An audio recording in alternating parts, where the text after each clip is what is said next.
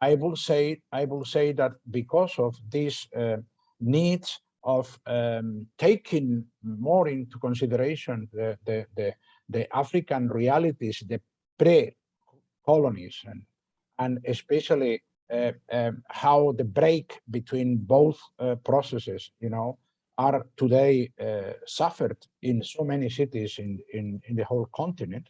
I think all these things must be, and surely will be, better expressed by Professor Adedeji. Coming from a university that in the southern region of Nigeria, I think it's Ondo State, if I am not wrong. And then finally, Professor Carlo Alberini, which is, in my opinion, one of the most important references about the coastal areas or coastal regions in the current research fields.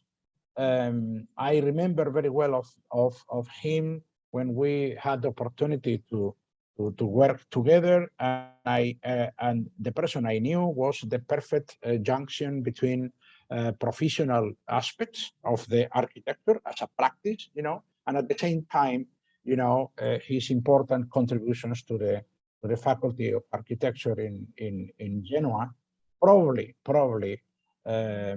not highly recognized. But I am very, very, very happy to see today Professor Carlo Alberini, and especially as his role as researcher and professor in a university. He must be very lucky because 50% of the time is spent only in research. So I would like to have this fantastic. Thank you very much. All of you, dear keynote speakers, and now please, Professor Ahmed Fagal, thank you for accepting the invitation. The floor is yours. Thank you very much. As you know, we have around 15 minutes for each of us, to develop the ideas. I will contact you internally, as usually I am doing before, in order to be controlling the time. Very good. Professor, when you like. Okay, I'm ready. I'm just share my screen.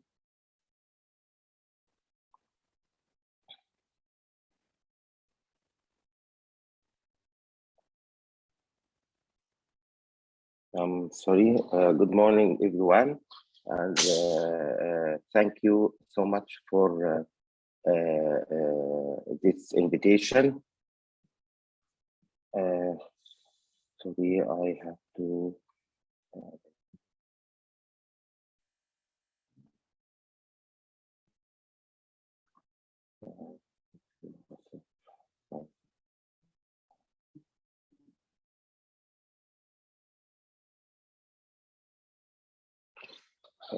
I'm trying.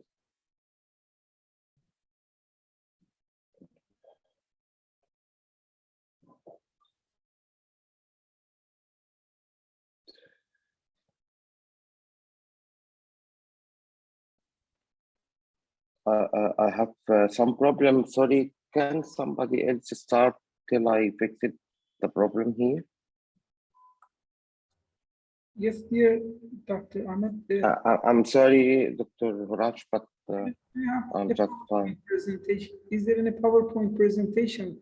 So yes, I have my PowerPoint presentation, but I have faced some problems. If you have the PowerPoint. Okay, did you see the presentation? Not yet. Not yet. Okay. There's a green button and down center of the... I know.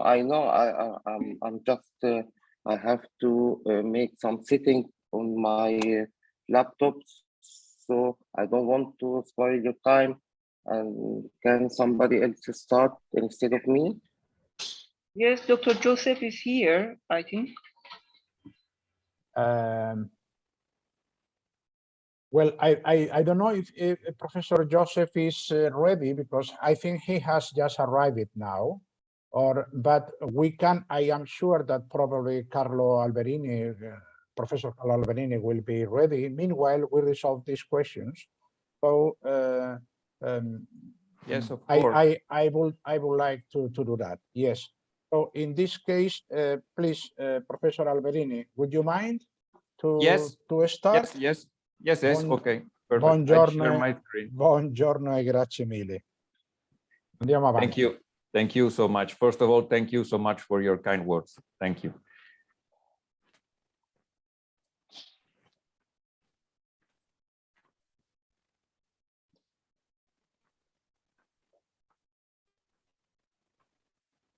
Can you see my screen, I suppose? Yes, perfect. Yes. Thank you very much. Perfect. Thank you. Perfect. Thank you. Of course, it's a great challenge to have only a few minutes to present something that I hope could be interesting for all of us, concept related to resilient and sustainable urban planning. And Ms. lesson is always valid. Less is more. So I'm forced to go straight to the point. And ultimately, our role as urban planners is to understand the relationships that exist between people's life and places. That's it. And for this reason, urban planners' toolbox must include a lot of things, and town planners must have different soft skills, allowing him or her to manage the complexity of the urban system. In fact, to plan a city or a territory, we must be able to analyze and understand what the numbers can tell us about places. Despite cities occupy less than 2% of the world lands, they produce more than 70% of CO2 emission, contributing to up to 80% of the global gross domestic product. The most recent United Nations estimate, elaborated by World Matter, showed that the current world population is 7.9 billion as of May 2022.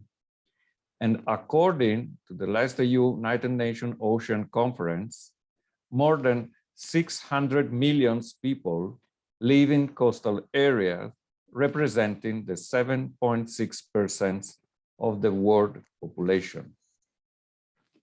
Outlooks forecast that by 2030, more than 1 billion people will live in coastal areas that were less than 10 meters above the sea level. 1 billion represent not only the 12.7% of the world population, but an increase of 76% in less than 10 years compared with the 70.6 recorded in 2017. And of course, if we broaden the concept of coastal zone, including lands that go behind the 5 kilometers from the shoreline, this is usually the most common limitation of the coastal strips. In other words, it's a very small part. We can discover that nowadays 2.4 billion of people live within 100 kilometers from the coastline, representing the 30% of the world population. Exactly for those numbers, it's crucial to focus our work on coastal cities and areas, of course, looking for sustainable and resilient solutions that can improve the lives of 1/3 of the global population. Moreover, it's easy to argue that an increase of 76% in less than a decade of the number of dwellers living in coastal area confirmed that this fast-paced urbanization process involves the most vulnerable portion of citizens that are moved from rural to urban areas. Coastal areas in developed and developing countries constitute the most exposed region impacted by the effects of climate change.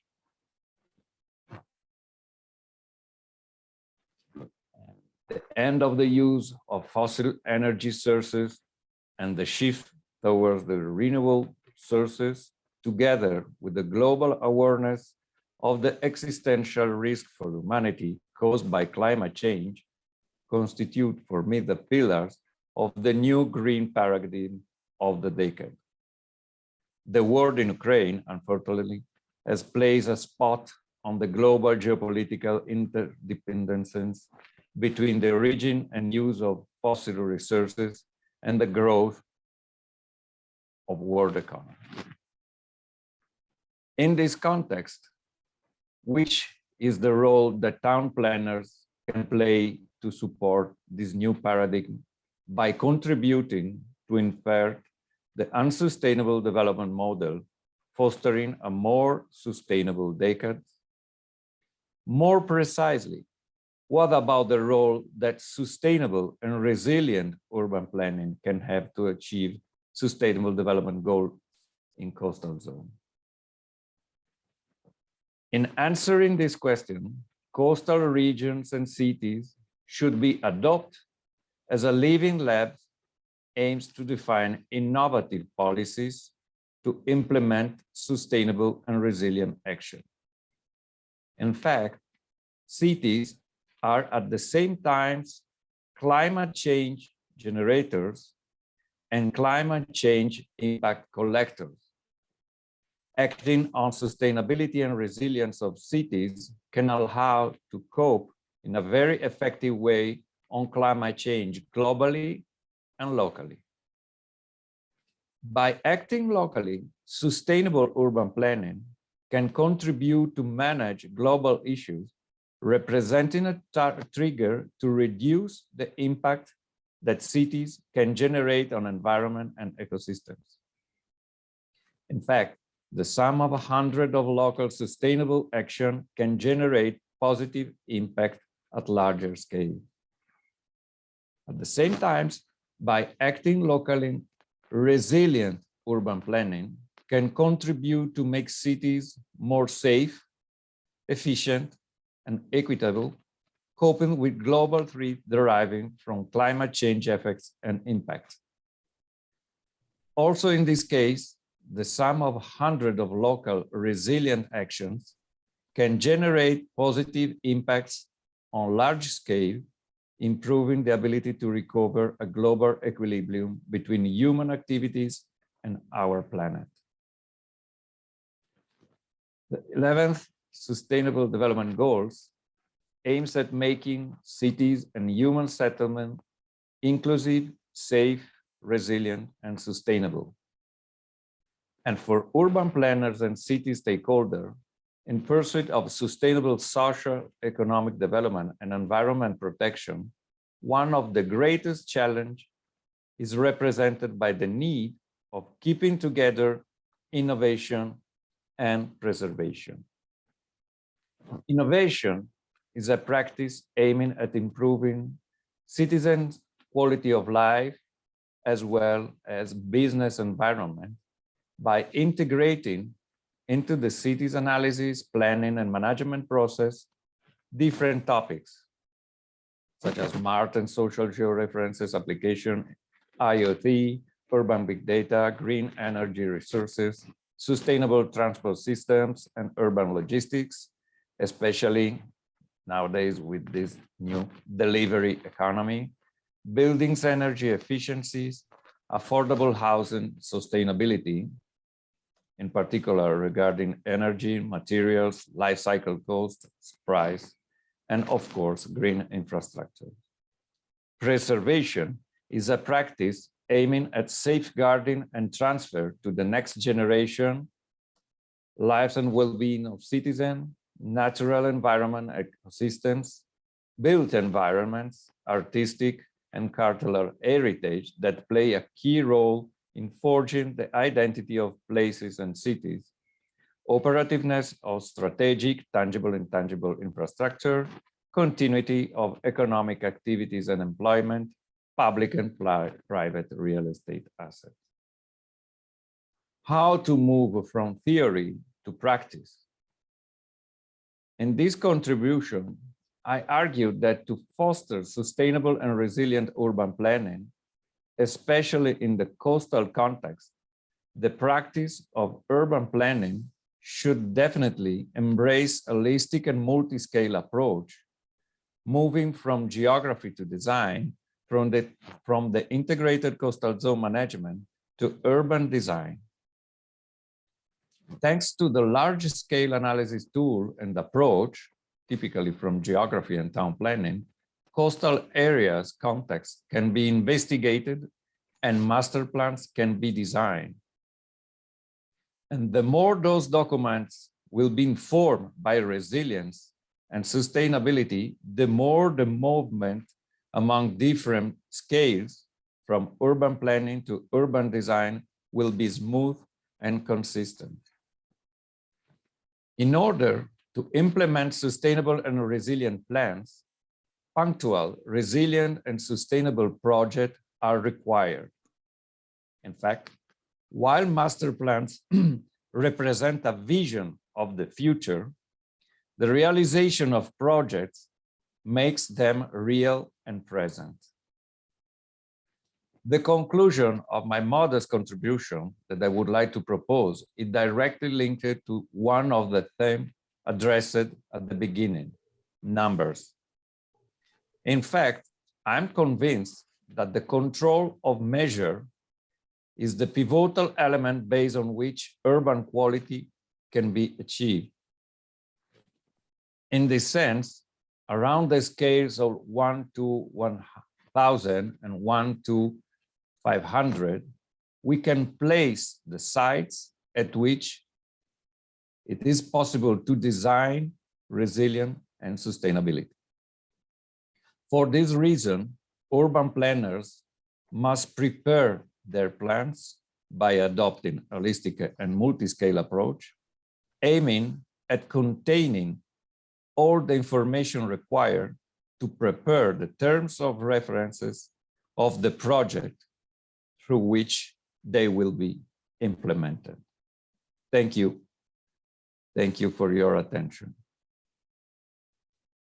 Thank you very much, Professor Carlo Alberini. Thank you. We will have time to go ahead probably later on. As far as I understood, Professor Ahmed Fagal would be now ready. So with the support from our host, yes, please, Roxanne. Thank you very much. So, thank you. Professor Fagal, please, the floor is yours, and let us see what happens with the architects in general and the profession. Thank you very much. Thank you so much, and thank you for the conference, for the invitation, and for the support to fix my problem with my laptop. Thank you so much, and also thank you, Dr. Ricardo Alberini, that you changed the time with you. Thank you. And now I'm talking about the education to professional practice. My point of view as an architect and also academic professor or academic teacher in the architectural department of Ain Shams University, I have a vision that we have to develop our way of teaching and to connect together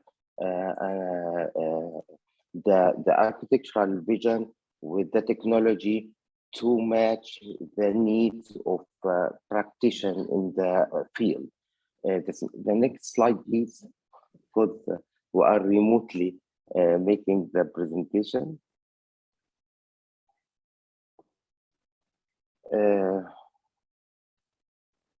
Yes, Professor Roxanne, can you please help us? Thank you. Yes, exactly. Thank you. And now the architect role, starting by study the project and make it a choice, think and rethinking, and then try his alternatives, act to the field, and then get the success. My point of view that the first, in my first presentation here is how to link the nature with the technology, and it needs some time some kind of experience to get it to the field and get his success in this try.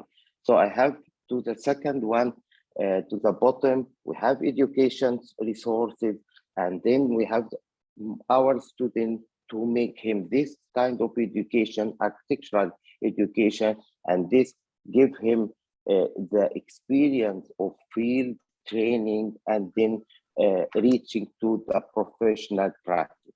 So my point of view is the architect's role is to educate the architectural student on how to think about nature, environment, using his design, his alternative tools, and his choice.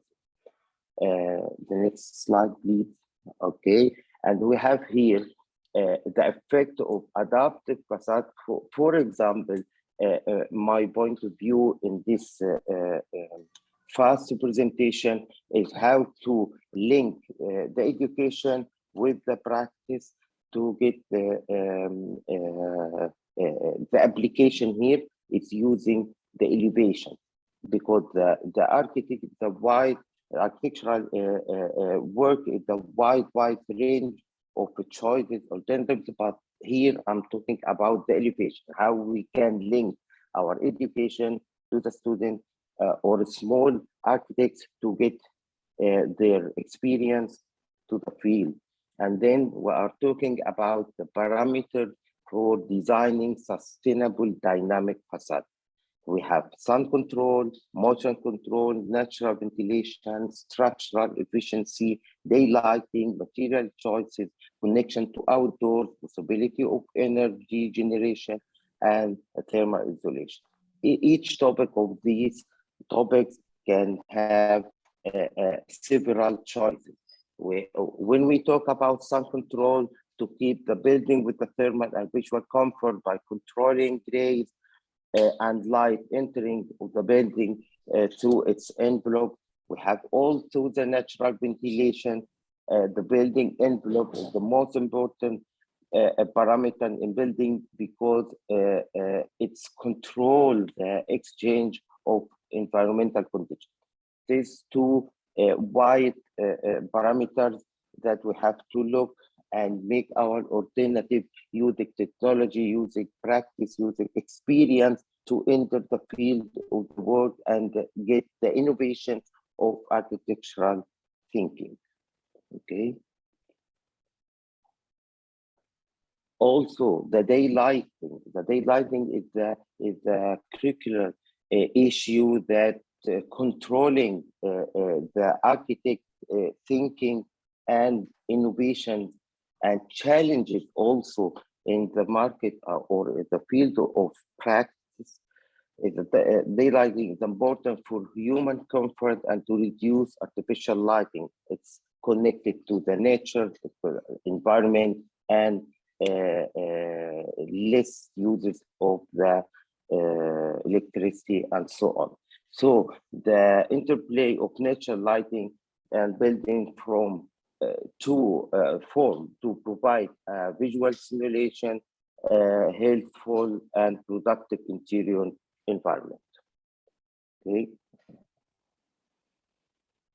Also, we have material choices. We have so wide ranges of choices of the material, local material, imported material.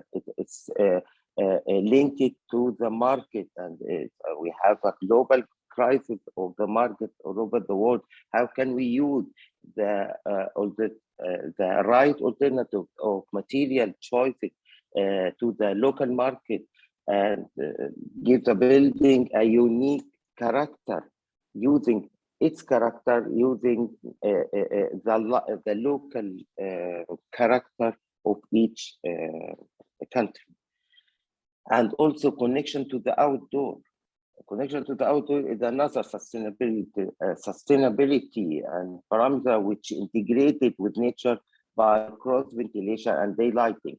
How we make the student connect his vision with the environmental alternative to get his practice to the reality. Okay.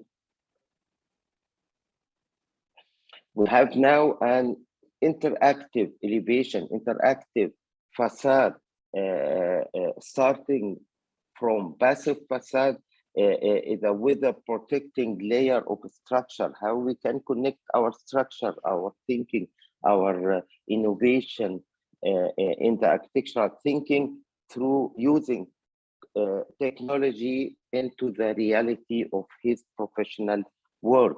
We have a thermochromic window that integrated with the light and changing its color. Active facade is also integrating active technological solution that enable envelopes to self-adjust, utilizing internal and external parameters to increase energy saving without the need of human engagement. Yes, please. And now we have a new approach to moving facade, and it's like biomimicry and bio-inspired facade using the nature thinking and connecting it with the technology. We have kinetic facade, moving facade that integrated with the environment conditions and change it. We have also interactive and media facade. Yes, please. We have a small example that interactive and media facade can change its direction. Yes, no problem. The next one. And also kinetic facade effect on saving energy. We have here another tool to use it as a technology, software, simulation program, how we integrate our teaching facilities with our students to make them using the latest technology, computer software, simulation programs to predict the next steps of environment and to make it integrated with their thinking to make an innovative thinking and innovative production. Yes, please. This is a kind of software. We have smart glasses that it connected to the environment and make changes to the elevation and make it connected to the environment and make all the changes available to adapt their design. Yes, please. I'm sorry, I'm talking fast, but I'm trying to finish at the time. Also, photovoltaic glass composition, that this glass can change the architect vision of just transmitting light and also energy generation, environmental control, light shelf with shading devices. All these items can be connected in one item using its innovative thinking of how to use the glass. It's not a clear glass, it's somehow integrated. We have responsive facade that integrated with the changes of the nature, light, intensive light, moving of the light, and also humidity and so on. It is some examples like Al Bahar Tower in Abu Dhabi, please, the second one. And how it using innovative thinking, computer software, simulation program to activate its concept to the reality. Okay, no problem. The second one, Heliotrust Center of Architecture is another building in New York.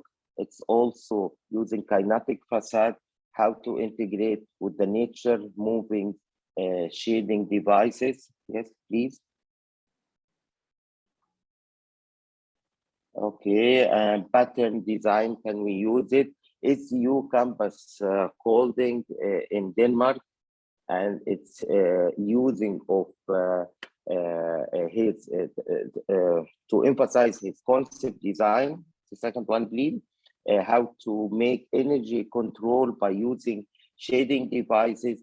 It's not a shading device, it's an architectural concept integrated with his thinking to make the life easy and integrated with the nature, with the colors, as you see, all these colors integrated with the software, architectural design, detailing design, structural design, all the thinking integrated together.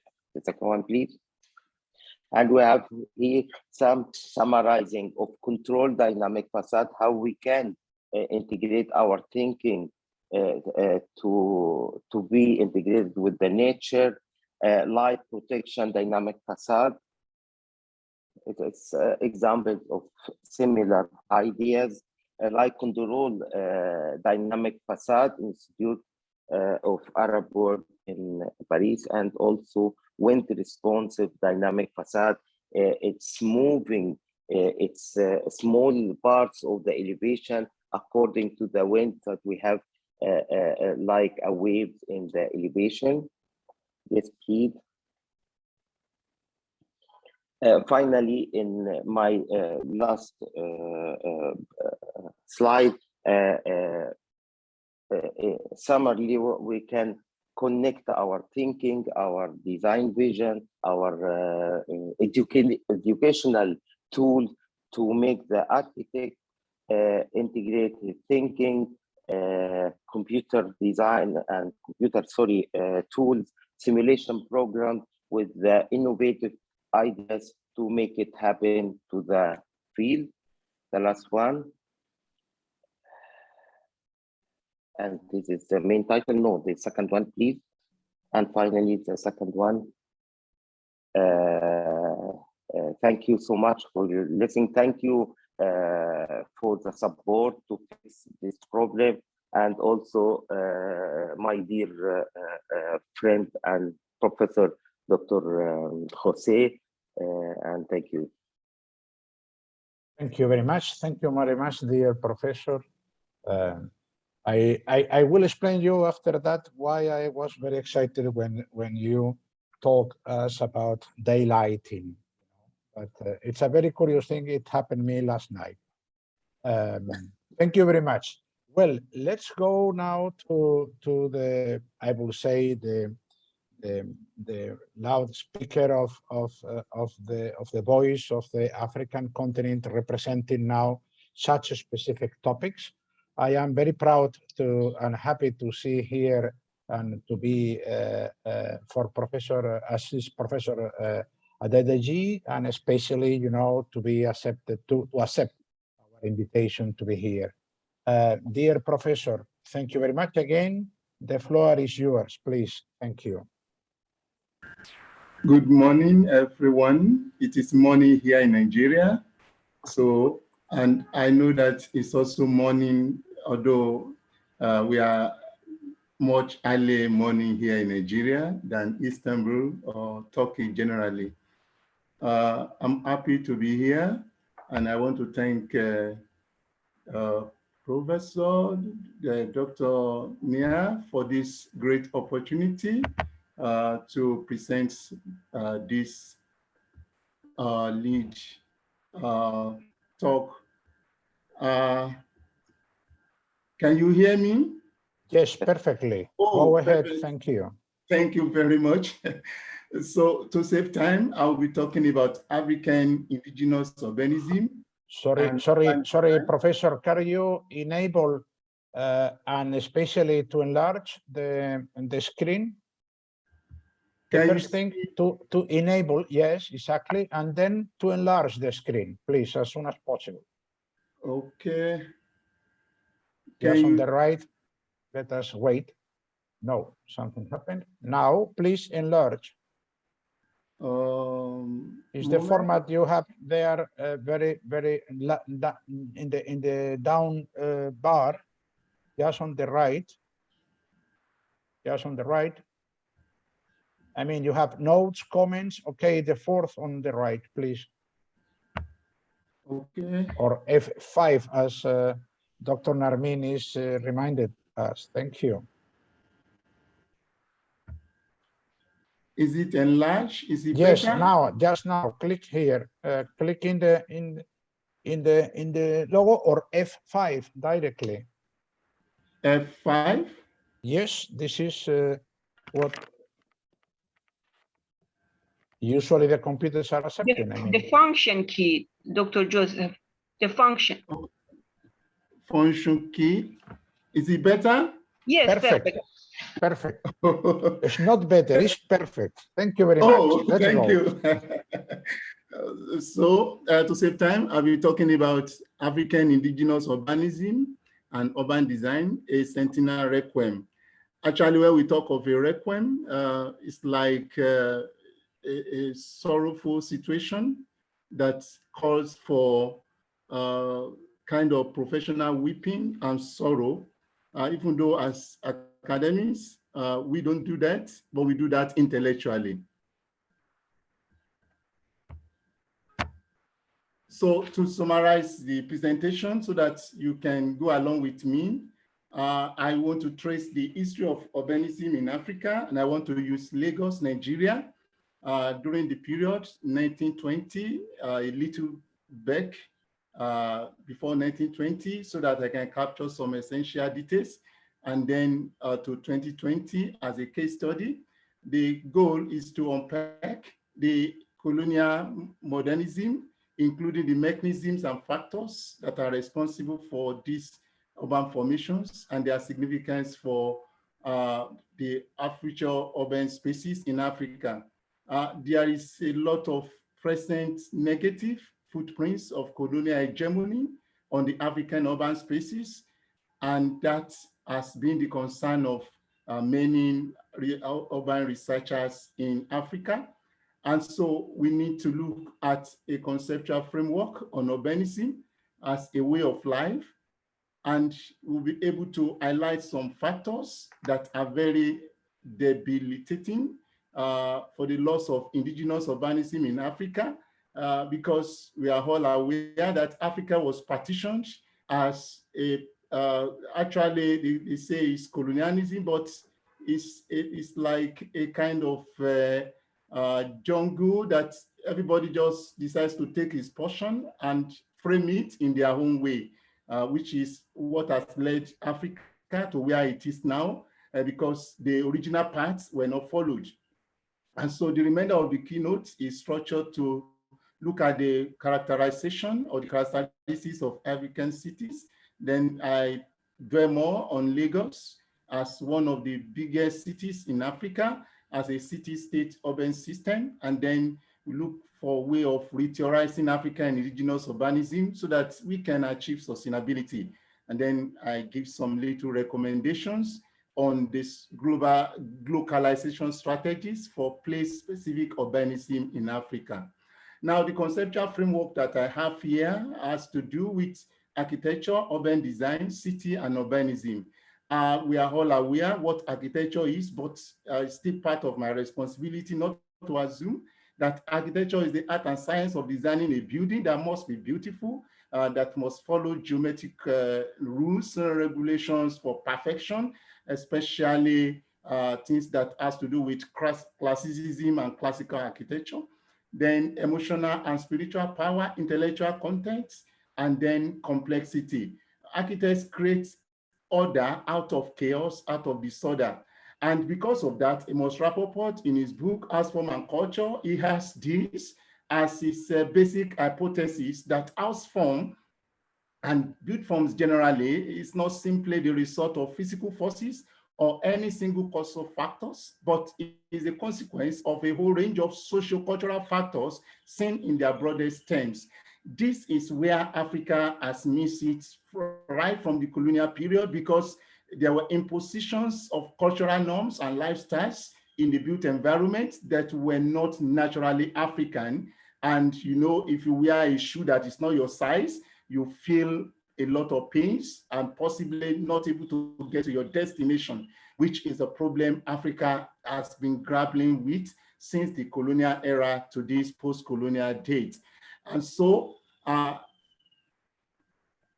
when we talk about urban design, we're talking about architecture of cities. And in this way, we conceptualize cities as big buildings, and we see buildings as small cities because they all have equal parameters of functions and spaces that are to be delivered for human use.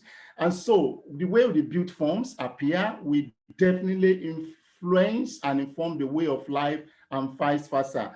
And we form our buildings, eventually our buildings and built environment eventually forms us.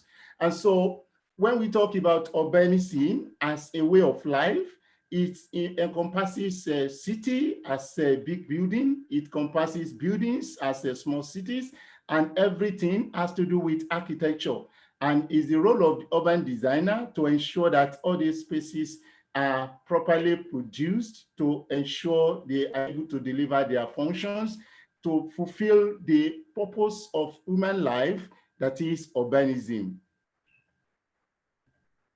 And so what is a city? The literature is replete with the definitions of cities, but I'll just tell us some of those striking definitions, especially in the groundbreaking works by Park and Burgess and many of them like Lewis Mumford. The city is more than something, more than a congeries of individual men and of social conveniences, street buildings, something more also than a mere constellation of institutions and administrative devices like courts, hospitals, schools, police. The city is rather a state of mind. That's where Africa has missed it, a body of customs and traditions and of the organized attitudes and sentiments that are inherent in these customs and are transmitted with this tradition. The city is not, in other words, merely a physical mechanism and an artificial construction, which is the primary Eurocentric way of seeing the city. And that's why when the Europeans came, they look at Africa and say they have no city, whereas Africa has great cities that predates European contact and incursion. Then we see some other definitions that are very striking.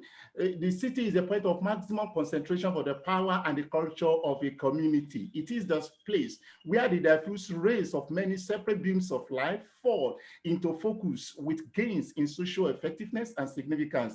The city is the form and symbol of an integrated social relationship.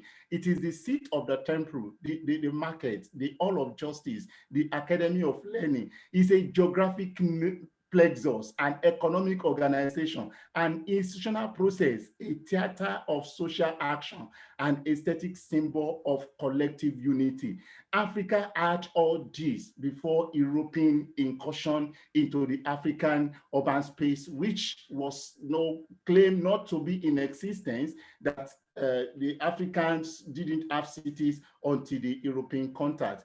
And so to characterize African cities in the literature is very annoying to some of us who are African researchers on urbanism, that the simplistic and superficial characterization of African cities, often made by academic tourists who have fixed Eurocentric view of what a real city should be, is problematic because we have imposition of European lifestyles on our urban spaces. The central struggle for the post-colonial African city has been between the different value systems, priorities, and mechanisms embodied in modernist conceptions and structures of the city and in the imaginations and needs of the popular classes, particularly those currently marginalized, and they seek to reclaim and reshape urban spaces in their own images, which is now very difficult and almost impossible.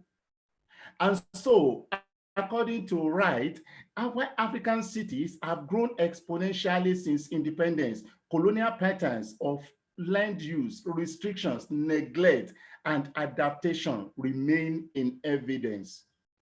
And so, for African cities of today, we see a lot of problems that emanate from colonial incursion, colonial urbanism, imposition of British colonial planning in the British West Africa. Then in the French colonies, we see French colonial planning, social-spatial segregation. That has been planted, that was not there in Africa before, but now has been planted. Even though Africa is not monolithic, we have some cross-cultural value systems that are just general. And so we see colonial political hegemony, high social stratification, which today has led to a lot of social segregation and very, very great differences among the social classes. So Eurocentric approaches were used in planning African cities, not because of the love for Africa, but to show that there is power in planning, and planning has to do with power. So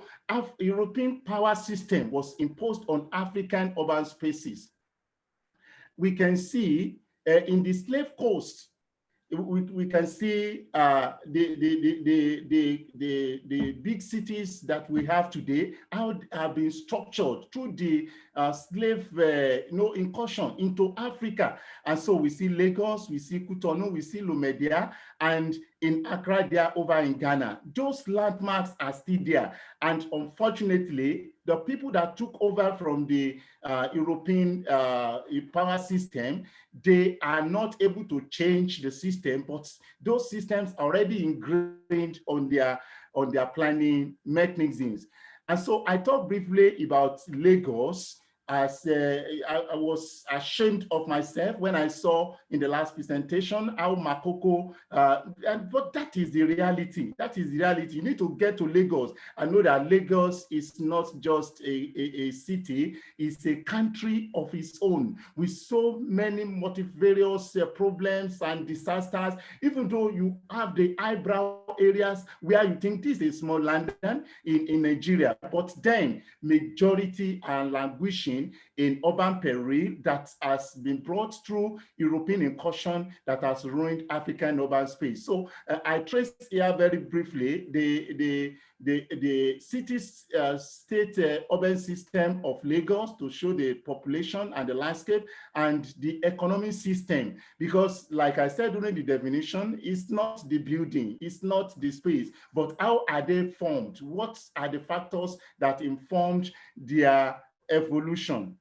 And so for Lagos, Lagos was the real actual Lagos. When we say Lagos, is Lagos Island, and you can see it was a very small area in 1900 before even though the Europeans were around, they were coming, but there was no colonization. They were just coming for economic gains and all that. So if you still get to Lagos Island now, it is the real African setting where nature and culture are meted together, and architecture is really defined in ways that are very unambiguous for the people that cares to know. And so it was right there in 1914 when there was the unification of the northern and southern Nigeria by the colonialists, and Lagos became the capital city of the colony or their protectorate.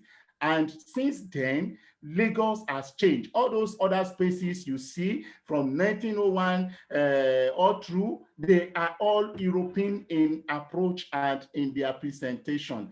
And so we have this historical analysis that I've drawn out through historiographical approach to show how colonial rule that was administered by the colonial governor in collaboration with the British Colonial Office in London has partitioned African urban space and also has changed the cultural value system that was initially engraved. So we see the continuation until 1931, 1950, and so by the time independence came, it's practically difficult to change the face of all those urban spaces that have been inscribed with European mentality of what a city should look like. The value system has changed, the people have changed, their thinking has changed, and everything about these urban spaces are really bringing a lot of requiem to those of us who are urban thinkers in Africa. And so today, the post-colonial urban system in Africa, especially in Lagos, is annoying. You see urban problems, you see insecurity, because when there is a lot of gap between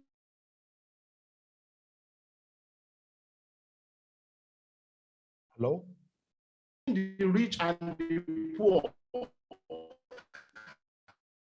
Which problem? is internet connection. the administrators now. There is not the places to like. Hello, I'm with you.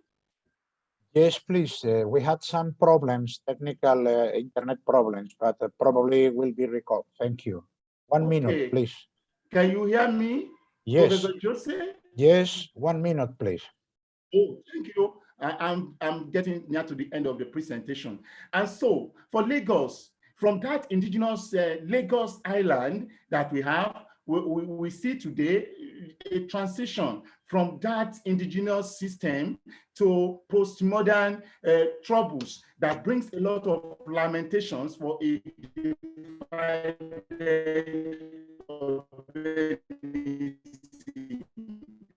So we see lots of indigenous value systems that urban poverty, inequality, insecurity, marketization of ecological spaces, socio-cultural, socio-ecological disorganization. The tenets of capitalism is now engraved on the urban space in Africa. We see neoliberalism, authoritarianism, radically gazetted class distinctions, and socio-spatial segregation, where you are aware of the Atlantic city, where people were driven out of their natural homes, and we have the multinationals came around with global money, hard currency, and changed the space. But unfortunately, not for the citizens, not for the people that have those spaces before. Even the ecological system is disturbed, and these are very disturbing to those of us that research on and lives in Africa and sincerely that loves Africa. In conclusion, we need to rethink, we need to retheorize indigenous African urbanism. We need to change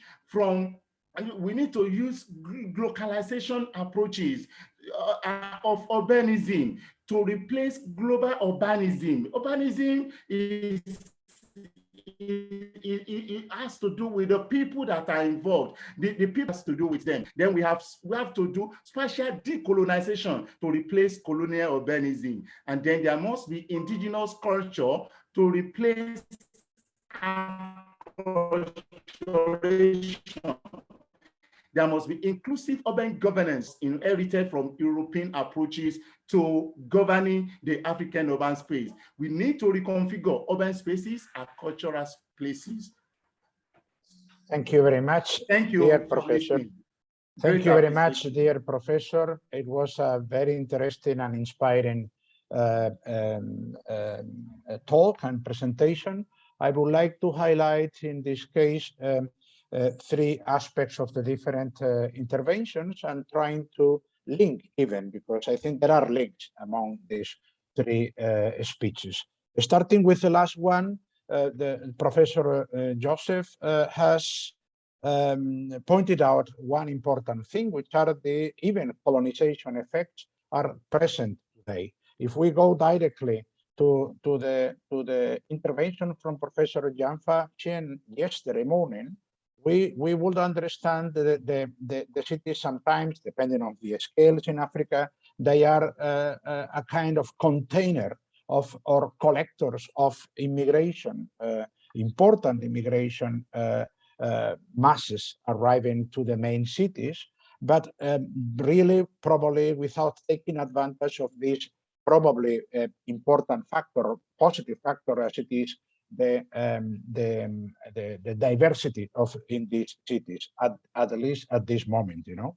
But if we go directly to the colonization effects, that it is an important factor you have pointed out, I will say even that I think it is time in our schools of architecture to be liberated of the effects of the colonial education. I mean, we are seeing in all our countries the phenomena of, you know, I will start with my university, German university, American university, French university, British, and so on, Japanese, Russian. Yesterday, I remember to have seen someone in the Russian university in Egypt. I mean, these kind of things are giving us a very important, I will say, global concept but in sometimes forgetting, for example, the local issues. So we need to activate new programs of architecture in all African schools of architecture, in my opinion. You know, so the last question yesterday night, I received an email because we are in the curriculum review now for the new proposals for the ministry in Egypt. And curiously, you know, one of my beloved colleagues told, I will take away the daylighting topics in the program, you know, in the contents, you know, but I will talk about shade. And I answered, how can you talk about shades if you are not talking before about the daylighting phenomenon or topic? These kind of things. Why? Because maybe from Hamburg, daylight is not an important factor. But for us, the combination between daylight and shades are important. The history of architecture programs in so many countries are in our schools of architecture in the region are a bit far away from what we need. You know, I remember to have been in Lebanon, heading a department where history of architecture was not touching, for example, Mamluk styles or Mamluk periods. You know, and I was obliged to propose a minor in architecture in Muslim architecture. You know, in order to balance the program. You know, these things are continuing to happen. But then I will highlight one other topic, and I am opening in this case, of course, now to the attendance and to especially to the keynote speakers for giving or receiving some ideas. The 1/500 scale, which is a very curious thing, you know. So I have paid special attention in the Professor Alberini's speech when he talked about the needs of redesign or the use of the 1/500 scale as an important reclaim from his side. And I must tell you that this scale, at least I would say, either in the professional or of course even in the academic teaching, the 1/500 scale is almost reviled. I mean, it's almost forgotten. It's a very, we are afraid of using this scale because it's a kind of frontier between the urban and the architectural scales. But it is giving us a lot of information about the way of zooming in. Well, I am putting on the table these things. Now, please, we have exactly 8 minutes for this discussion. Please, the floor is yours. Who wants to start? My regards, Professor Josmani. We have problems. Dear Dr. Abdelaziz, probably you connected with two devices, so probably this is the problem is due to that. You may turn one of the device. I don't know. I just assume that maybe it's from. Okay. That's very good now. Very well. Okay. Okay. I would like to ask Professor Carlo Alberni. I would like to ask Professor Carlo Alberni. I would like to ask about the degree, efficiency degree of the shade controlling in control dynamic facade. Thank you. I suppose that probably this question is for my colleague Fagal, because he is the master of control. Yes, okay. Okay. Yes, thanks. Yes, I think it's better. I think this is the point. Professor Fagal, please, can you answer our dear colleague, Professor Abdelaziz Sarkawi? Yes, of course. Thank you. Controlling the facade is one of the major items for the architect to control or to achieve it in his design. It's not only about the pretty, the how the building is nice, how it's contemporary or achieving its usage, also to be adapted within the environmental control, environmental conditions around its location. So our building, it's like a human being that we fixed and we settled in the nature to be continue working without any harmness to the surrounding environment. That's simply. Yes, yes. Thank you, Dr. Fadda. Thank you. Fine. Thank you very much. Any more speeches, or maybe I am starting to provoke the keynote speakers? For example, Professor Carlo Alberini, if I don't receive any other, I am not seeing any person here asking for the floor. Professor Alberini, what about this 500 scale? Because I think your vision is really very interesting, very comprehensive in the issue of the scales.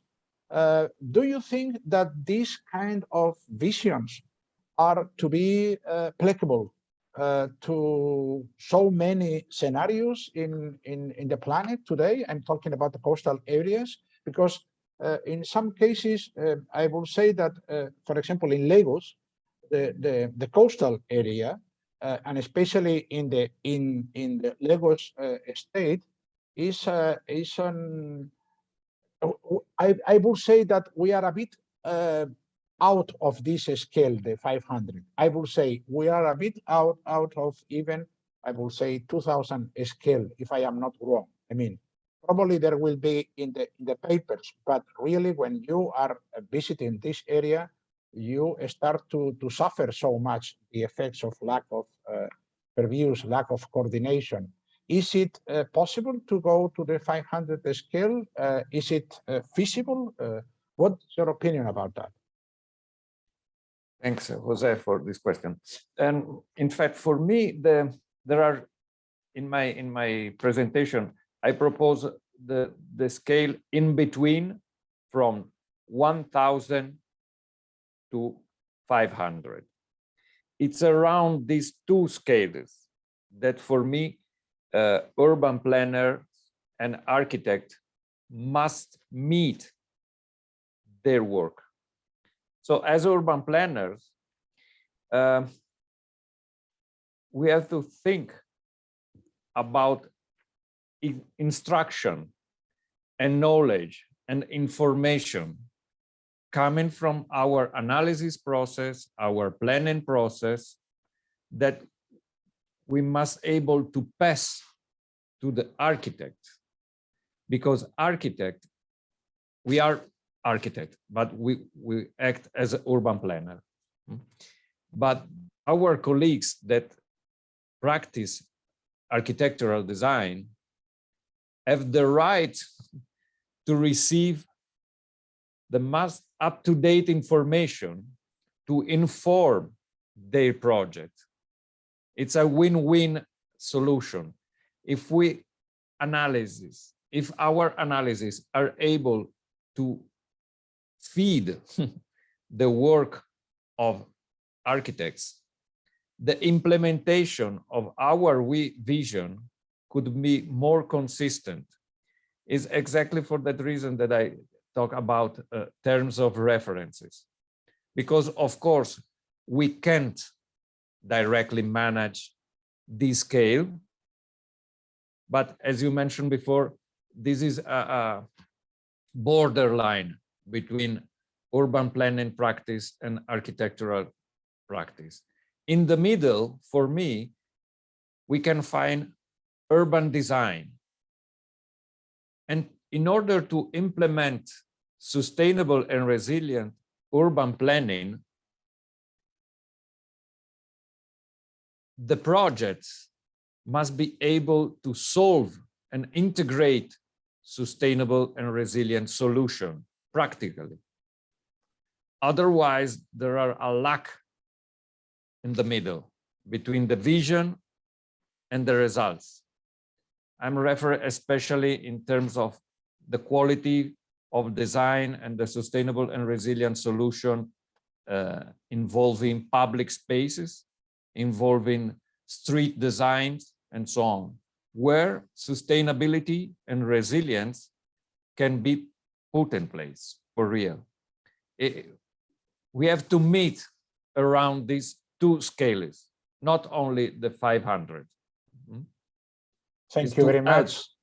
Thank you very much. In fact, Professor Alberini, thank you for even your clarification and your important suggestion.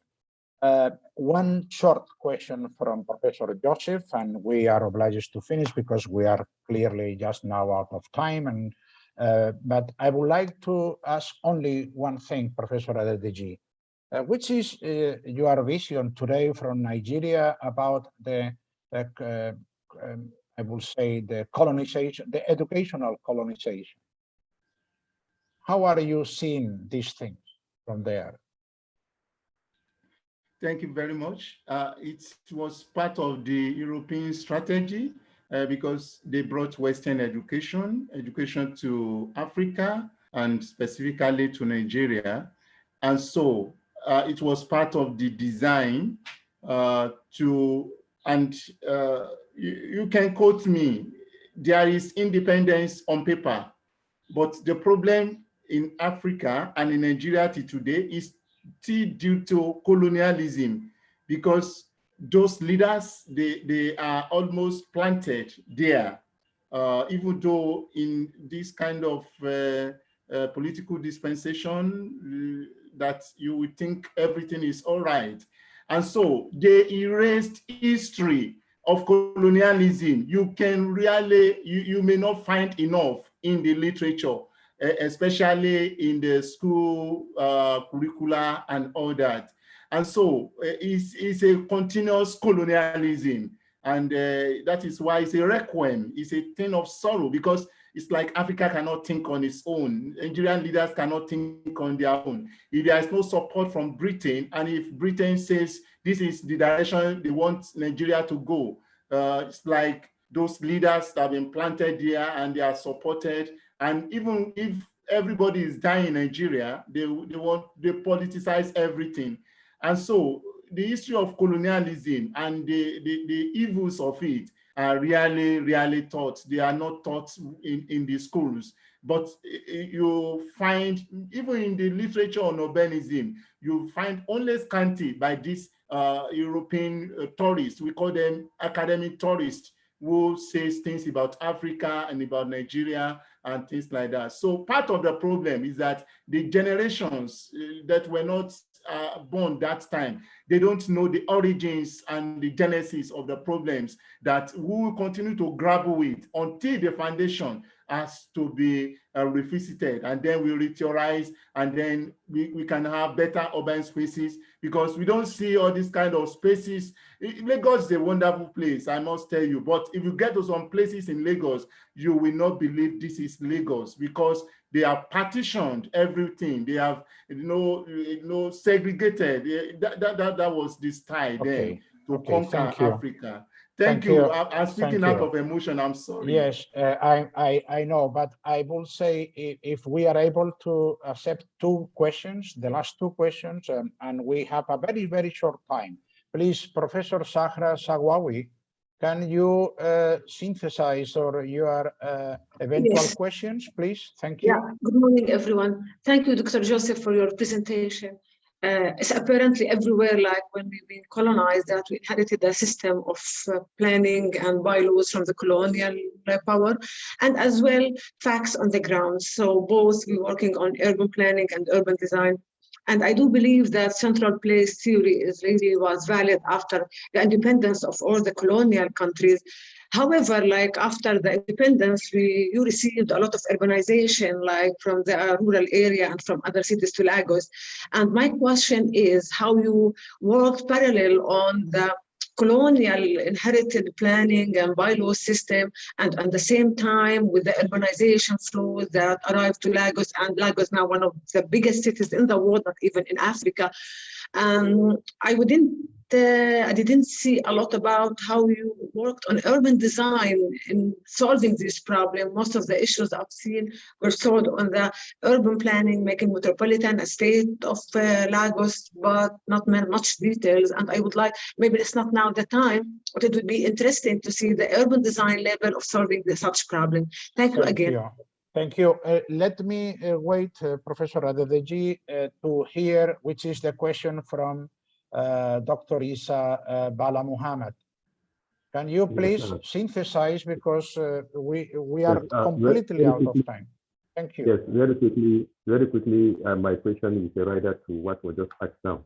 Yes, colonialism came to Nigeria and a lot of problems are associated with it. But I believe that it's not 100% negative. I think colonialism came, yes, we had some problems and challenges, but I think there are some things to pick out from what has happened. What's the way forward? Because if we are filled with emotions and problems, and these problems keep on going, what is the way forward? How do we absorb ourselves out of these challenges? That's the question. Thank you. Thank you very much. Please, Professor Adedeji, be so concise. I know your emotions and your body is plenty of hormones going, but please go ahead. I thank you very much. To the question, what is the solution and why the Europeans are not here again? Why is it that the problems are still there? The problems are there because urban planning laws, building regulations, everything, they have colonial origin. Even the political system is European. And because of that, the thinking of the rulers, the ruling class, is European. And that is why the problem cannot be removed except there is a return to the cultural value system that is truly African without European contamination. Thank you. Thank you very much, Professor. For only 15 seconds comments. For those that are interested in understanding what is the colonization process through the master plans, I suggest you to go to Ernst May production of master plans in so many cities in Africa, and we will understand very well what's the meaning of what we are talking. So someone coming from Germany and to start to design cities in Africa, especially in the tropic countries. Thank you very much again for your kind attendance, and probably the coffee is only taken by Professor Algonaimi, because the other ones are not taking any coffee because the sessions are starting just now. Thank you again for your kind participation. Bye.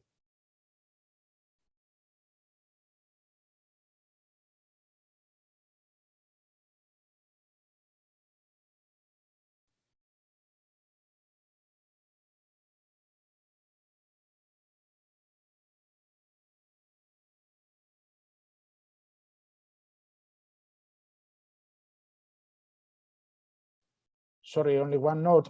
If I am not wrong, you must go now to the different links in the program for the different sessions, A, B, C. So this is why I will leave now. Thank you. Bye.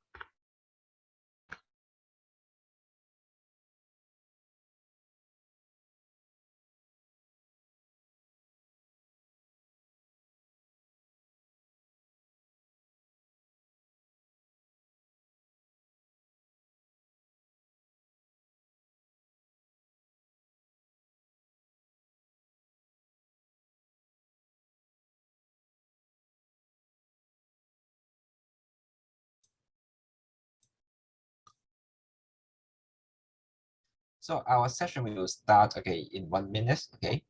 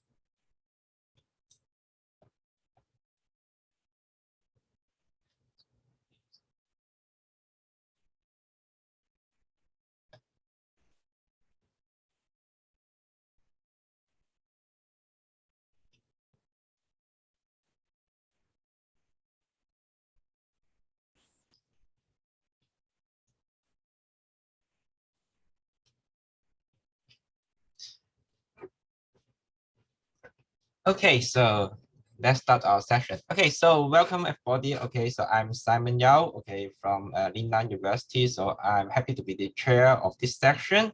So this session is about, okay, habitat studies and housing. Okay, so in this session, we are going to have 3 papers to be presented. Okay, so the first paper actually will be presented by me. Okay, so the topic of my presentation is first sector housing in Hong Kong, prospects and challenges. Okay, so in this presentation, okay, so I will talk about the development of the social housing sector in Hong Kong as a result of the prevailing housing crisis occurring in the city. Okay, so I will discuss the prospects and challenges of promoting the first sector for the housing provision in Hong Kong. Okay, so let me, okay, share the screen.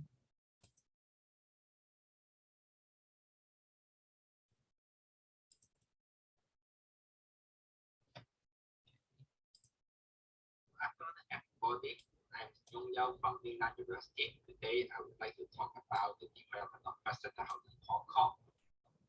So first of all, let me introduce the housing situation in Hong Kong to you. Hong Kong's housing market has not been characterized as a domestic, private, public economy. On one hand, we have privately owned housing for occupation and rental purposes. On the other hand, we have massive public housing programs administered by the Hong Kong government. From this table, you can see the private housing sector and public housing sector individually contribute to nearly half of the housing stock in Hong Kong currently.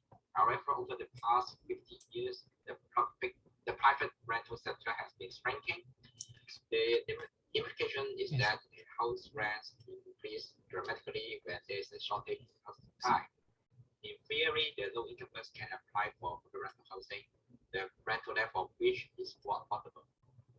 Nevertheless, the production of the rental housing cannot keep up with the pace of the increased number of applicants. Therefore, the average waiting time for rental housing allocation has been rising. It was just 2.6 years in year 2011. Today, the figure is 6 years. Before getting allocated a public rental housing unit, low-incomers usually need to rent a flat in the private housing sector. Since they cannot afford high rents, what they can do is to buy some subdivided units as their accommodations. On this table, you can see the number of quarters in Hong Kong with subdivided units increased by 66% from year 2013 to year 2020. The total number of subdivided units all over the territory of Hong Kong also experienced a sharp increase of 51% over the same period. Typically, subdivided units are produced by subdividing a flat into 2 or more separate units in order to house more people. While subdivided units offer more affordable housing units for the low-incomers, their existence poses serious safety and health risks to the occupants and their neighbors. For example, the flat division may alter or block the means of escape. Also, they increase the number of occupants.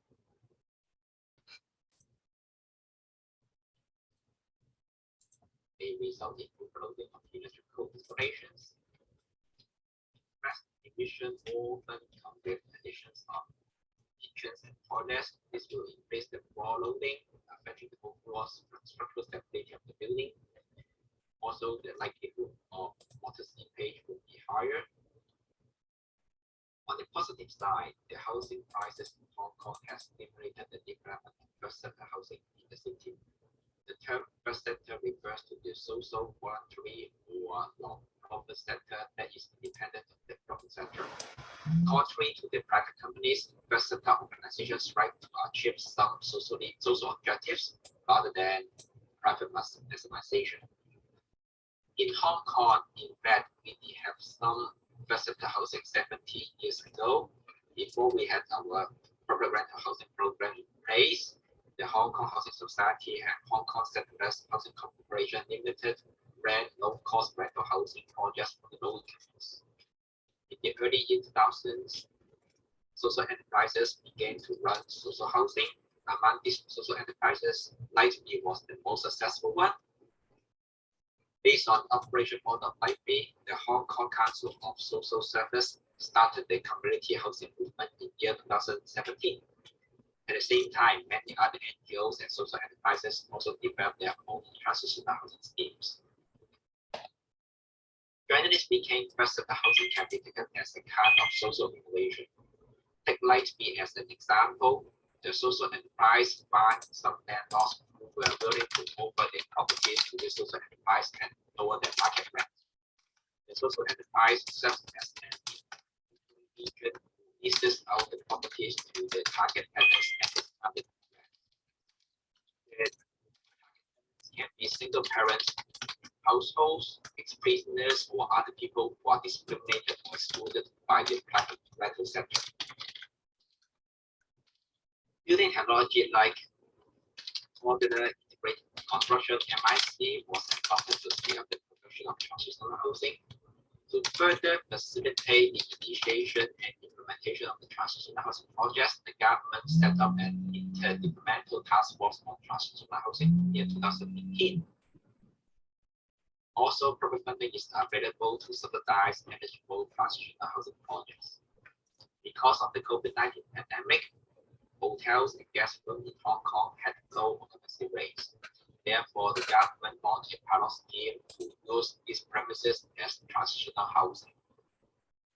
The private developer New World Development set up a social housing enterprise in year 2021, certifying the first private sector's direct involvement in the first housing development in Hong Kong. As at the end of March year 2022, there were around 2,300 transitional housing units in Hong Kong.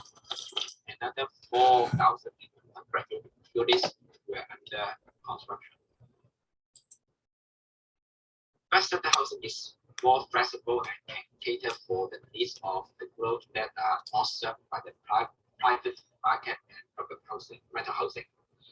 Generally speaking, the allocation of housing resources in the private sector is mainly based on the consumer's ability to pay. If you can pay a higher rent, you will be assigned a flat earlier.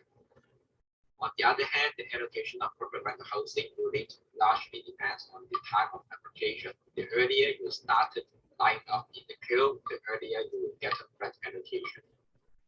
First sector housing can take various ways of housing allocation, yet as the first sector organizations can freely choose their target group, the housing allocation can be list-based. It can be used as a point system to determine priority. This can make sure people with urgent housing needs can be housed more quickly. It is exactly the missing puzzle in the whole housing system in Hong Kong. Nevertheless, the development of the first sector housing in the city is not free of challenges. For example, we face bottlenecks in finding landlords for offering no-rent properties. It is getting difficult to find land for constructing transitional housing. There's always competitions for land among different types of development projects. Also, people question the cost effectiveness of transitional housing. It costs 0.1 million Hong Kong dollars to build a permanent public rental housing unit. Meanwhile, each transitional housing unit costs 550,000 Hong Kong dollars, but it can be used just for several years.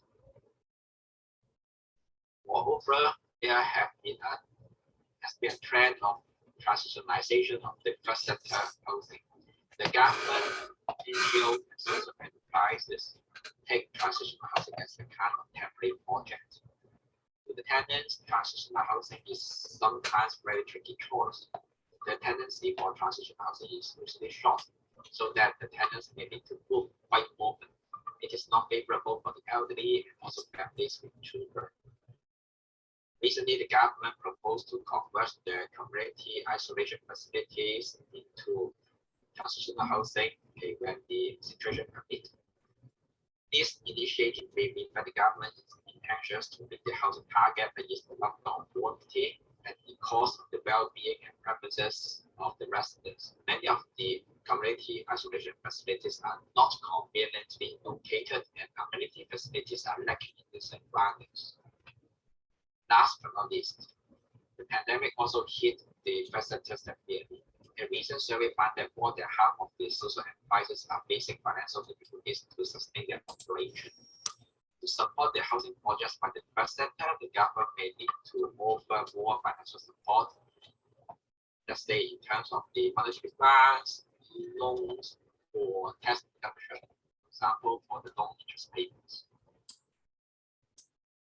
Thanks a lot for listening to my presentation. If you have any questions and comments, please feel free to contact me. Here is mine. Okay, so supposedly, okay, so we leave the Q&A sessions after all the free papers have been presented. Okay, so now okay, so now let's move to the second paper.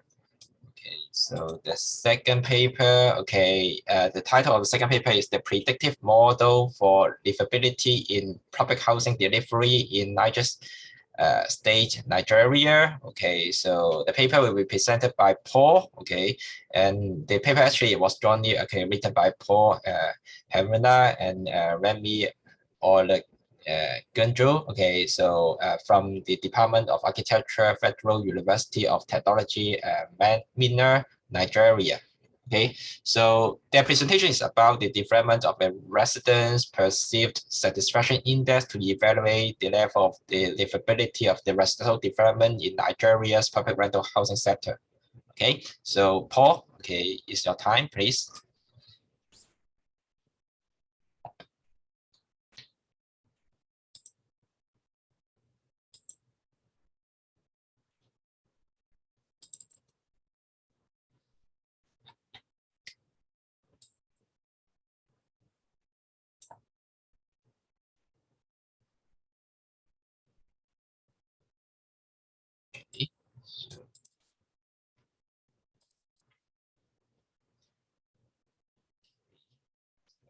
Okay, so I think Paul, choose to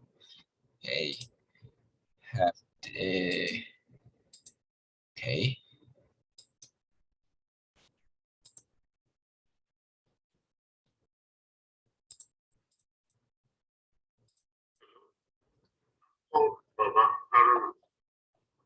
Presenting the paper on predictive model of livability for public housing delivery in Niger State, Nigeria, at the 5th International Conference of Contemporary Affairs in Architecture and Urbanism.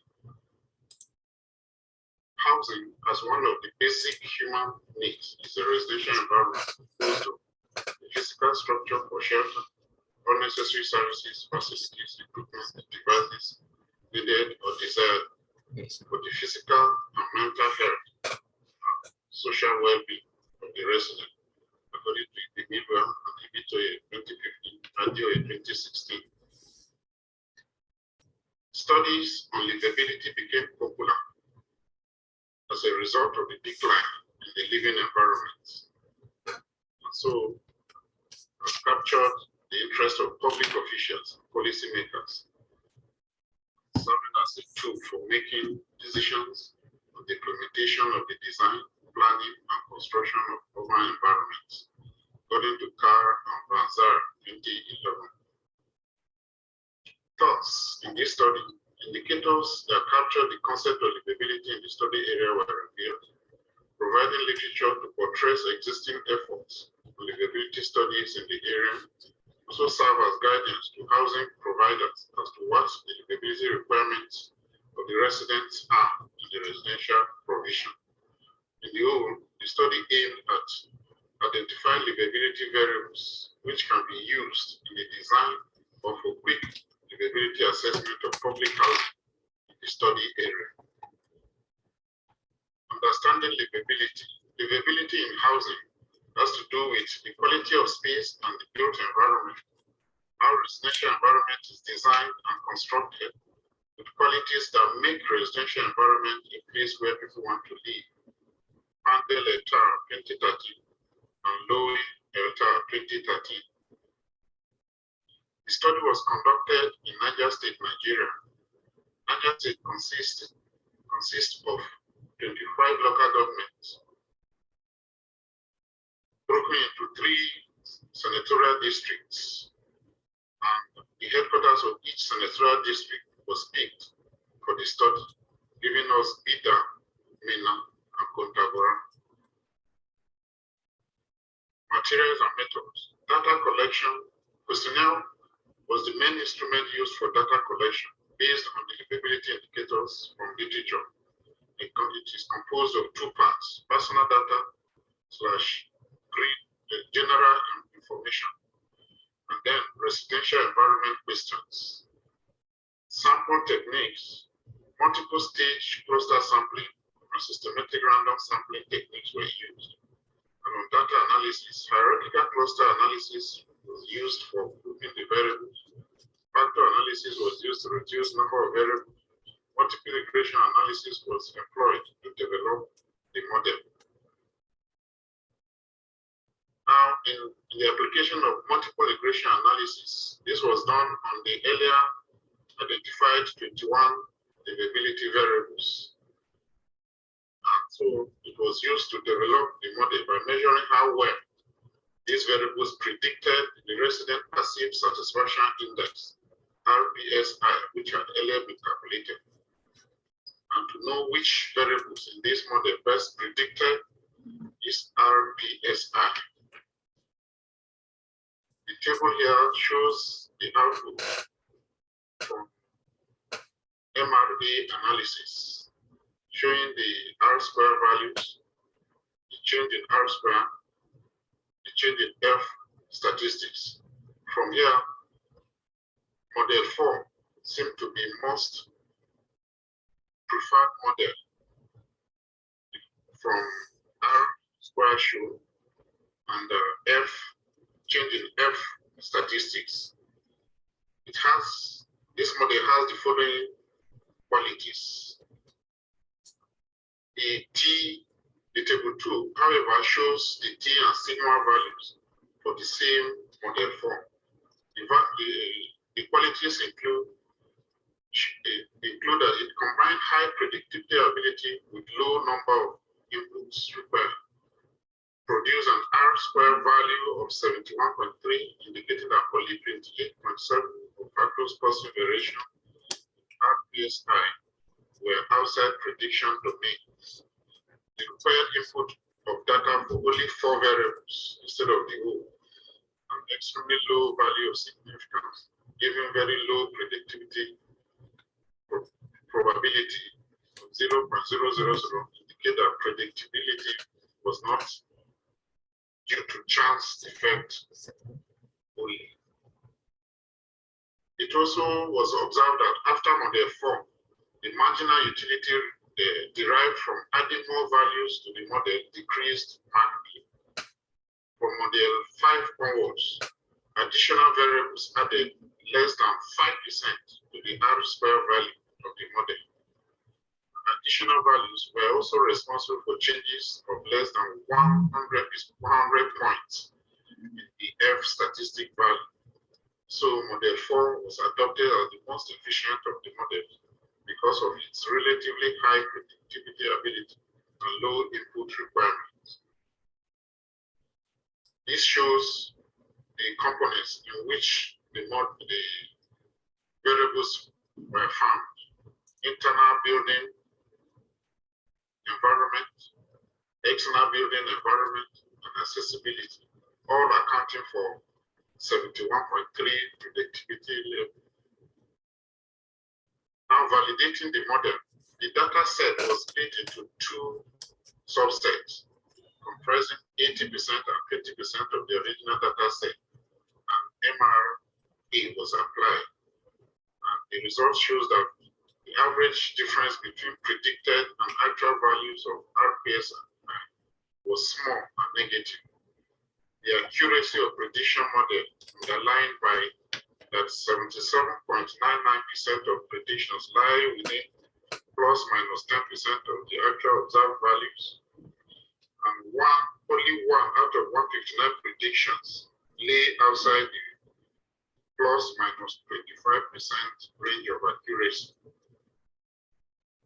This table shows the values of the actual and predicted ligability variables and the RPSI.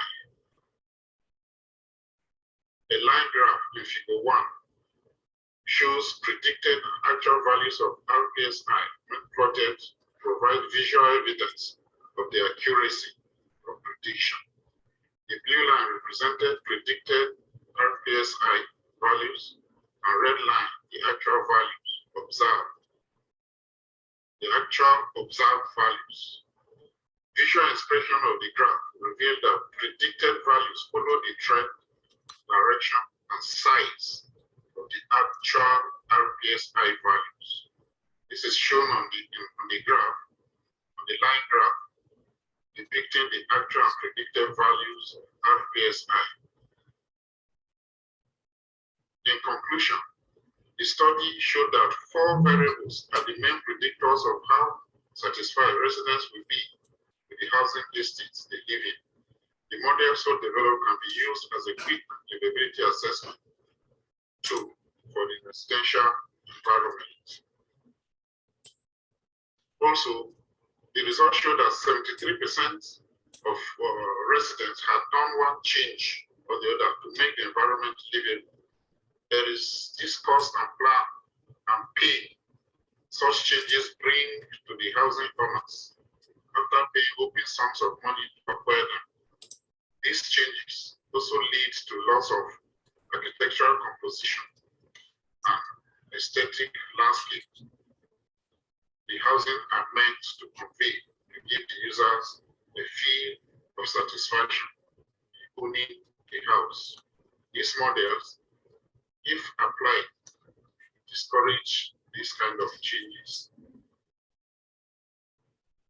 Thank you.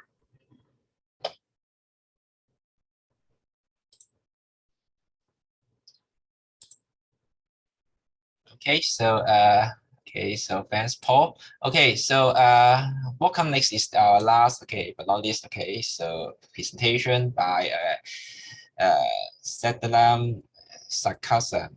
Okay, so from the School of Architecture, Bangkok University, Thailand. Okay, so his presentation topic is affordable housing for low-income community in Thailand, the challenges of improvement of the quality of life. So his presentation focused on the housing unaffordability issue in Thailand and how to deliver affordable housing projects in a socially and financially sustainable manner. Okay, so Sunderland, please. Okay, or you want me to play the the videos?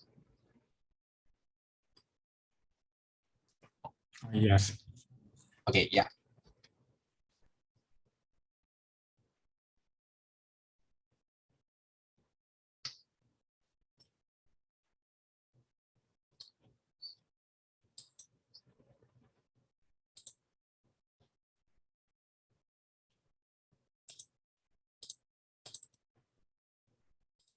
Hi everyone, my name is Thomas Basani. I'm lecturer at School of Architecture, Bangkok University, Thailand. Today I'm going to talk about affordable housing for low-income community in Thailand, the challenges of the improvements of the quality. So this presentation, the aim to explore the challenges of promoting affordable housing and how people deal with these challenges to improve the qualities of life. So the outline of presentation. First of all, we have to talk about the problems of urban poor challenges. Two case studies, how and the airport houses, the way to reduce housing conflict, the challenges of the improvement of the quality of life as conclusion. In 2017, the Thai government is why the people earning more than 1,000 years as a low income people, low income family, we found 14 million people as poor and in additional state of welfare. So the problem is the migration of the people from the rural to the cities has been ratios in the city in terms of the urban housing demand for urban housing. Many urban poor also here housing land, some also on the state and the public land has to go squatter. So as mentioned, there are many problems where urban poor cannot afford land as houses individually in the formal system. So the majority of the housing furniture initiatives have high interest and this also that they cannot access. So in this presentation, I present two case studies. The first one is from the form urban poor people who live in the district. So the second one is made of occupy the land of entitled is both supporters of the community, supporters communities of the 13 family occupying this land without any documentation. So this is located in the Koku district, the Greenwood Sport Community located in the center of Thailand. So the urban poor people live in the Napalang district of the Koku. The one is the first. The second one is water community. They occupy the land of the temple that we rebuild that to upgrade the land together with the local people. So that was case study for the community. And the question is, how can they afford the houses? As mentioned, affordable housing. Affordable housing refers to housing in which households can afford in share and also expense of less than 20% of household income. So this is an option. The housing construction, including the building process, this is a collective and appropriate housing that this network can be used. We also use participatory process. The participatory process, collective housing, cooperative housing, that's the approach, bringing the low income the people to get involved in the process to address the challenge of the financing and integrate financial mechanism to support the implementation of the settlement upgrading strategy. The work can upgrade successfully when involved in planning and design of upgrading the project. So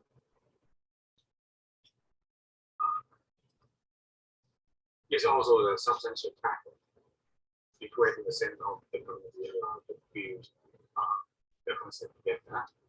So what's kind of step working implementation of both of these? So the first one, identify stakeholder who is a stakeholder, and the next one we do the meeting together, and I explain the program and the set community saving activity, collective saving group, and find the problem solution with the local people and also negotiate the land so that we can the significant process about the design and planning workshop that we design and house together and the land together and work also work with the local government agency. We also propose this project with the for funding. After we get funding, so we start plan for construction and management plan, and we build the house with community together. And then after moving into it, we also continue to develop the welfare, jobs, community management, and environment management together. Which is today, as you can see, a design workshop that we design the community planning and the houses together with the local people. They decide what they do. As you can see, here is this the left-hand side is a husband of the Facade. The right side is made of in terms of the payment, each household for they have to be paid 32 to 37 per month US dollars per month for the 15 year, and for the middle term can be they have to be paid the housing loan maybe around 20 and 37 US dollars per month for the 15 year. So way to reduce the housing costs. The housing production cost company categorized into the financial assets, land, infrastructures, building material, design, location, and building technology. All of this very important. You have to consider and to do together with the local people. So, for example, long-term land lease. There are two possible approaches for both long-term land lease and land purchase, which depend on the situation and availabilities of each community. For the long-term land lease for the middle-term community and land purchases for the non-summer community.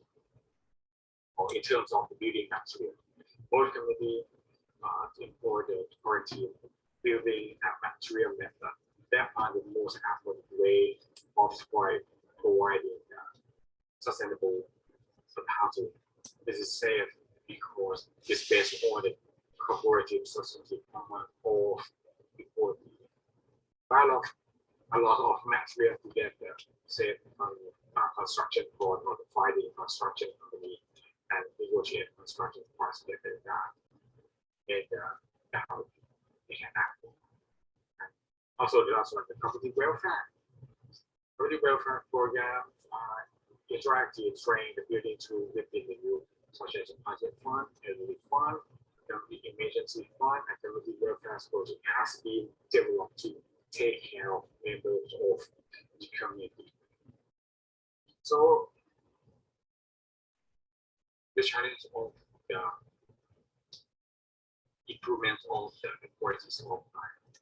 That is also single to achieve the affordable housing. This project is one approach, one way that we try to do together to affordable housing and qualities of life. This has greatly improved the quality of life of low-income people. They can negotiate a long-term land lease with landlord and save land holding high essential which give them the confidence and sense of security in their long-term estate. So, in terms of repayment, they have to pay their land housing loan in the long term with small amount of money. The candidates their committees based on their ideas, it generates confident management skills. So the conclusion, this presentation explains how to deal with the challenges of promoting the affordable housing support committee, challenge the problem of the financial assets and building material, design, and land to produce affordable housing. Participatory approach was applied from the beginning stage to the end of the process. Participatory design and the planning for problem solving method, and this becomes a tool to bring the people to work, learn, and make this together, particularly in financial management and resilience process. When considering the housing process for the poor, the clear communication is very significant consideration that makes people understand to engage in the project. If they get accurate information, they may not trust you and do not participate in the project. Then collaboration of the local government agency was important,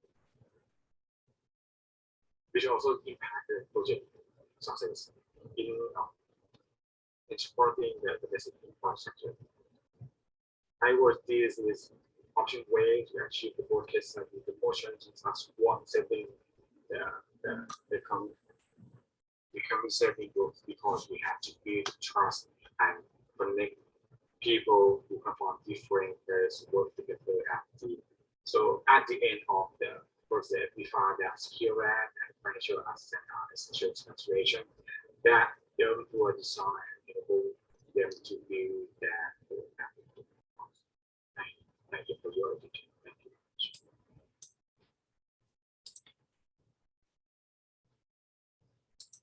Okay, so thanks a lot. Okay, so I think so it's time for us to have the Q&A sections. Okay, so I want to make sure that Paul is here. Or okay, so I haven't seen Paul joining the sections. Physically he is online, but but I cannot see. Sorry, I was dear Professor Dr. Yung Kiao, I really appreciate your contribution. It seems that the session has finished. Yes, is there any? So now it should be the Q&A session. Yes.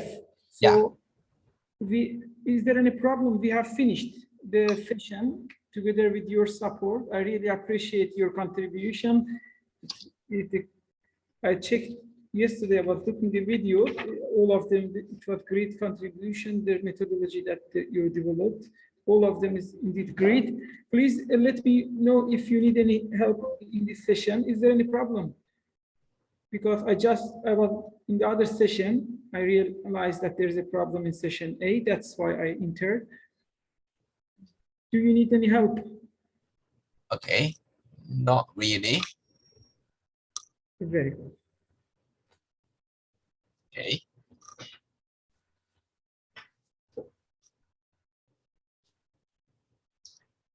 So can I proceed with the Q&A session now?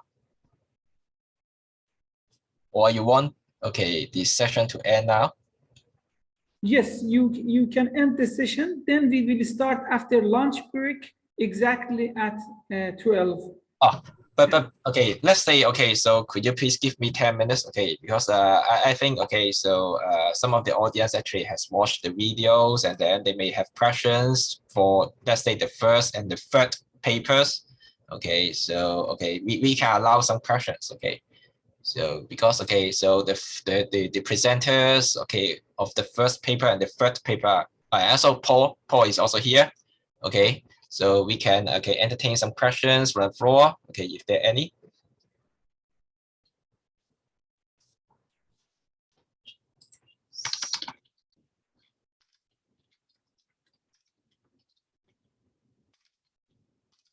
So any questions from the floor for the presenters?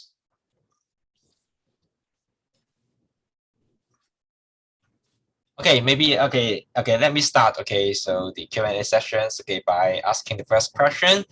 So for Sandana, so I would like to know so what are the biggest challenge for this type of so-called the bottom-up process of building the affordable housing?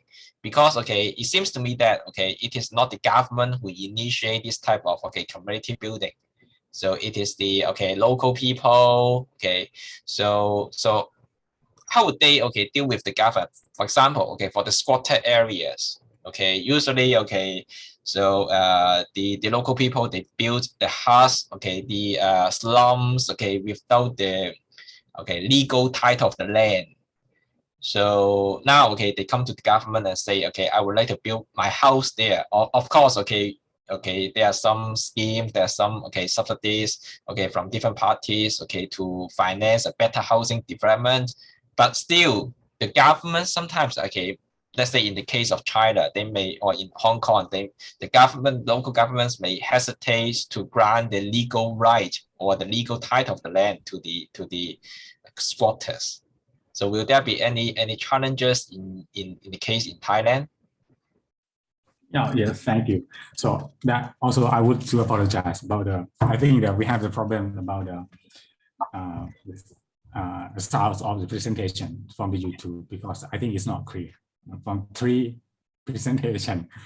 I would apologize to the audience and listeners. So about your question, so a lot of the challenges from this project, I would like to summarize.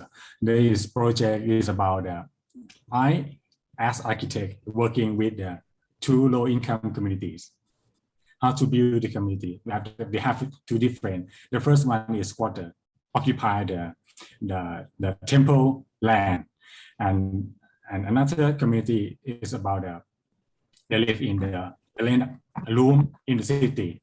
They have no land, just land loom, and collect them and work together, do the process together, decide together, planning together, and buy a plot of land and build the community together.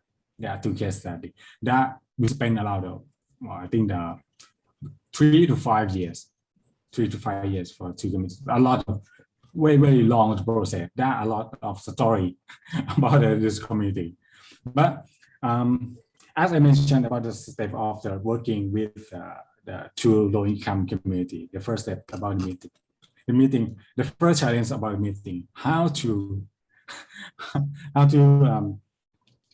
describe, explain them why they have to build the community together, why they need to secure housing, secure land for the future.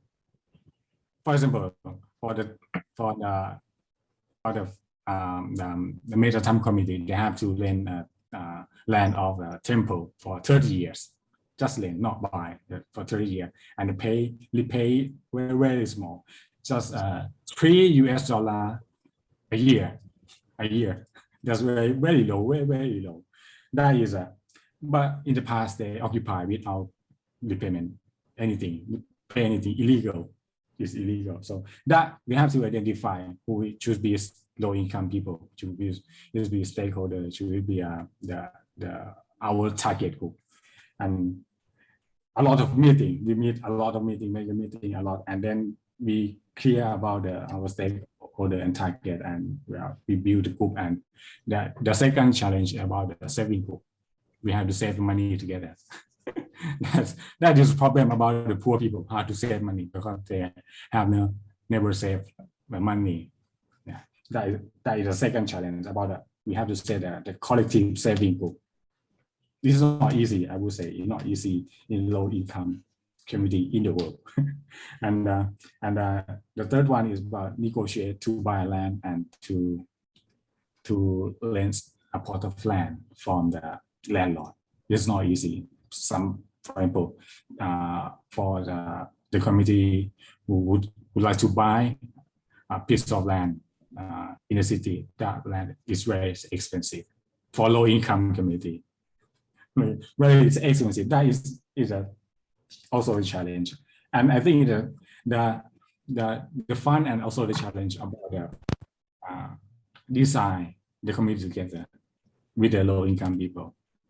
The first committee I have targeted about 121 also come to design the house and make a master plan of new land together. And the second committee, the land, a part of land of the temple that allowed 56 small. Yeah, that also the challenge. And also I think it's fun how to manage the land, how to manage why they have to should be here, and your friend that should be here. Something is very complex. And also that we negotiate, we talk together and make the group together, and we use the participatory design approach. I mean, the participation, all they have, all voice, that's very important in the design, and also financial management for the low income people. Also about the money, all about the money is very challenges for the low income people. And then now I think it's about the welfare, and the last challenge for the low income welfare. They have about the saving, I would say a saving group, collective saving group, how to use this money for their life, about the welfare, community welfare. That's it.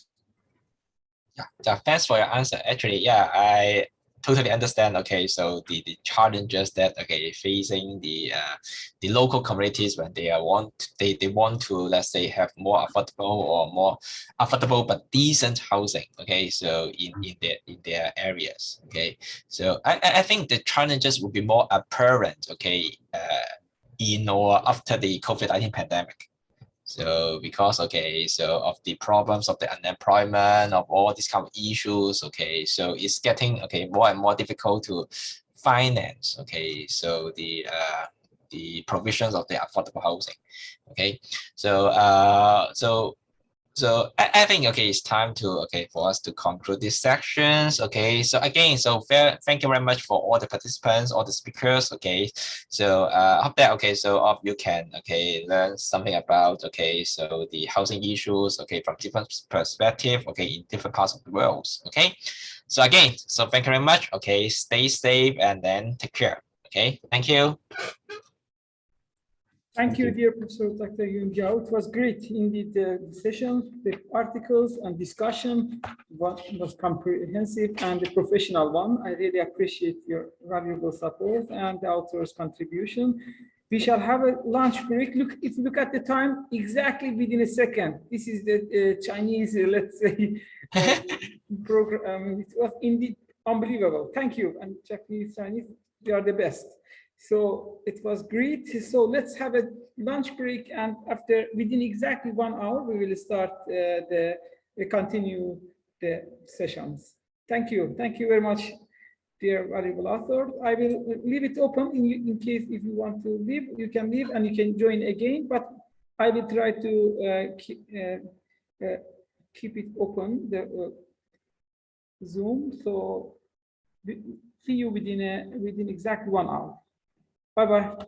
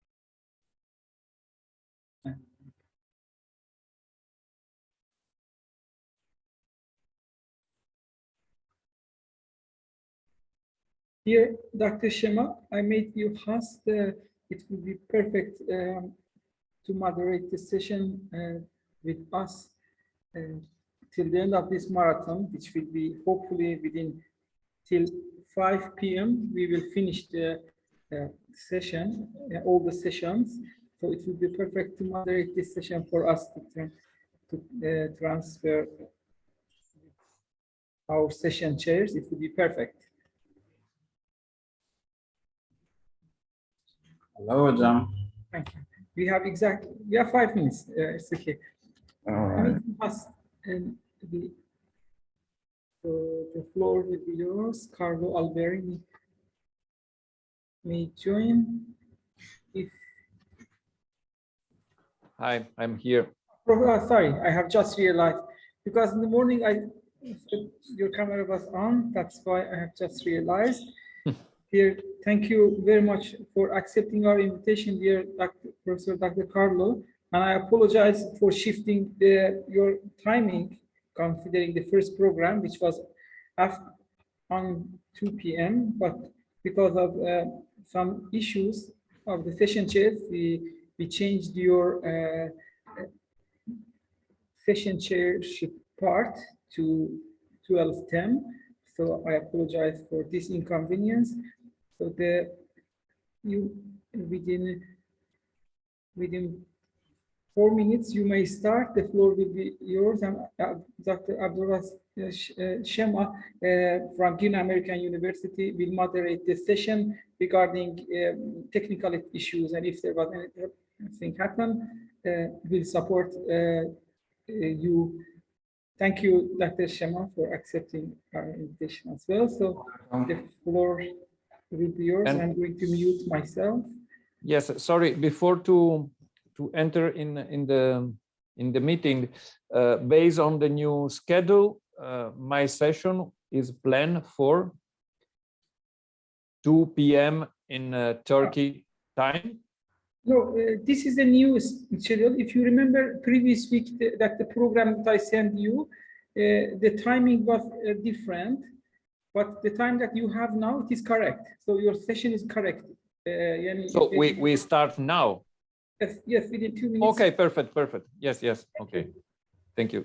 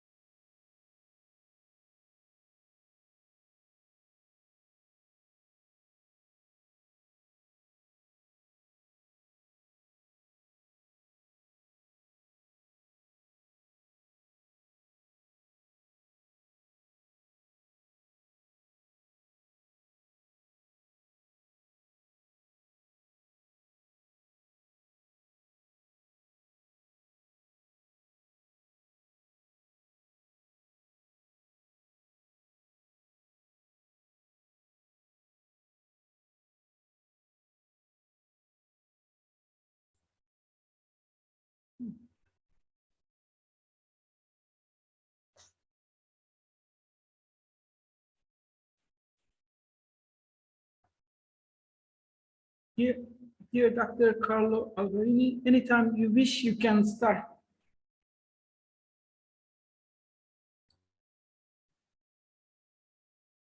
All right, we can start immediately, I guess. Hello, Dr. Carlo. Nice to meet you. Hi, nice to meet you. Thank you for the invitation. Thank you. Thank you for being here. So I'll be moderating the session for you. You will be the session chair. And the topic for this session that we're going to have is habitat studies, affordable housing. Then if you don't mind, if you have something to say as an introduction, yes, you can have the floor and say some few words. Yes, thanks. Thanks a lot. Affordable housing, it's for me one of the most challenging themes, actually, involving both developing and developing countries. As for the developed country, after the economic crisis of 2008, 2011, and after the breakthrough of COVID-19, it implies at least almost 15 years of crisis impacted society in developed country. Especially the middle class have suffered a lot of consequences, mainly in reduction of employment rates and salary, and a lot of them have reduced their expenditure capacity.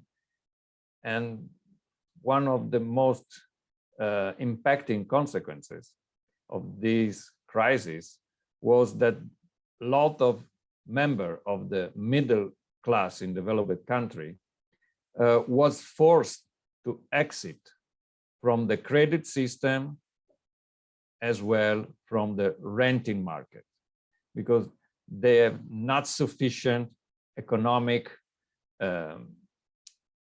ability to maintain their previous status. So developed countries are today impacted with the challenge to solve this situation, the current situation, especially after the COVID-19. We see in US as well in Europe, a lot of family, a lot of people that lost his house, lost his job, living as a homeless. Also, if before, just 1 or 2 years before, they were well connected to the society. As for the developing country, the fast-paced urbanization and the explosion of demography constitute the two main challenges and the two main criticalities for urban planners and city stakeholders acting in this context. So affordable housing, for me, is not only an issue related to the right to have a home where live, but affordable houses is also directly linked with sustainable development goals, of course, but there are other interesting interlinkage. More specifically, this interlinkage is related to energy efficiency of the affordable housing project, life cycle cost of this development project, market price, and governance nexus. Most of the developed country and the investor and public bodies and society are nowadays forced to analyze investments based on ESG KPIs. And those KPIs, in fact, are related and are linked with this framework of challenge, because from one side, the lowest part of the society in all around the world need to be able to access to affordable housing market, but of course they have also be able in the long term to manage this expenditure. At the same times, public-private partnership can figure out projects where the developers have to find revenues and the public structure have to contribute to solve problems for the society. Affordable housing in that sense represents for me one of the challenges theme around which urban planners, policymaker and architect and designer have to work in the next decade. And I'm eager to listen and learn from the today paper that will be presented by our valuable colleagues. Thank you so much.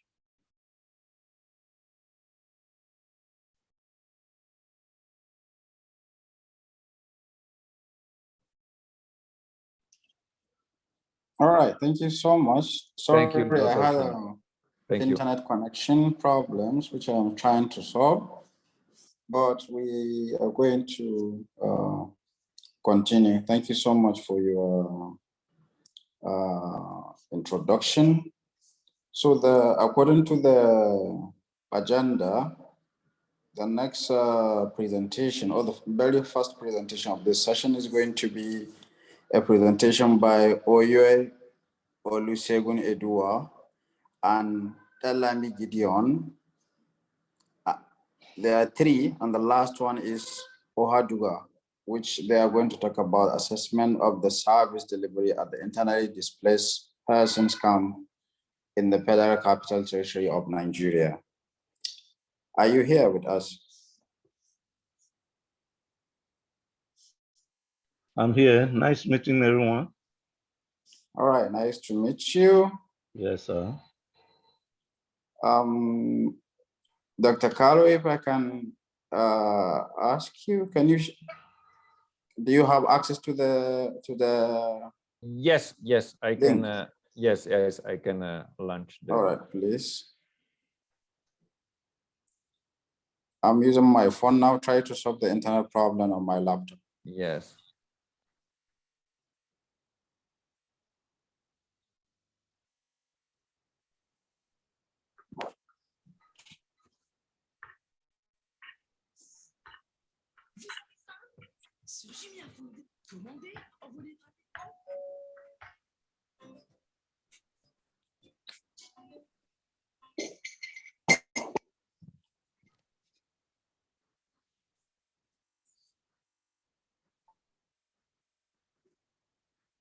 If you wish, I can share the first one. Yes, please. Yes, please. Thank you. I think it will be much easier.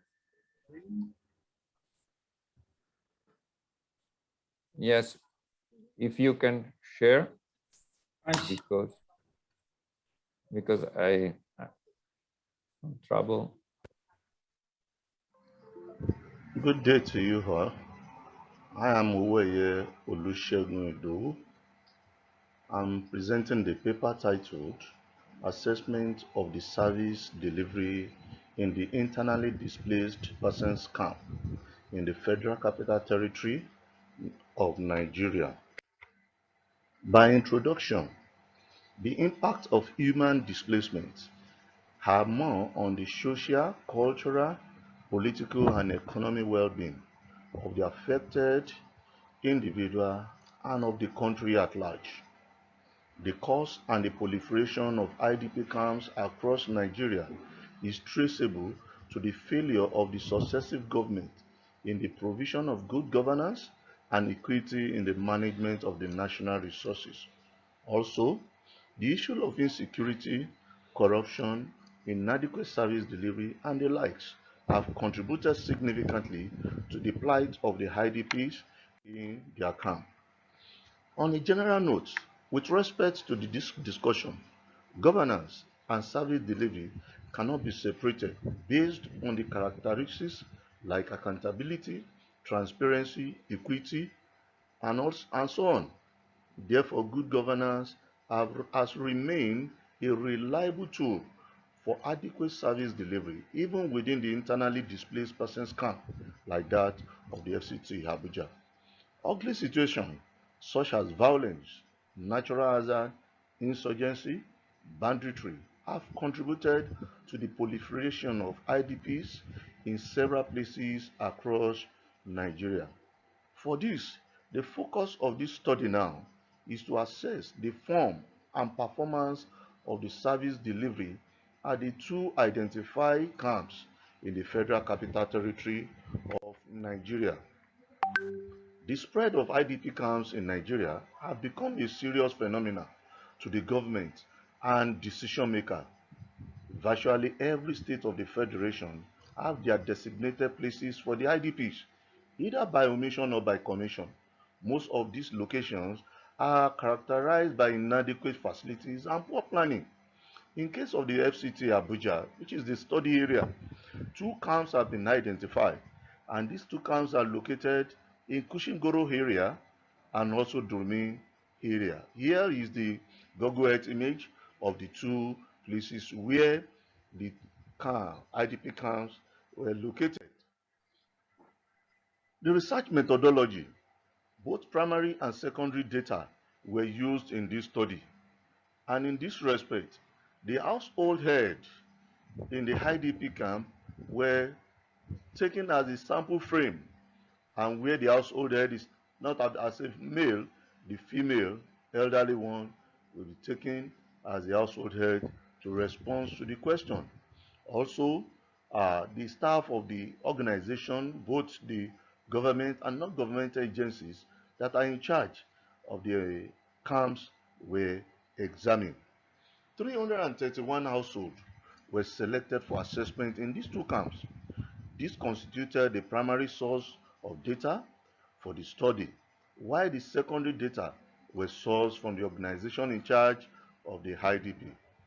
Random sampling technique was used in the selection of these 331 respondents in the camp, while the analysis of data collected was done using SPSS, and the data were descriptively presented.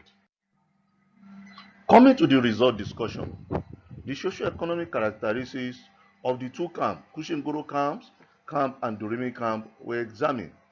In the results, the Kushingoro camp has about 62% of the IDP, while Durimi camp has just 37% of the total IDP within the two in Abuja. There are more displaced persons in Kushingoro camp, more than Durimi camp. The concentration of the age group of the IDPs in their camp were also examined, and this study shows that 47-year-old and below in age bracket of Kushingoro camp were 71, above 70%, while that of Durumitu, which is also 74%. This one indicates that the majority of the IDPs in these two camps are youth. In both camps, the majority of IDP are also female, with 58 and 71% in these two camps respectively. At the same time, widows with 58.3% and 74% in these two camps. This implies that Durumi camp has more female IDPs that are widows than that of Kushingoro camp. Considering the displacement, the cause of their displacement, two the major factors identified were farmer-herders clash and terrorism by banditry and Boko Haram. Form of services assessed being available in the two camps. This one ranges from waste management, electricity, water supply, sewage disposal, drainage system, security, educational facility, healthcare, and also relief material. All these things were observed within the two camps. It was shown that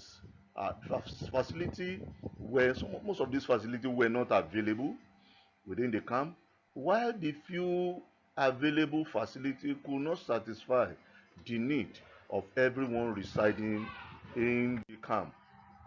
On the performance of the service in the camp, this one considered water supply, electricity, education, healthcare, security, accessibility, relief material, food, provision, shelter, and sanitation. Using Likert scale to examine the performance, it was discovered that food provision had the highest value from this in table 3. And this one indicates that in Kushingoro, the main value for food provision is 4.154, and in Durumi 4.037. Being the highest mean score indicates the tendency of food security.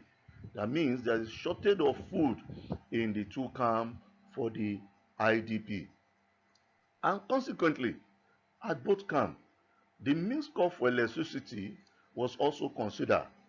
This seems to be the lowest, in such that at Kushingoro, 3.180 was the mean score, while the Durumi is 3.145.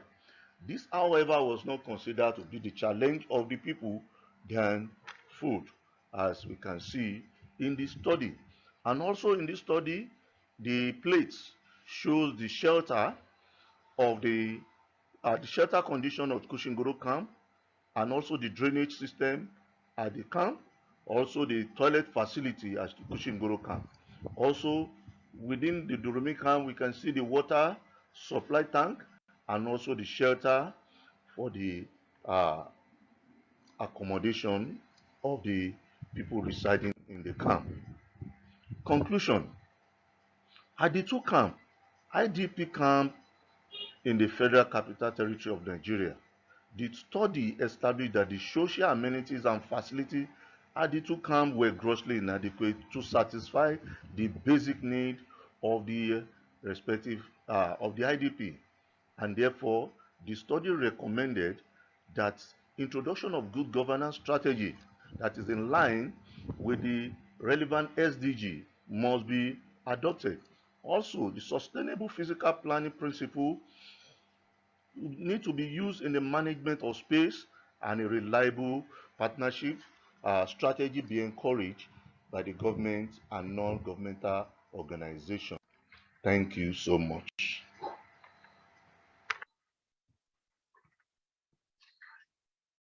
Thank you so much.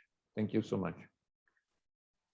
In fact, the situation that you have described is a very challenging. It goes well beyond the concept of affordable housing, because it's more related to the survival housing. And of course, the current situation, and I suppose also the speed of the need that have to be solved, is one of the origin of this critical situation. Because of course, when you have to manage thousands of people in few months, it's almost impossible to build something that looks like a small village. It's more exactly a camp, but the camp at the end, unfortunately, still remain fixed for here. So they evolve from camp to village without any kind of planning and infrastructure project. So it's a very challenging situation. Thank you to share with us your situation and your context. Thank you so much. And the next intervention is from architectural heritage in medium and small Syrian cities, management advanced strategies for post-war recovery. Dr. Ismail and Alta, can you launch your video, please?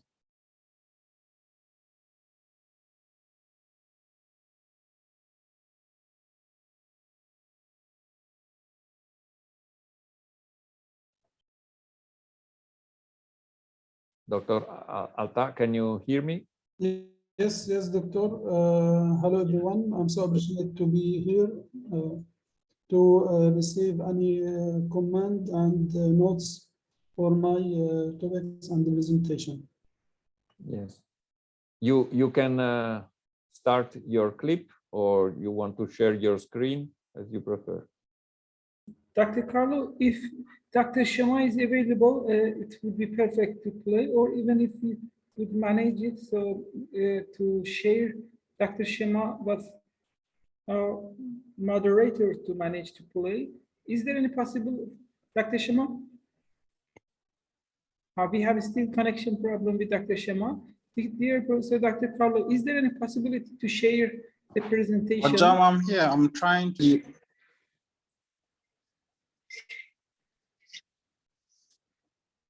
Yes, we have still problem. Dr. Carlo, the floor is yours. It would be perfect to play the second one. And yes, I try to.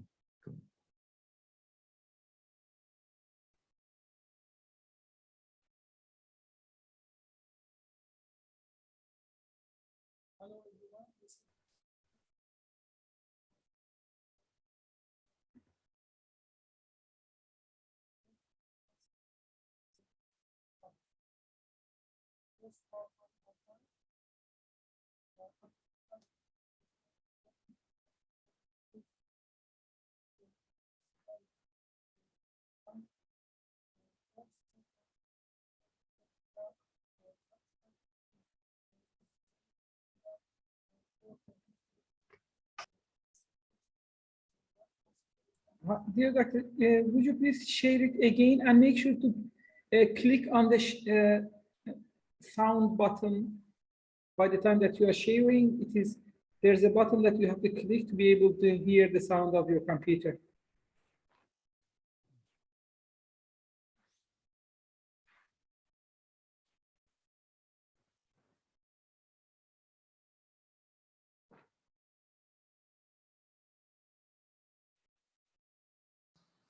In 2011, the Syrian civil war occurred. It's better.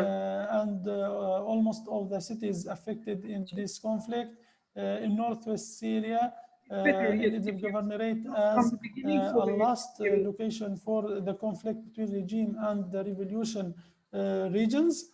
There are many cities like Ariha, like Sarmin and other that has traditional fabric and clothes from the frontline border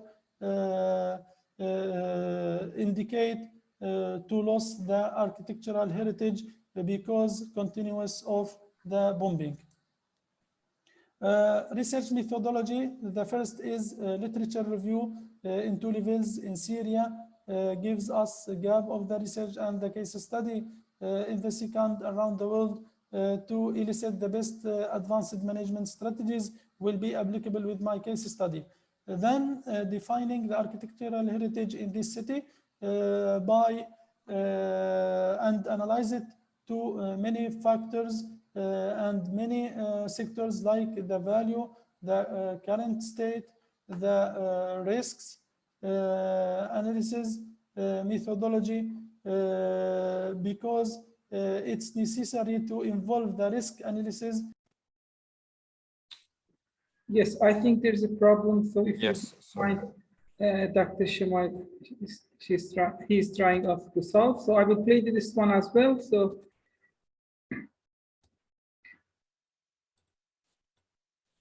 hello everyone, this is Hussein Al-Taha and you're welcome to my presentation about architectural heritage in medium and small Syrian cities, management advanced strategies for post-war recovery. Those are my outlines. Architectural heritage is an important component that indicates the civilization experienced by the community. Also, the UNESCO declared that cultural heritage is main pillar for community well-being. In this situation, the advanced information and communication technology appears as a necessary to respond to the architectural heritage needs. In 2011, the Syrian civil war occurred, and almost all the cities affected in this conflict in northwest Syria, in Idlib governorate, as a last location for the conflict between regime and the revolution regions. There are many cities like Ariha, like Sarmin, and other that has traditional fabric and clothes from the frontline border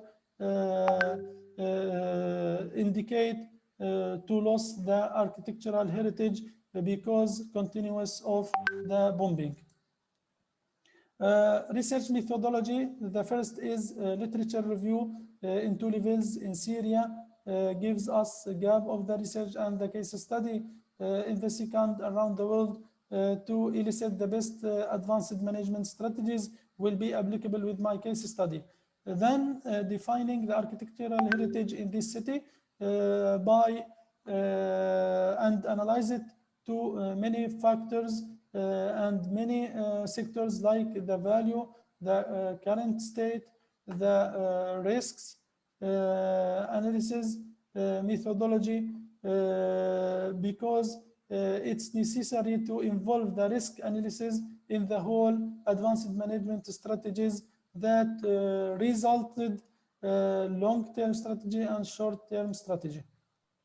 I searched about Ariha, but no resources about advanced management strategies. So I escaped to around the world literature review. There are many countries apply and studied these issues, and many methodology applied like 3D modeling, GIS, laser scanning technique, and for example, virtual those techniques as necessary for my case study, but as a stage. The case study is Ariha city, located in importance location. So it make from it the main point for the conflict. The first, the M4 Street. The second, the location between many important cities like Latakia, Aleppo, Damascus, and another. The main issues, Al-Arbain mountain that overlooking into northwest Syria. The architectural heritage in this city, the first is a great mosque that construction dates back to before Roman period. It was a temple, then a church in the period of Islamic Caliphate became as a mosque. Also traditional baths, there are many in this case study. Al-Zawiya also for Sufid people for worship, and many rooms to sleeping. Also the shops. Another elements is sibats that covers some parts of the street. Also the industrial building like Qaisariya, industrial residential building like housing, traditional housing, and the public elements like squares that surrounded by two sibats and some traditional houses. The assessment of architectural heritage, I put this table to classify the architectural heritage by many factors like the current situation and the damage and the reason. I divided the current situation to three parts: work, network, and removed. I put this classification because in 1986, Ariha exposed to the organizational scheme that destroyed a lot of traditional fabric. The damage I classified to four parts like slight, medium, high, and completely, that related with the removed building. All the conflict because huge amount of destroyed in this situation. The reason like conflict, neglect, law, and intervention. I depend on the survey, field survey, because the absence of technique, and depend on my experience and my skills as I am an engineer to define and classify those issues. Actually, those percentages benefit us to define the type of dealing with architectural heritage. For example, in this situation, there are 30% of removed architectural heritage. So maybe dealing with this in the long-term strategy as a virtual reality. Another issue is the damage, the level of damage, and the factors that cause those damage to deal with every factor. The risk analysis divided two parts. The first for defining the vulnerability of architectural heritage unit. The second to define the risk level. In my case study, I apply the conflict analysis because it's result a huge amount of destroyed, as I mentioned in the trip survey. My strategy divided two parts: short-term documentation by cloud storage, 2 levels, city and building. Long-term, many issues like capacity building to involve the society into the conservation plan process, the virtual reality for the removed or damaged architectural heritage. All of these issues depend on field survey to collect data. As a result, the proposed plan can play a key role in finding solutions to preserve architectural heritage. As a discussion issues, advanced management strategies are necessary to document architectural heritage because there was no documentation previously. Also, there are some restrictions such as lack of finance and expertise, which may be a promising aspect for more work and plan in the future. As a conclusion, all components of the traditional city exist. There are lack in knowledge, and those advanced management strategies take the strong databases for decision maker to choose the correct way. Those my references, and thank you for listening. Thank you so much. Thank you so much for your intervention. And looking at your context of the case studies in Syria, as you know, Italy is affected by, historically, it's affected by hurricane. And in 2009 and 2015, the center part of the Italy was impacted by two of the greatest earthquake ever recorded in Italy. And one of the big issue, and I think in your case could be the same, is related not only to the architectural and cultural heritage, but mostly to the people. Sometimes we can recover, rebuild, and fix buildings, but it's quite difficult to bring back people. What do you think about this before to move to the next intervention? Yes, Doctor, this issue very important. As a case study, those assets exposed to the destroyed day after day, and as specialized in the post-crisis and post-war rehabilitation and reconstruction, those assets help us in the short term and long term to recover the people as use this city. And the absence of the studies about this small and medium Syrian cities expose those people also to the destroyed.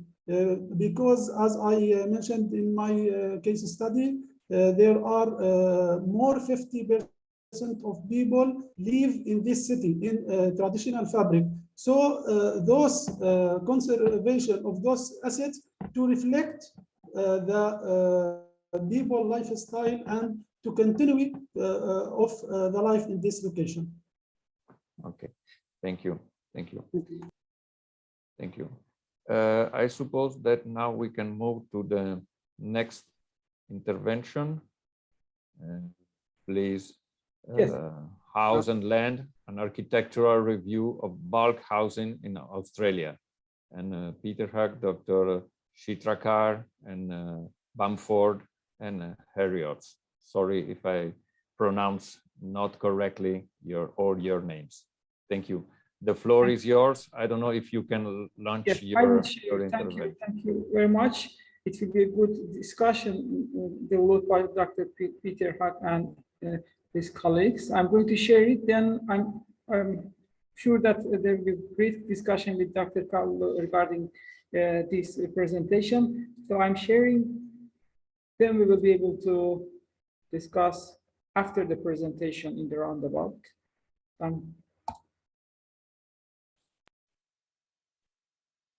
Not this one.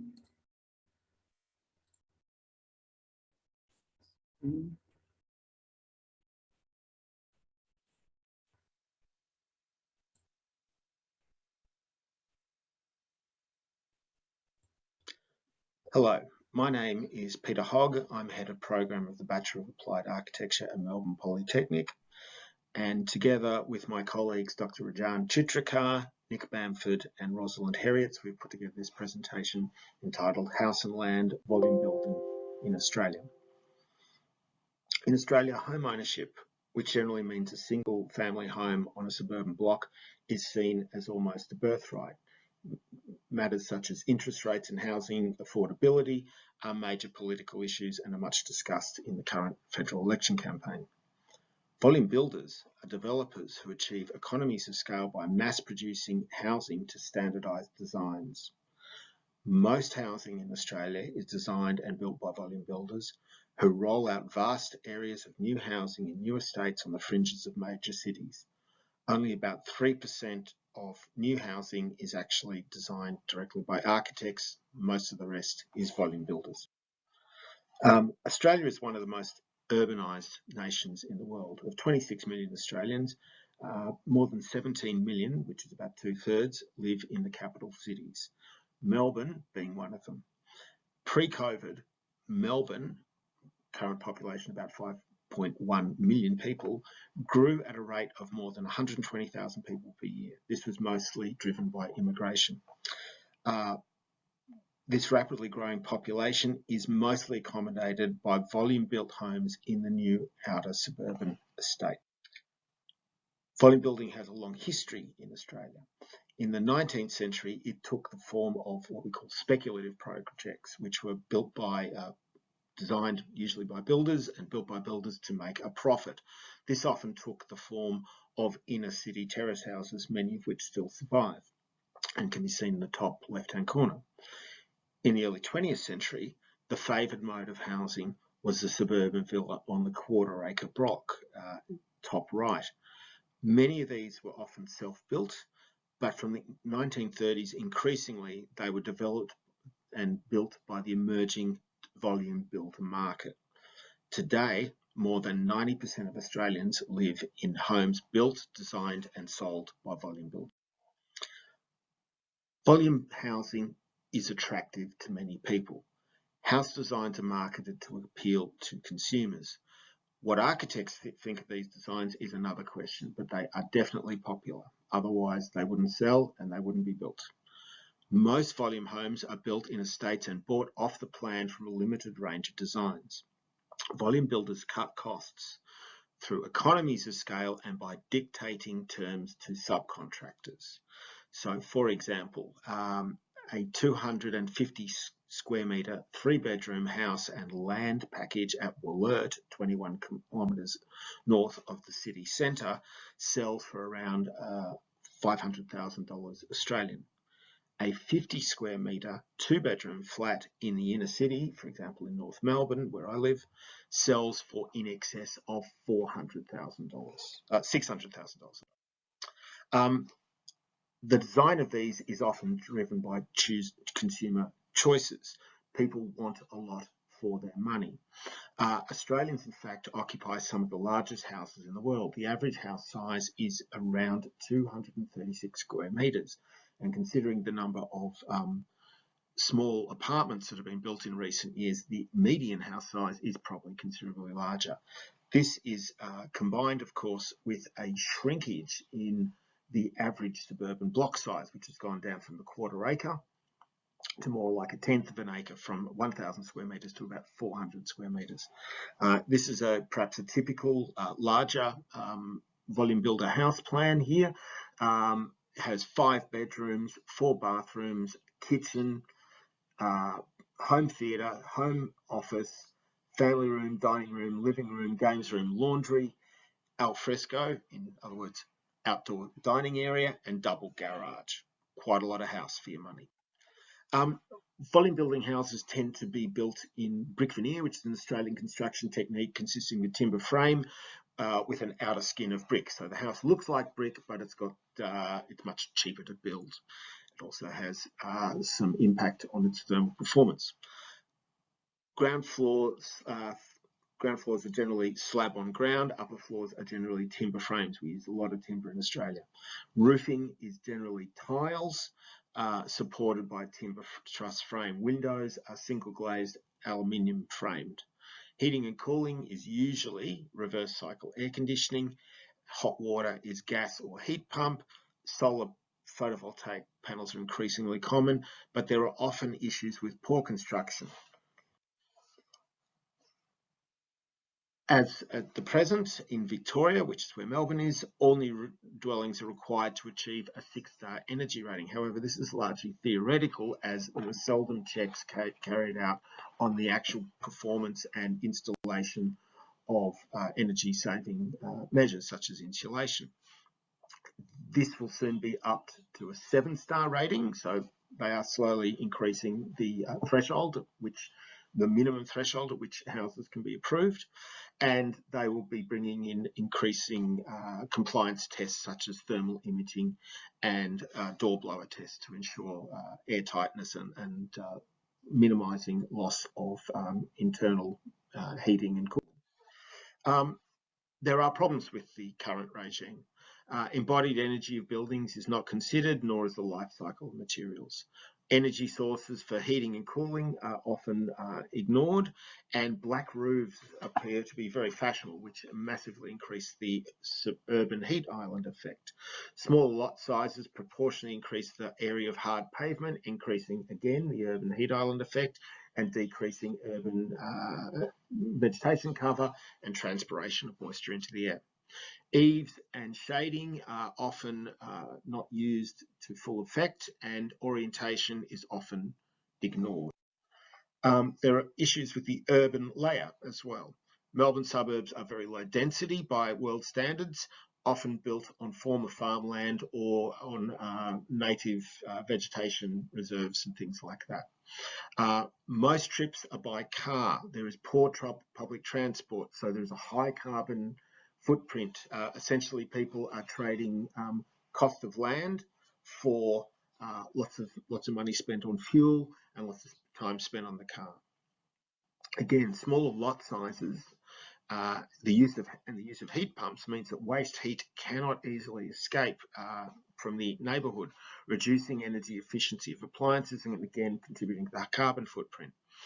Many volume builders have successfully challenged government environmental regulations in the courts, and this is one of the reasons we often have poor performance. So there's a lot of pros and cons here. Volume building is most definitely the cornerstone of the housing construction industry in Australia and will no doubt continue in the future. No other sector can produce so much housing so efficiently and so cheaply. Whatever the architectural merits of volume housing, consumers vote with their wallets and with their feet and choose the house styles they prefer. Volume builders who do not provide what the consumer is after will go out of business. So they do their market research.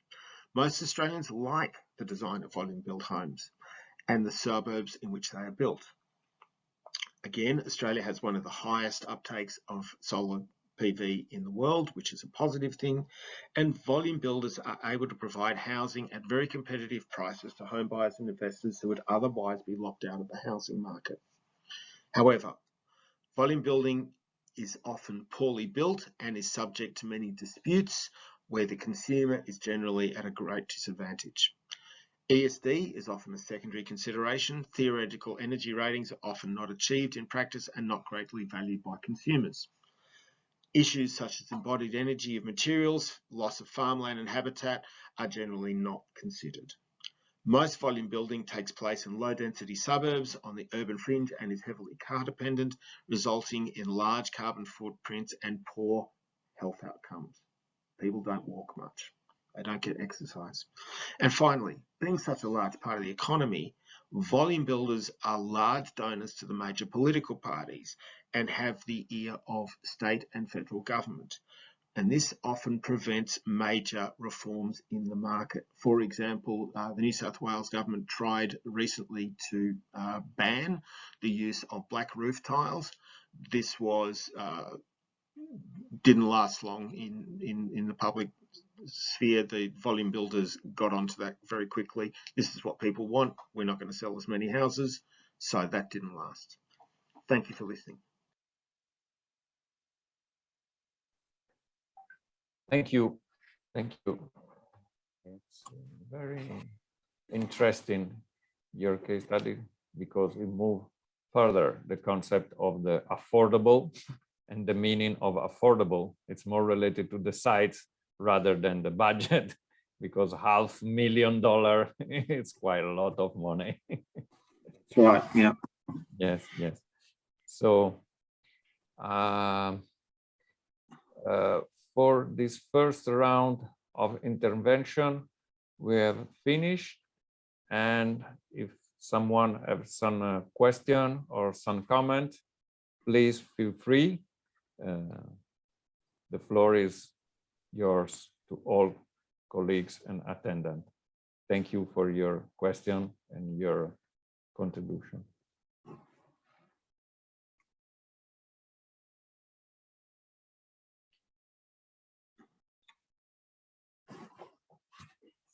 So if no one wants to be the first, one small question. When we think to Australia, and we think some of the greener country of the world, continent of the world, and as well country. According to your intervention, it seems that in the daily life, citizen doesn't care too much on the carbon footprint, on the car-depending development models, and they look more for cheaper and larger house rather than the awareness of the sustainability and so on. So that would seem to be the pattern. Yeah. Yes, exactly. I would say yes. though there is an emerging market for, you know, energy efficient housing and things like that, but it is relatively small compared to the vast bulk of the housing market. Yes, but do you think it's more related to the price and cost or to the sensibility of people? I think a lot of it is driven by price and cost. Nick Bamford, one of my colleagues who's here now, might comment further on that because he actually looked into this about consumer perceptions, if you like. Nick, do you want to say a few words? Yes, I think it's very easy to overlook those green parameters when you go into a display village or a display home and see colours and surfaces and all the other things that the volume builder is offering. And whilst they might tick a box regarding green credentials of the building, it's very much a sidelight. And I would imagine very few buyers are going around asking about the provenance of materials or you know, how the energy rating is achieved. I mean, they've already perhaps made a mental compromise to live on that fringe of the city where they're going to have to drive to the site anyway. And a lot of buyers are pretty poorly educated with respect to the green credentials and potentials of a building. Yeah, I would also add that the cost of, so we've got a federal election campaign on right now, and cost of housing is a big issue. And I think the average cost of a family home now is something like 7 years full-time wages, whereas 30 years ago, it used to be like 3 years, or something like that. So I think there is a lot of financial pressure on people. And so, unfortunately, environmental measures often get left to last. Not that they're not some consideration, but they're not the main consideration. And really it becomes then necessary for government to intervene and say, set what the minimum is, because the market's not doing it. Yes, and do you think there are a way to internalize some social and environmental cost? Because in fact, large house can be sold with a cheaper price, also because some external cost it's managed outside the development project. No, you know. Do you have any feeling about the policymakers that are aware of this exactly to be consistent with the sustainability of the agenda of the country? I think I would point to the fact that we had a carbon tax in this country about 10 years ago, and they got rid of it. And so when money is involved, the voters will often follow the money, and there is still, unfortunately, a real, I suppose, thinking that all this climate change stuff and that's in the future, and we can deal with that then. But in fact, it's here now, and we know that because we've had really major flooding and really major bushfires in this country. So, I suppose I'm hopeful that there's a lot of agitation in the community. There's a lot of independents running at the moment who are running a very hard environmental campaign, and hopefully this will be taken on board, and the government, you know, the major parties take a lot of money from big coal mining companies, things like that. They may be forced to actually deal with this for once. So, you know, we are, you said we're thought of as being green. Unfortunately, we're not quite as green as we should be in this country. Thank you. Thank you so much. Thank you. Does anyone want to propose something else?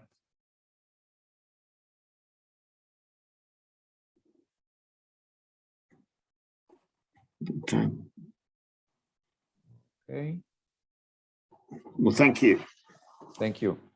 So according to our program, we can take a first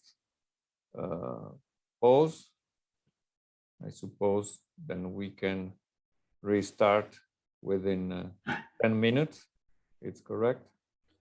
The time is 1. No, actually, it is time to exact. We shall continue since all the authors are here.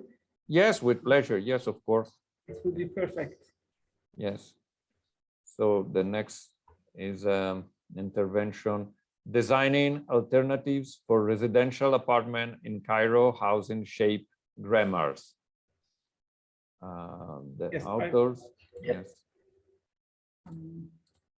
So I assume that our third presenter, Mr. Mehreen Mustafa, is not here. Mehreen Mustafa is here. Dear Mehreen, would you like to have live presentation? Because I haven't received your YouTube link. Yes, we have recorded our presentation. Ms. Hafsa Imtiaz is here. She's going to play it. It would be great also to send me the YouTube link, so I will add to the final program by email. Okay. Okay. Here, so you will be good. able to share. Yes. Yes. Start the first one: design alternative for residential apartments in Cairo using shaped grammars. No, there is some confusion because the title of our research paper is actually mapping the evolving peripheries of Lahore through the study of the tradition. It's the last one. Yeah, it's the last one rather than the first one. Yes. Do you still want me to present? Yes, why not? Me, and I'm ready for my presentation. Oh, okay, if you're ready. So let's. Hello, everyone. Share the screen. Thank you for having me, Maha Abu Bakr, and my colleague, Mazen Mohamed Nassif, to present our paper today under the title of Designing Alternatives for Residential Apartments in Cairo Using Shape Grammars. Our idea is to provide a tool for designing residential apartments in Cairo.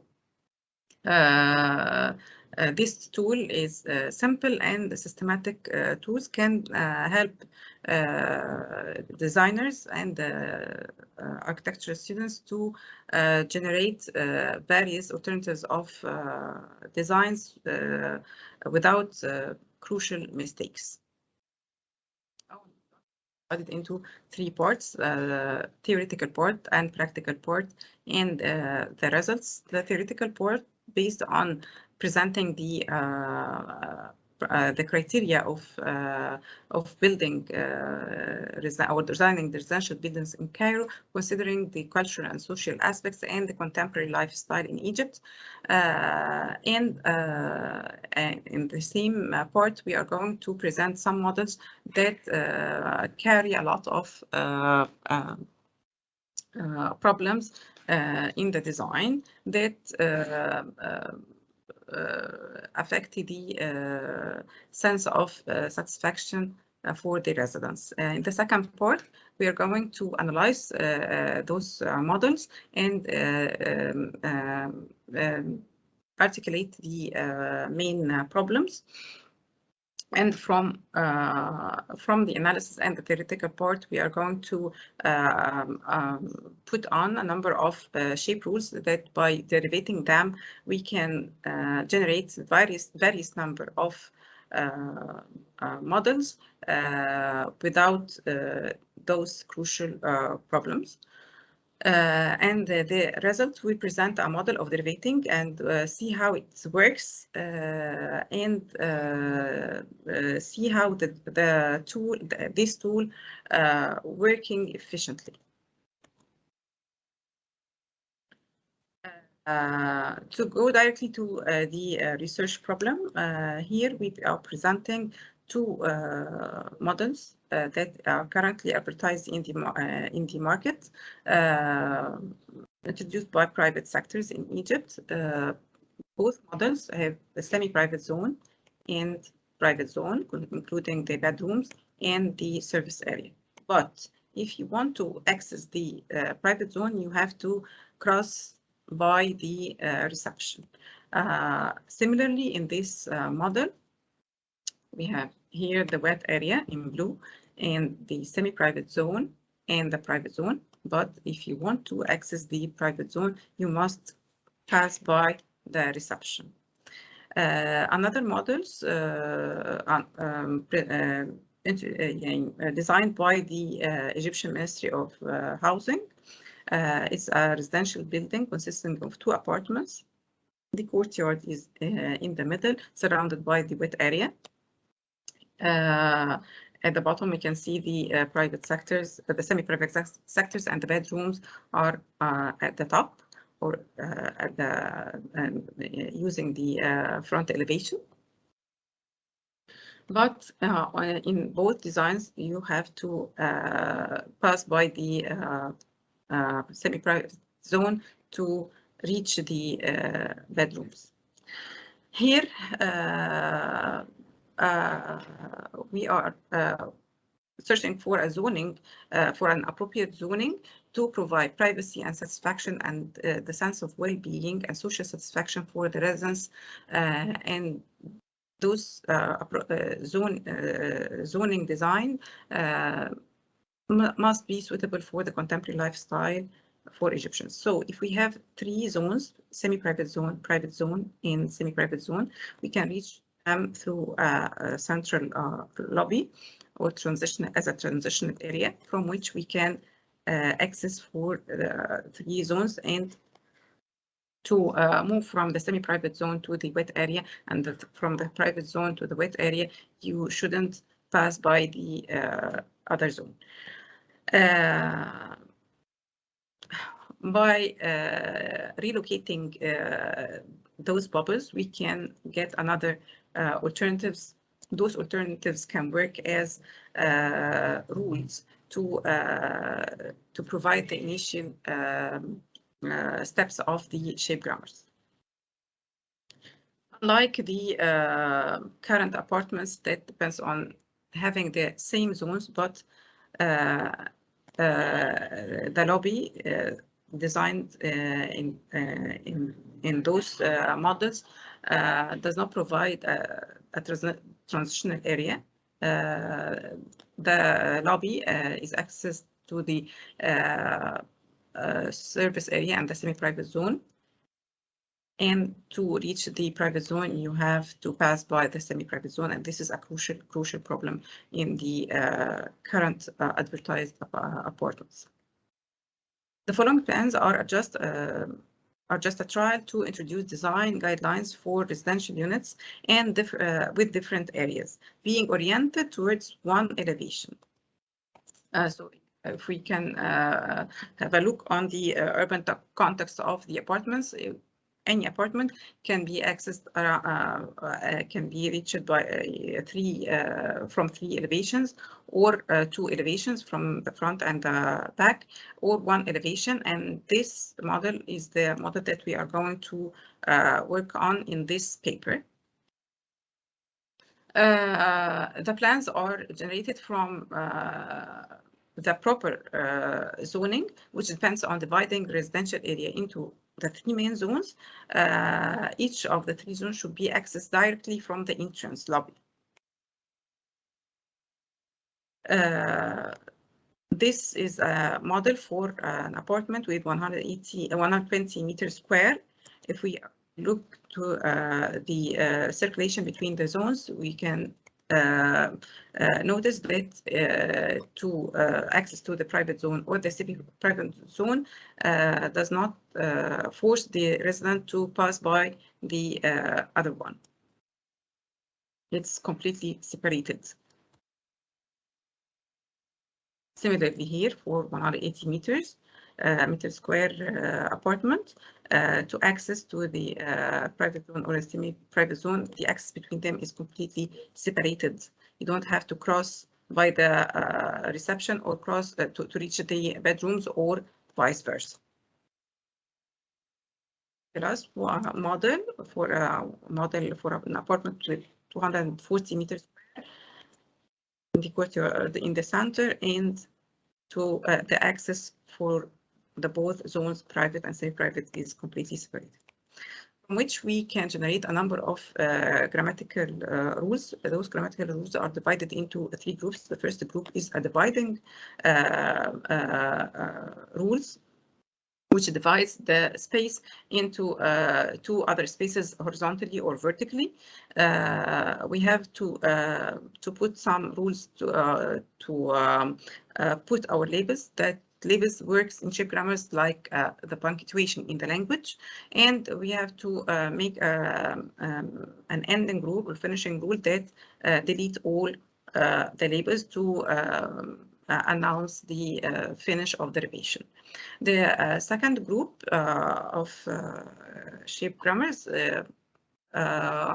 were deduced from the Egyptian building code, and to provide good ventilation and provide expansion for spatial spaces. All of those rules works on the whole surface area of the apartment or the inside rooms as well. For example, rule number 12 can make subtraction in the space by labeling the place where we need to make the pockets, and just delete the space to make a pocket and provide ventilation for inner spaces, for example. That's a third group are dividing and subtracting rules using inclined lines or angles, in which those angles between 15 and 165 degrees Celsius. Degrees only. From the illustrated grammatical rules, we can design a tree diagram. This part of it that show the variety of designs that can be generated from deriving the rules. Each one of them can generate more ways and more designs.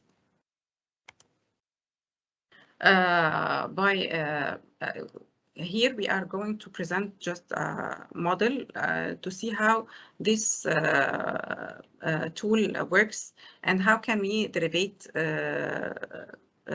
the shape rules. By applying rule number 3, we are going to put our label on the shorter side, so we can divide the space into 2 spaces. Private zone and semi-private zone, and we labeling from the longer side to know that the next step is going to work on the middle line. By applying rule number 14, we are expanding the private zone a little bit, and And by applying rule number 2, we are dividing the private zone into two zones, and similarly the semi-private zone, both of them are divided horizontally. And by applying rule number 14, we are expanding space and shortening shrinking the other one on both zones. And by repeating the rules number 2 and 14, we can divide the whole spaces. By applying some rules from group 3, we can make the pocket to allow ventilation, and the courtyards to allow also ventilation for the wet areas. And by applying rule number 15, we can create our lobby, entrance lobby. And by applying rule number 5, we are deleting all labels to finish the derivation. At the beginning of this paper, the argument was about if shape grammars can provide the technical apparatus to make Kirian's design rules. This argument is settled with the presentation of grammar from the Egyptian building code, residential building standards, and considering the social aspects. The use of simple composition rules, simple, we don't have to make complicated ones. We can use just simple compositional rules of these section rectangles to determine the style. The grammar counts the generation of number of houses considered in the corpus, as well as new houses in the same language. These new houses are generated both by the author and generated by the authors of this paper from the grammar to achieve the Egyptian building code, and separates between the private and semi-private zones that works as a that's considered as a common mistake in the current advertised apartments in Egypt. Therefore, these grammatical rules can be derivated successfully. Thank you for listening.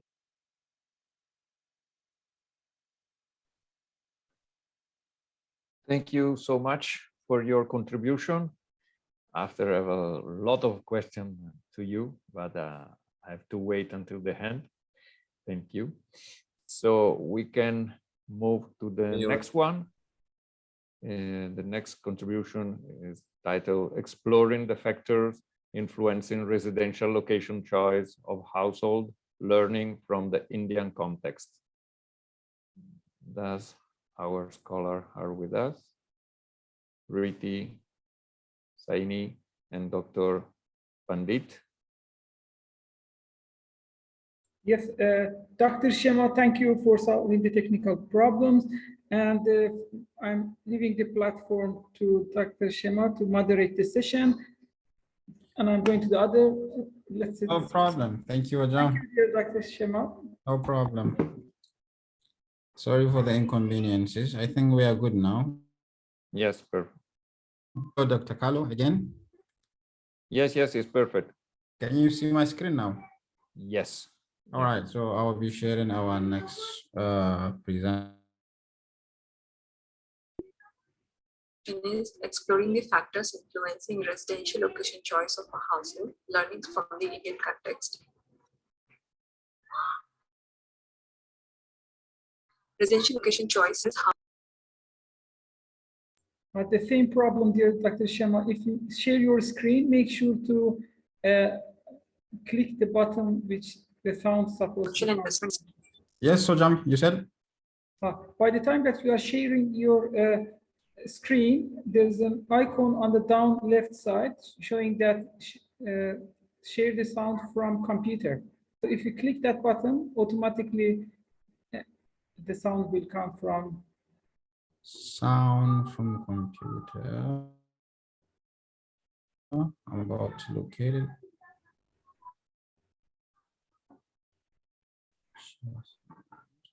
If you return to share the screen in the bottom left, you can flag. Hello, everyone. All right, let me restart it again and see. before to choose the window to share in the bottom left part. Yeah, that's share sound, right? Yes, yes, I sent the yes. photo to you, and so you can. All right, it's on.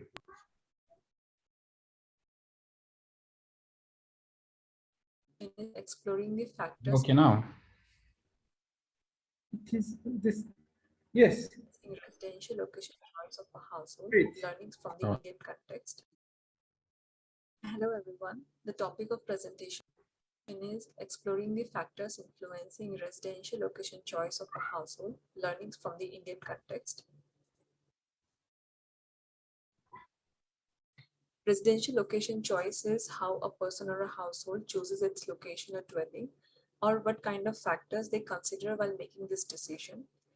It is one of the major consumption and investment decision by a household, which has an impact on the land use and transportation of an urban area. Since it's a long-term decision, a household do not change their dwelling very often, short-term and medium-term decisions as well. For example, what kind of mode a household is going to take or what kind of route choice they are going to make.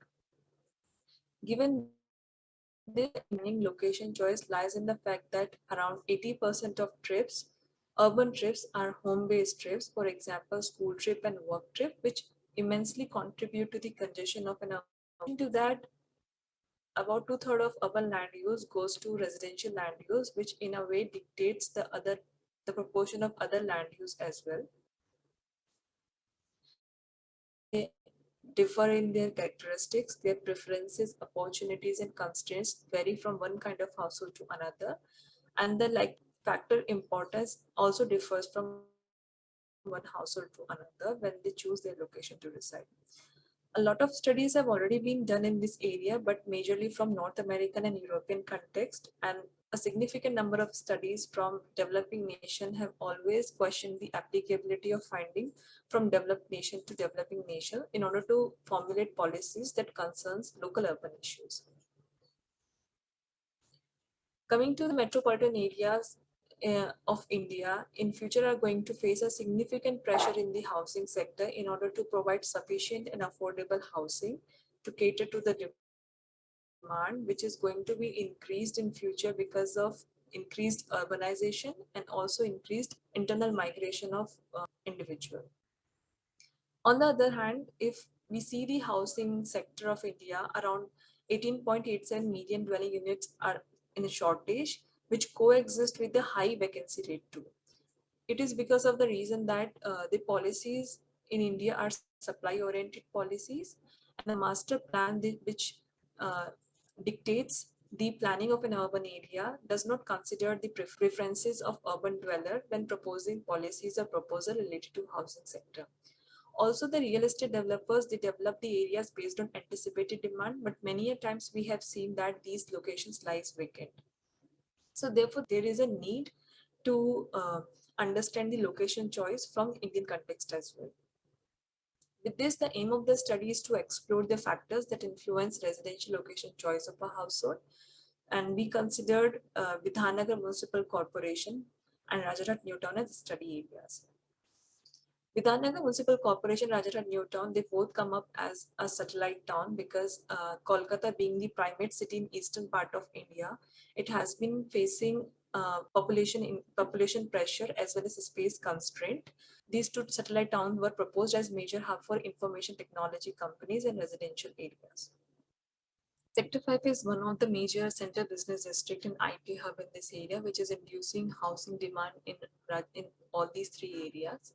Rajarhat Gopalpur provides more affordable housing market. It caters to different income group of society, whereas Salt Lake, it caters to majorly higher middle income group and high income group. And in Rajarhat Newtown, housing for middle income group is more prevalent.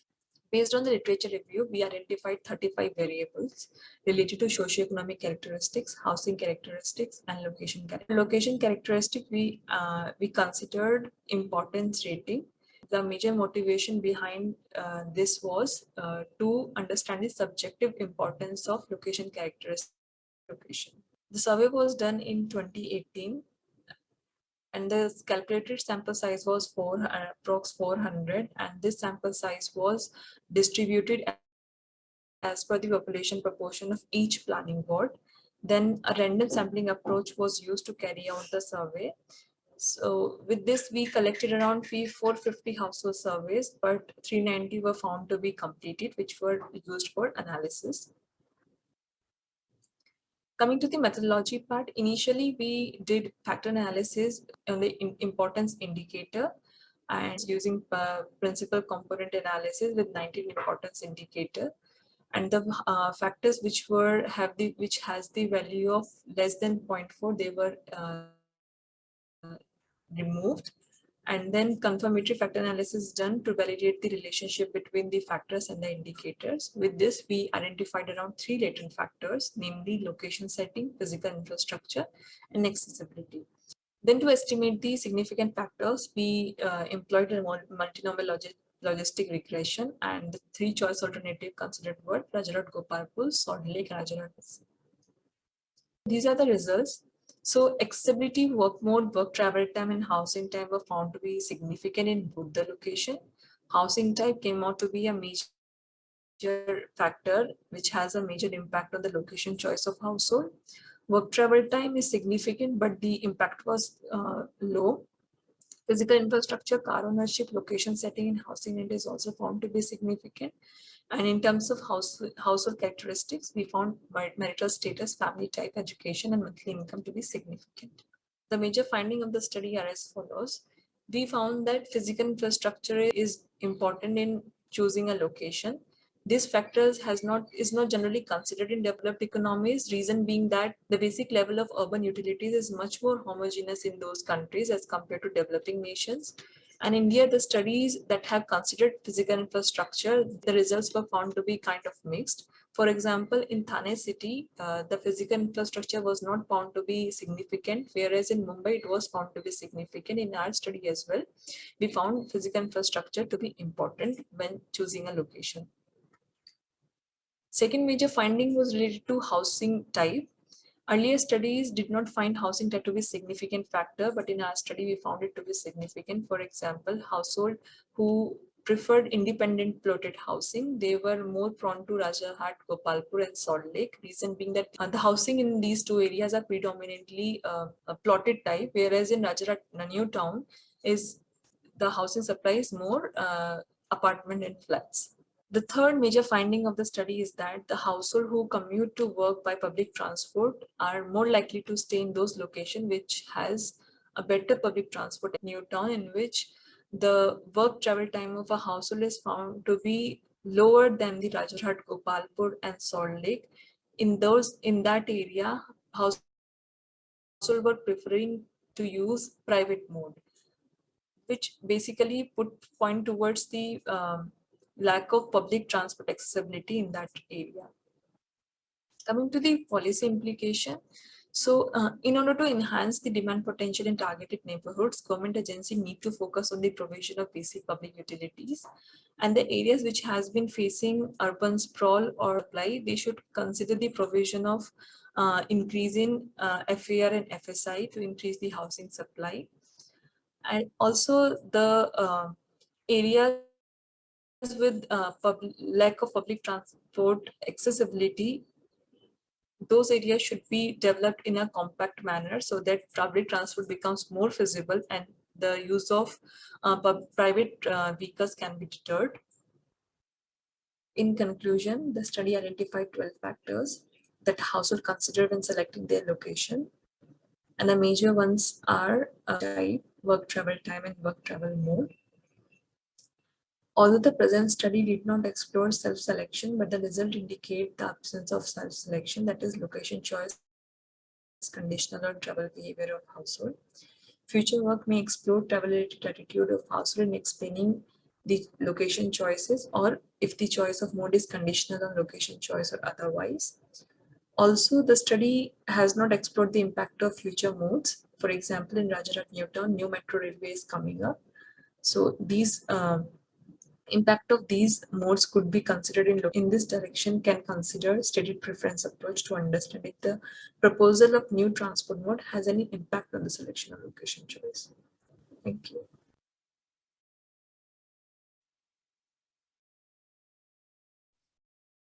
Thank you for your communication, a very comprehensive analysis, and thank you for enlightening. Thank you.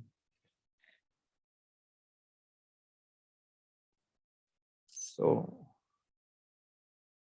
if there are some questions, please, the floor is yours, dear colleagues. We have received a lot of stuff. One more paper, Dr. Carlo. Yes, please go ahead. Yes, sorry. You want to do questions first or should we present? No, please go ahead. Go ahead with your paper. Thank you. Thank you. Okay, Sorry. thank you.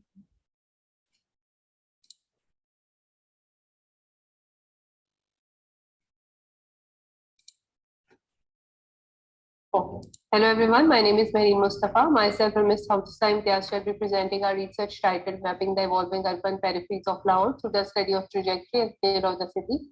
Next slide. The slide presents the format of our presentation where we will start with the introduction of research and study and followed by the discussion and analysis of our pre-selected time eras. And we will be concluding our research with the help of three important factors: periphery, trajectory, and scale of the city.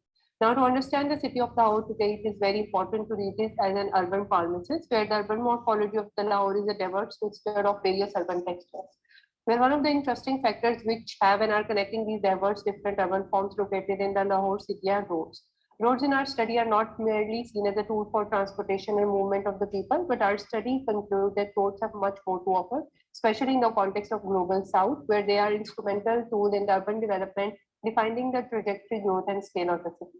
The primary aim and objective for research is to identify, document, and analyze the evolving trajectory and periphery and scale of the Lahore city, and provide a critical approach and identify the major political and economic factors responsible for the transformation and expansion of the city, and also to study the prevailing fabric of the city. Next slide.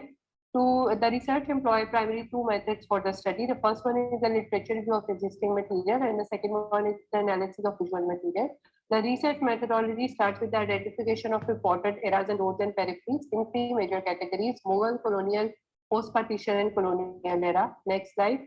The Western theory understands cities in a linear fashion as cause and effect, where they can be read and interpreted through a chain of events or historic movement. In contrast, the city of the East, due to their chaotic and superimposed event like colonialization, changed the very notion of the linear path of development that a city might take. The above-mentioned concept can be well understood through Spivak's work, in Can the Subaltern Speak, and in Edward Soja's concept of Orientalism. Next slide.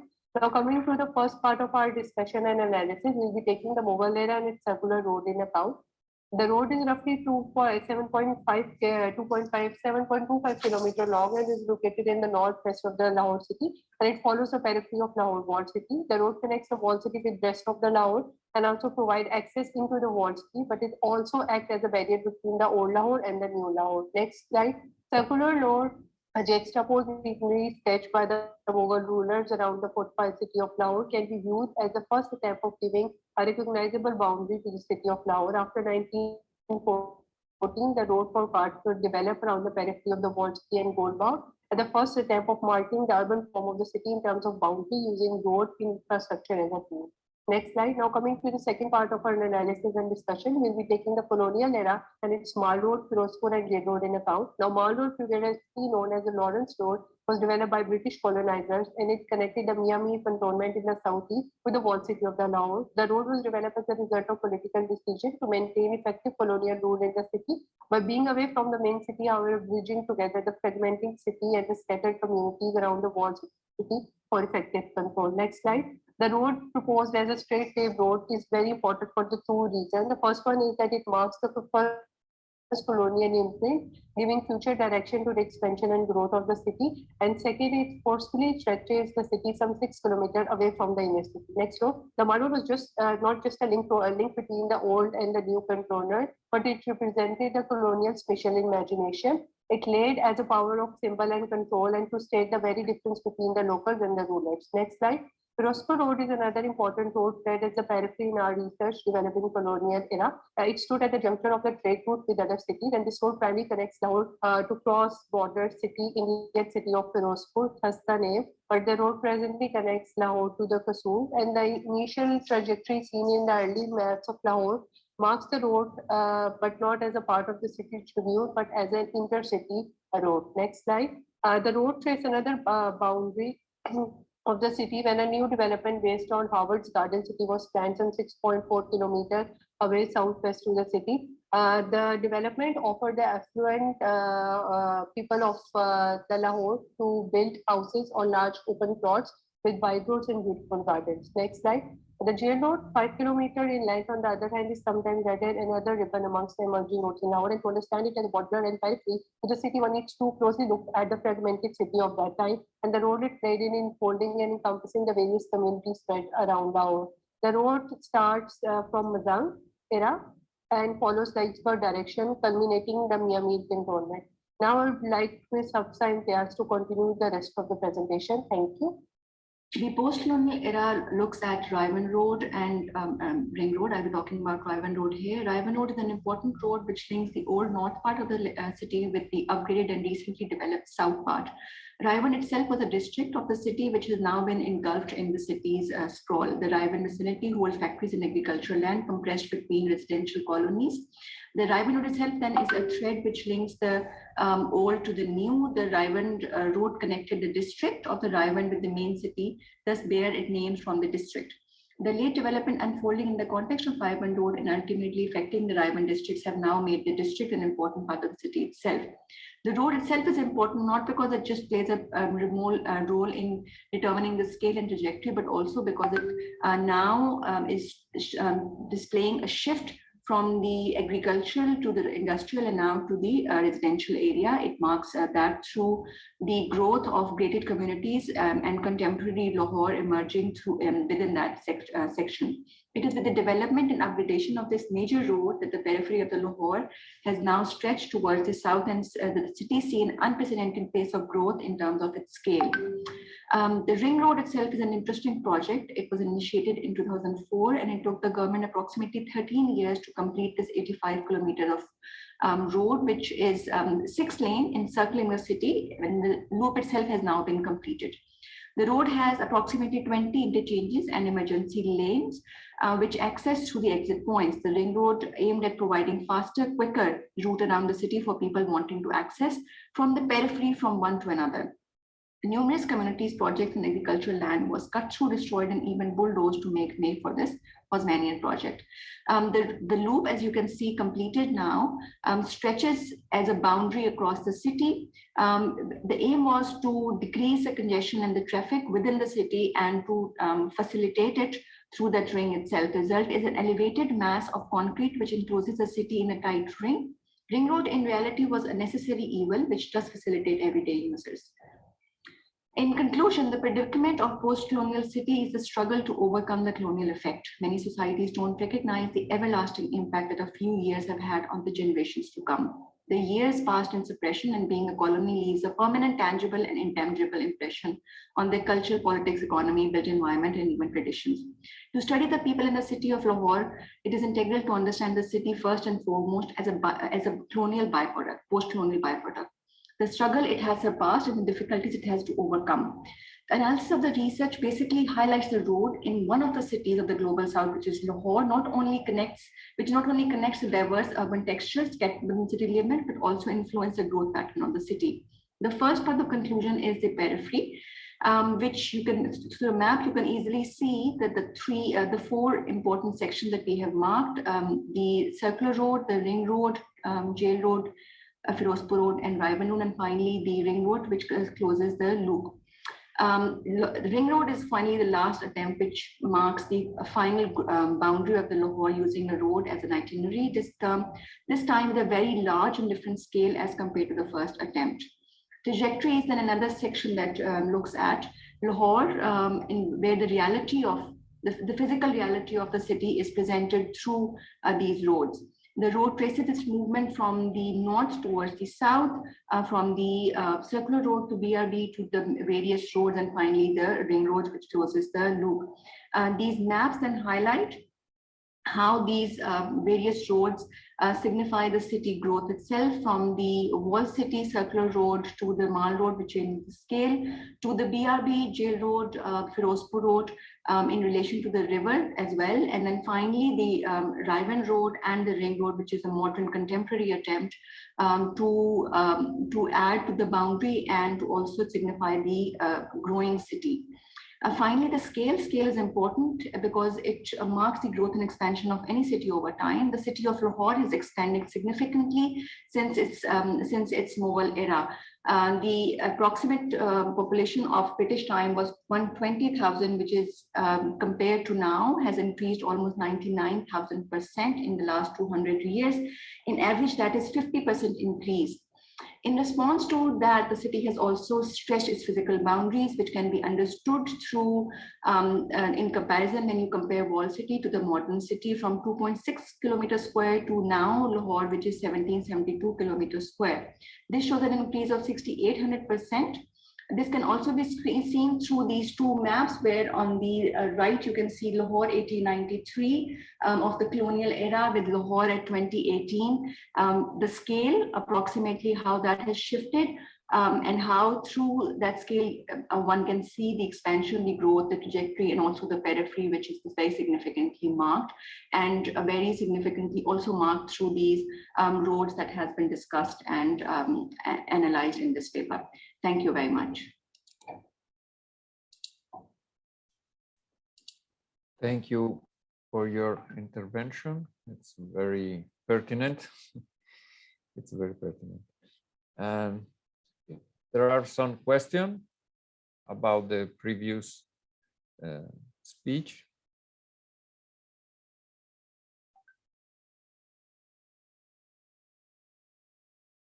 So, if I may, I would like to return to the case studies of the Cairo residential building.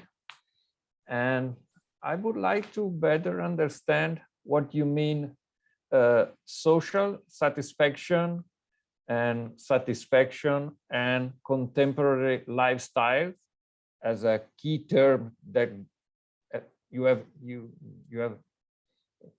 proposed to describe the key element based on which dweller can manage the choice of their apartment. And this is the first question. And the second one, have you reflect about the relationship between the plan of the apartment that you propose and the image of the cities? As you know, Ildefonso Cerdà is the architect and urban planner that realized the master plan of the expansion of Barcelona, proposed an amazing blocks with the same sides, with the same form, with the same geometry, but within each block there are a lot of opportunity to mix different typologies of buildings. Have you ever considered the relationship between your Abaco and the image of the cities that can be generated starting from this? Thank you.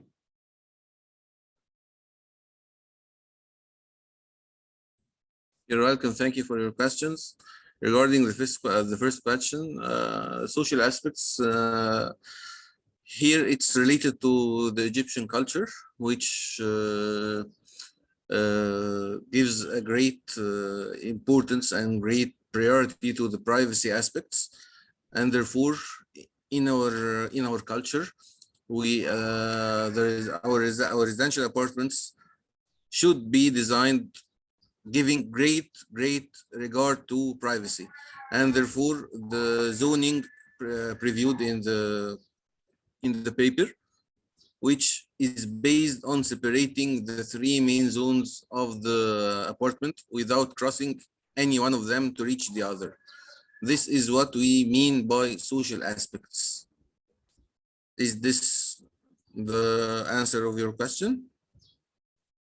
Yes, absolutely, absolutely. Because as you know now, I live in Morocco, and the privacy it's quite have the same importance here, but yes. the model are different because, as you know, in the Medina there is the typology or Riyadh in order to safeguard the privacy, but yes. New apartment are quite the same of our apartment in Europe, apart from the size of the living rooms and the Moroccan saloon and so on.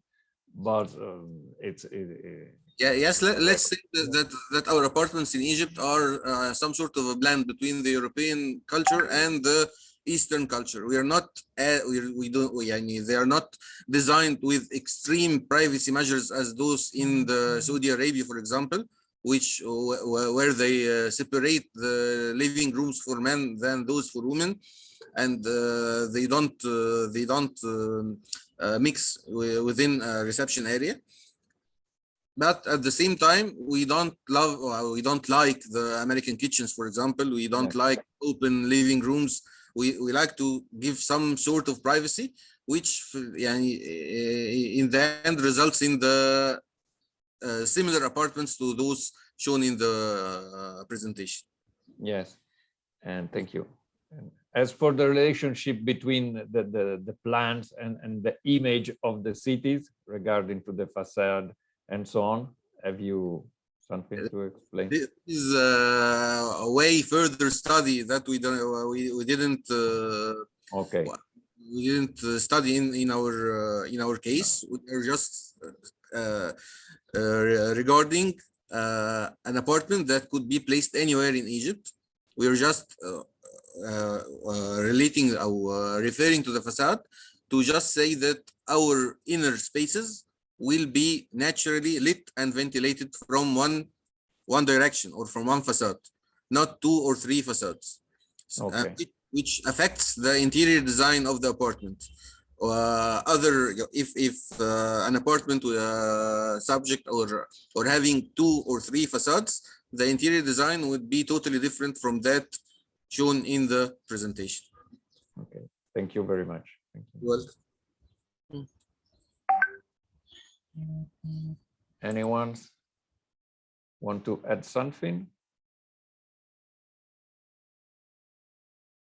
I very appreciate the last presentation, because of course this morning we start with our colleagues in a keynote speech discussing about the heritage of the colonization period in Nigeria, and we end the morning with the same issue. So the heritage of colonization in another context in India. So do you have any, it's a provocation, do you have any idea about what if? So without having the British colonization period, and of course the British urban planning approach, what could be the development of Lahore respecting your culture 100%? So because I saw in the last map compare the evolution of the sites of the cities, that crossing the river there are 2 straight roads supporting the growth of the cities. And I remember probably it's 1994, the year that you present.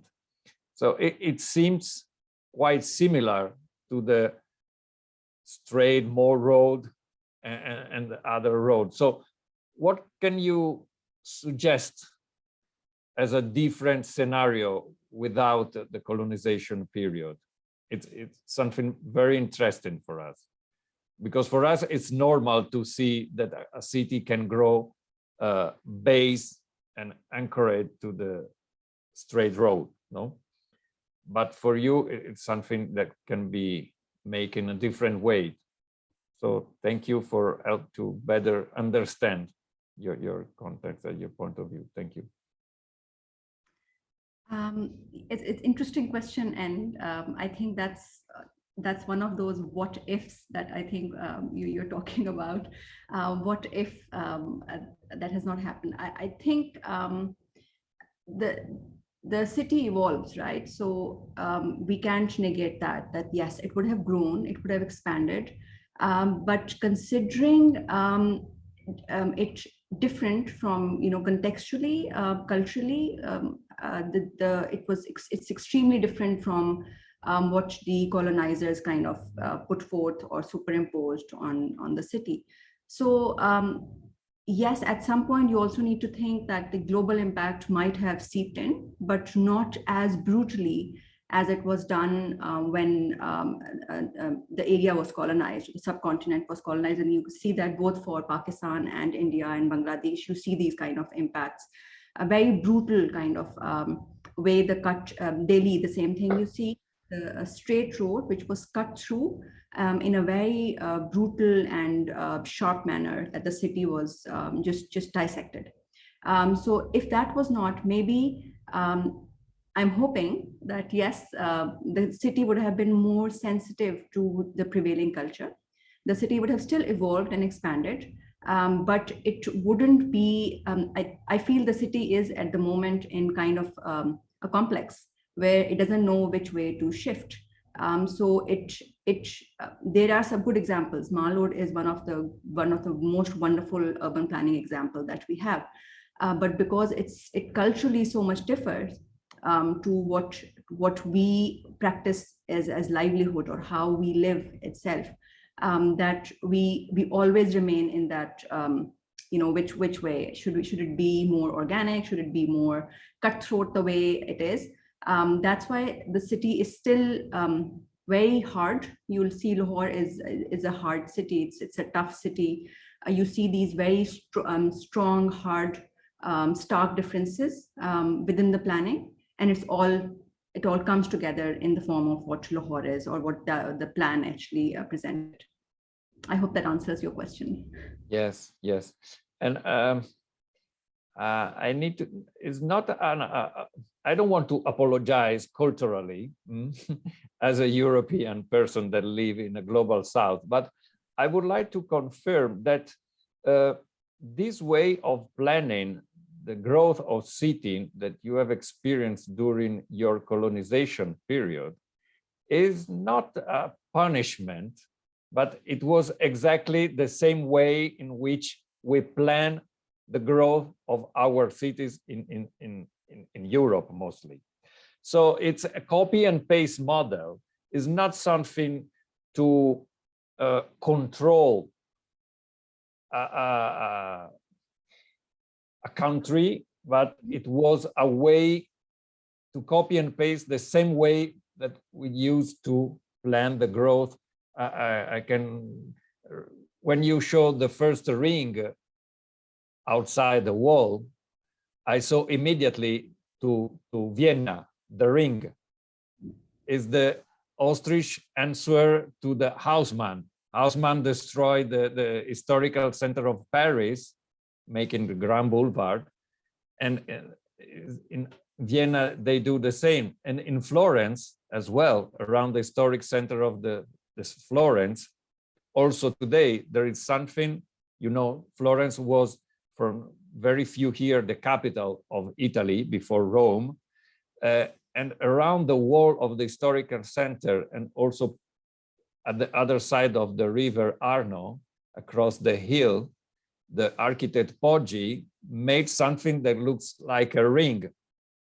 One part was in the flat area, the second part climbed and designed to the hill, but the approach, it's exactly the same. So they destroyed the wall to offer a modern image of the ancient city, the exit to the medieval area, evolving in the 19th century cities.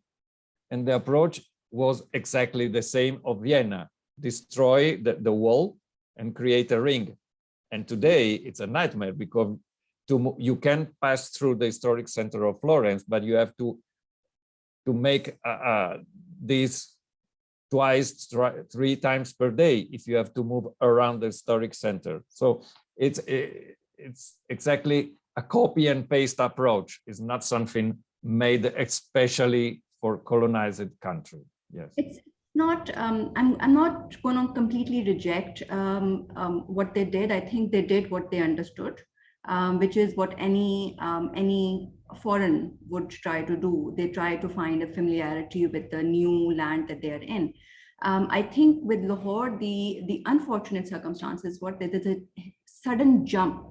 You see, with Vienna, with even York is a good example of, walled city, and then it's smaller in scale, but Vienna, Venice, the shift itself, I know Paris is unfortunate because of what Haussmann, and that's one of the biggest examples that we have, which we kind of refer to. But you see that itself is a short time.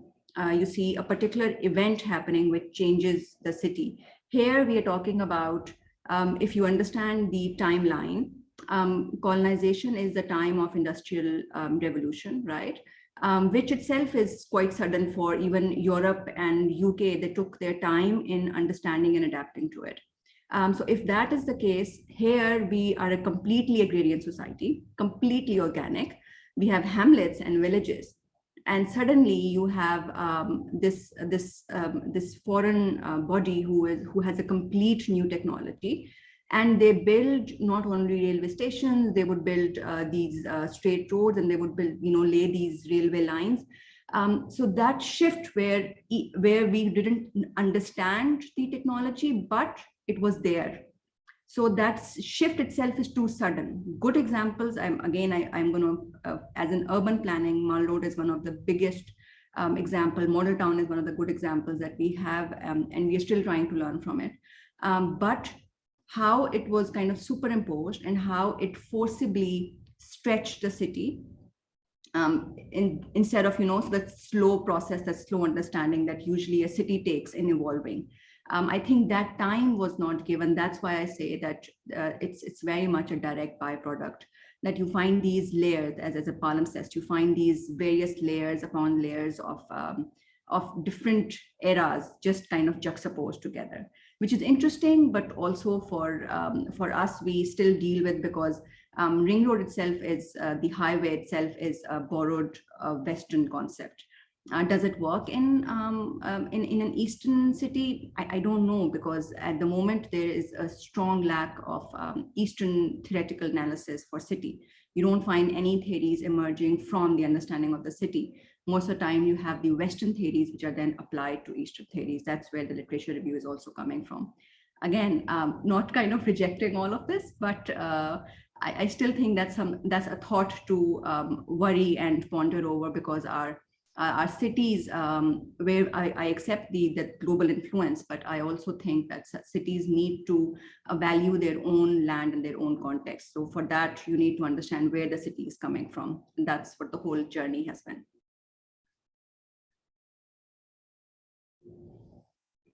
Thank you so much, Asma. Thank you. Thank you. I don't know if there are other questions or comments. Otherwise, I suppose that we can stop the session here.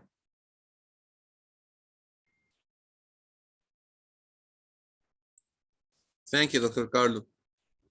Thank you, Shema. Thank you, Dr. Shema. It was a wonderful session, actually. Thank you so much for the presentations, the valuable comments, the questions, the suggestions. It was really nice session, and nice to meet you, Dr. Carlo, and everyone that presented here. It's really good to see you. Hope we'll see in the next one face to face. Exactly. Yes. All right. Thank you so much. We're going to start a new session. I don't know if the chair of the next session is already here. Let me check. Yes, I am. I'm here. Doctor, good to have you here. Hello. Nice. Hello. Good afternoon to everyone. Dr. Anna is here. She's going to be the chair of the next session that we have. Yes. Yes, it's me, Ana Bordal. So it's good to have you here. Thank you. So I'm quickly going to check the schedule. Just a second.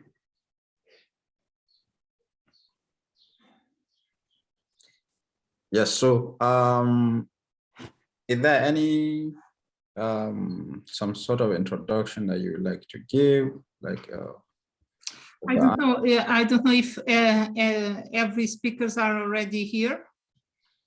The people who has presentations.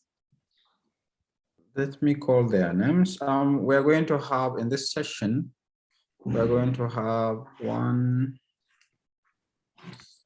2, 3, 4. We're going to have 4 presentations, then we're going to have a 4th round table. So in this 4 presentations that we're going to have, the first one will be a presentation by me. You. That's amazing.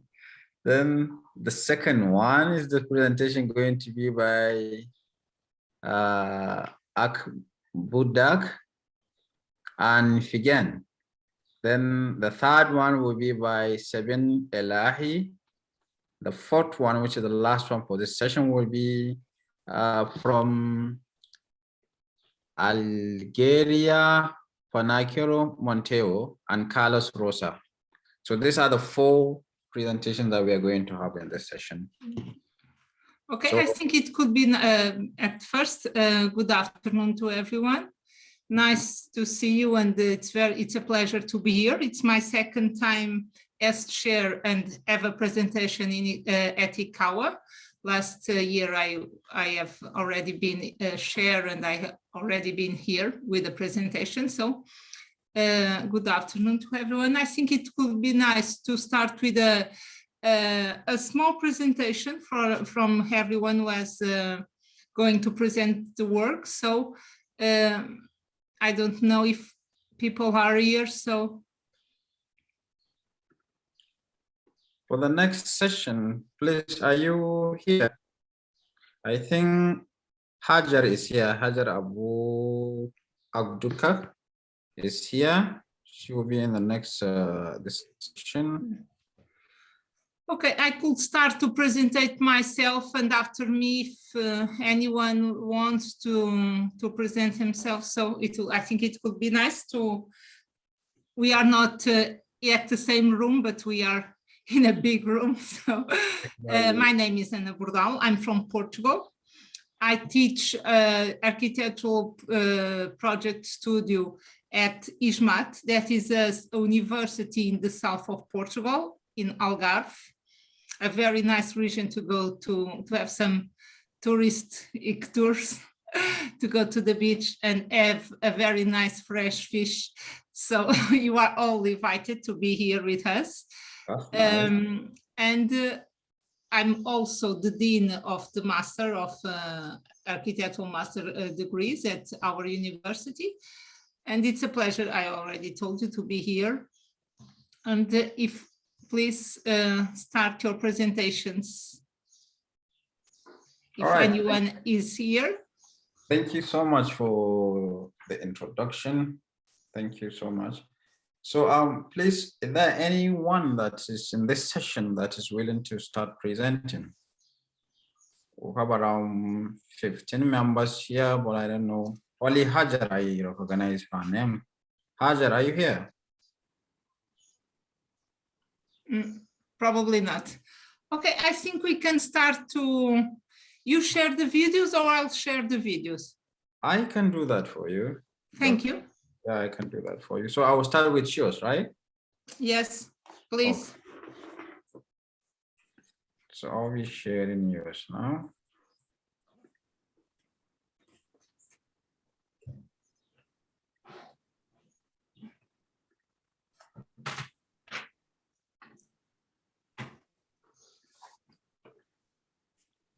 Can you see it? Yes. All right, so I'll be sharing this.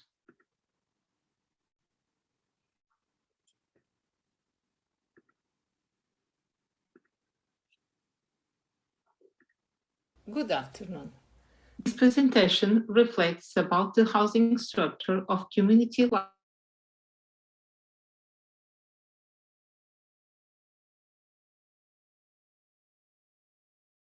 could have in the revitalization of territories in the process of depopulation.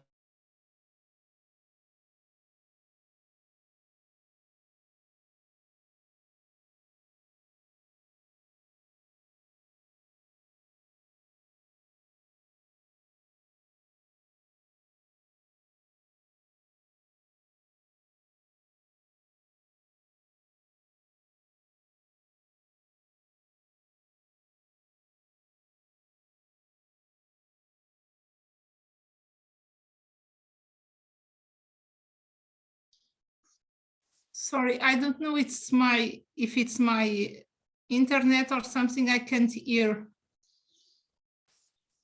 For the elderly people. You cannot hear? No. Okay, let me see. Only some words. Must distance from an image. Probably it could be my internet, I don't know. I think so. Please, is there anybody in the session that can hear the presentation? No, we can't hear. You can't hear? Yeah. So I think the problem is from me also. Good afternoon. What of now? This presentation reflects about the Yes, we can hear. structure of community life for the elderly people, with a focus on the home village in Portugal and the contribution that these structures could have in the revitalization of territory in the process of depopulation. At the beginning of the 21st century, Portugal appears as one of the most elderly countries in Europe. Another factor that characterizes the Portuguese population is its distribution through the territory, with a strong concentration of people in the large metropolitan areas of Lisbon and Oporto, and accentuation of the depopulation in the interior areas, especially on the borderline between Alentejo and Algarve. In the international context, most authors identify as fundamental that the communities of life for the elderly people must distance from an image of institutionalization, and they must promote a sense of independence, autonomy, privacy, comfort, and security to the residents. For that, it will be essential to verify some principles of action, namely in the definition of some concepts and in the development of its architectural planning, such as the use of a human scale for the buildings, which allows to promote a feeling of a domestic environment and printing an inclusive character to the space. Based on these principles of non-institutionalization, at the end of the 20th century, other communities emerged, such as the retirement communities, the greenhouse projects, or the lifetime homes. And at the same time, some utopic studies were developed that can contribute to the discussion about this theme. The concept of home village in Portugal value the meaning of community life, which, from the architectural and urbanistic point of view, is implemented through the organization of and the distribution of the empty and building spaces, like the planning and organization of streets, squares, gardens, or spaces for outdoor sports, as well as the detail introduced in the materialization of the public and private architectural environments. The home village integrates the housing structure with the environment and presents an offer of health services to the residents and, in some cases, to the neighborhood communities, and also small commercial unities, some services and equipments. Now we will look for two case studies in Algarve region, the village of São José de Alcalar in Portimão and Monte da Palhagueira in Fado. Based on the cartographic, we can see that the neighborhood and proximity relations between Village São José de Alcalar and the central support facilities like hospitals, health centers, sports facilities, beaches, marina, and so on. The village is served by good communication roads, which allows easy access to central facilities and the city of Portimão, but is always necessary to go by car. In a region where the public transport network is deficient, this fact limits the mobility of residents. Regarding the maximum accommodation capacity in permanent house structures, with 26 houses with 1 bedroom, 18 with 2 bedrooms, and 8 with 3 bedrooms. The porch in front of the houses is the place of permanence and conviviality between the residents, and it makes the transposition between private and public space. Monte da Palhagueira is nearby Fado, and here we can see the relations with facilities like hospitals, health centers, train station, Porto, the international airport of Fado, universities, commercial areas, public gardens and parks, the coastline, and golf courses. The village is close by its urban area of influence, the city of Fado and the town of Santa Bárbara de Neves. As in São José de Alcalar, it is always necessary to use private transport to go out. The village occupies an area about 3 hectares. Most part of this area is unbuilt, and it corresponds to access, public and private gardens, lakes, squares, golf training course, tennis court, and swimming pool. The village has medical services, nursing, physical therapy, occupational therapies, and it is supported with different facilities like restaurant, coffee bar, a bookstore or a library, an Anglican church, and an indoor swimming pool, among others. It has 33 housing units, 6 with 1 bedroom, 22 with 2 bedrooms, and 6 with 3 bedrooms. These principles can be applied in towns and villages that are in a development process in the interior in Portugal. Some of them are abandoned. Now we will look for Monte da Palhagueira in Alcoti, also in Algarve, where this study proposed an evaluation and an intervention for its revitalization. This village is marked by a long process of depopulation, and it has the necessary conditions for the installation of housing structure dedicated to the elderly people. The urban plan is organized in a continuous street, the National Road. Most of the houses still keep their original structures and constructive characteristics, with a regular plan, with 2 or 4 interior very small divisions. In most cases, the only opening in the house is the entrance door.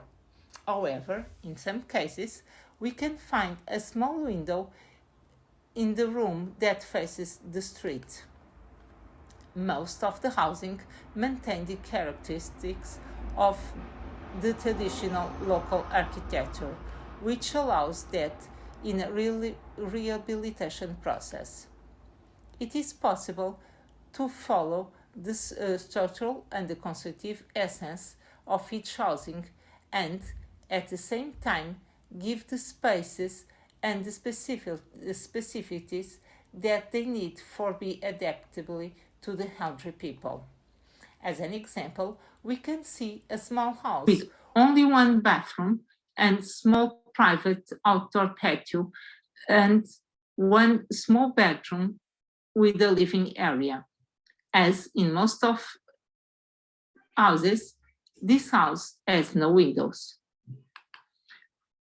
In the second example, we present a set of two houses, also with the very small dimensions, but we could be interconnected and promote a house with one bedroom, one bathroom, and a living room, a kitchen, and also a patio.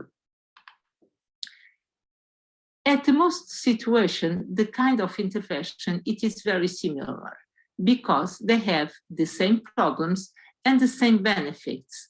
But the most important thing is that the revitalization of a territory can only be happen with people who can stay and develop a life project there. Housing structures properly integrated with the quality and different offer of services, facilities, and equipments directed to the needs of the elderly could be the leverage elements of its revitalization. They could be promoted of jobs offers, economic and touristic development, and thus they contribute to the establishing of young people, life generations elements, urbanity, and therefore the revitalization. A territory is more than a composition of streets and houses, of full and empties. A territory needs people to travel, may their life and make it resistant to the time. Thank you very much for your attention.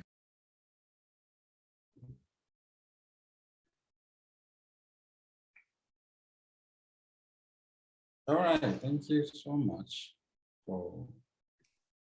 Thank you. Sometimes the video stops, and the words are not really at the same time as the image, but I think there is no problem. I think there's somewhere there's an internet problem, I think. Okay, let's pass to the second presentation.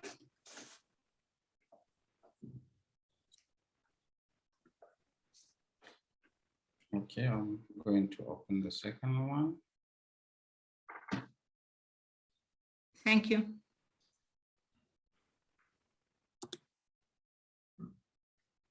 So the second one will be done by Hajar. I think she's here, but maybe she's away. Anyway, I'm going to open the presentation and play it. Hello, it's Hajar.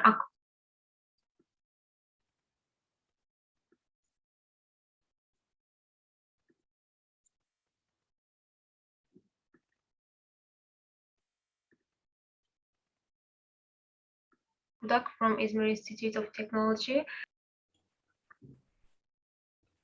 Hello, it's Hajar Akudak from Izmir Institute. Okay, can you hear this one? Not very well. Institute of Technology, and today's research topic is transfer of development rights for agricultural land protection in Izmir's periphery, a case study in Torbalı. And I'm gonna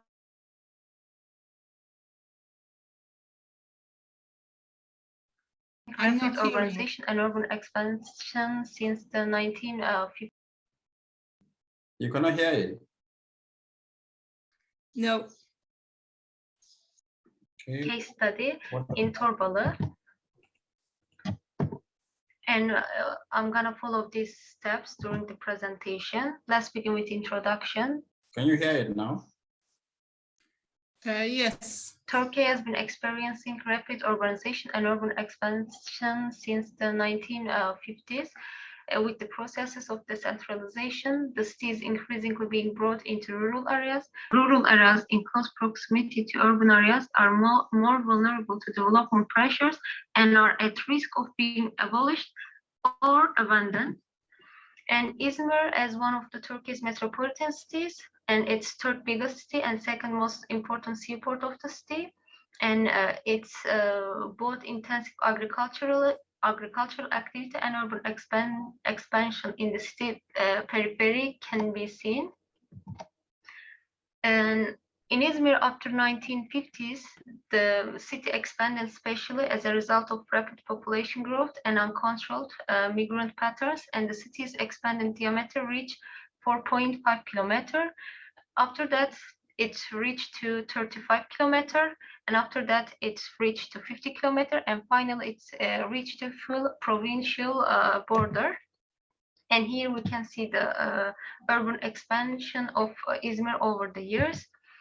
What is transfer development of rights? TDR is a planning tool, management model, and market-based management procedure for transferring development rights from protected areas to development areas.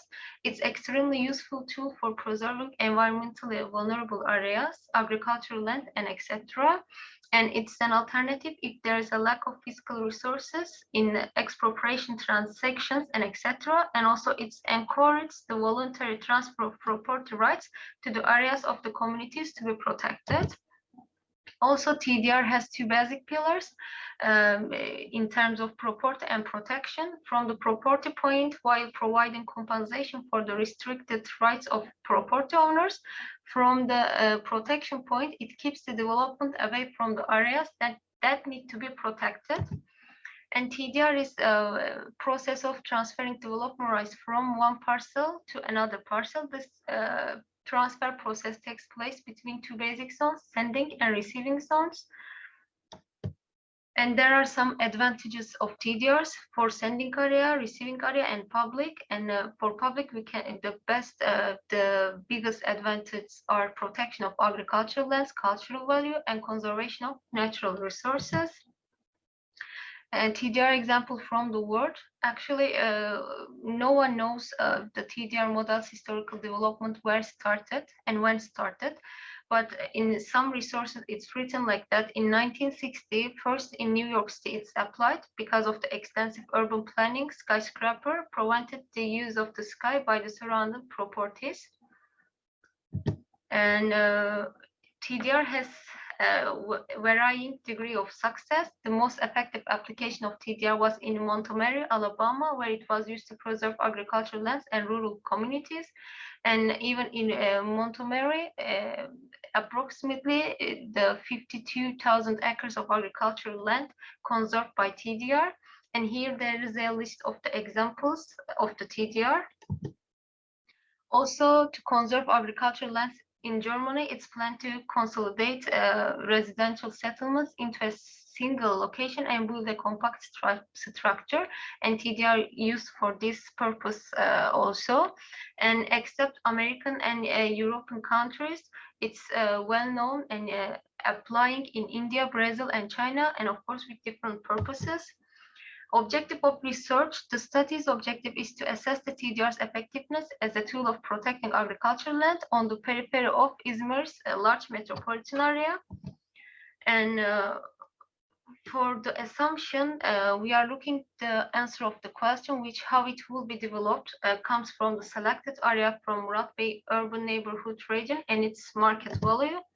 And here we see our case study area, which is Torbalı and Murat Bey neighborhood. And this area chosen as a case study regarding intensive agricultural activity. And here we see the change of the total population in Torbalı, how the population is increased, it's clear, and also change of the agricultural land in Torbalı. And here there are two maps about Izmir current land use status map and land use capability map. According to the map, we can say that Izmir is surrounded by the agricultural land. And when we zoom in to the Torbalı, we can say the settlement especially surrounded by absolute agricultural lands, which even the first club of the agricultural land. And Torbal district lands are largely first, second, and third degree lands, which are the most fertile lands. And also we can see how settlement was extended by 1984. And here also by the Google Earth images, we can say that the loss of the agricultural lands over the years is easily observed, especially in Muratbey neighborhood. For materials, this study is a mixed research approach of quantitative and qualitative study. And we make analysis of land use status, agricultural land use, and etc. And also this study includes in-depth and focused interviews. And here there are some calculations. Before calculating the value of agricultural land, the cost and productivity of the product grown on that land must be determined, because the land where the product with a high profit is grown is less likely to be sold for urban activity compared to other land. And here we can see a formula, and with this formula we can calculate the profit per acre of the product. And for example, we used this formula for tomato, and of course for other products as well. And the formula was applied to others, and according to the calculation, it was determined that the most productive product was tomato. Therefore, the land value of the lands where tomatoes are produced is higher than others.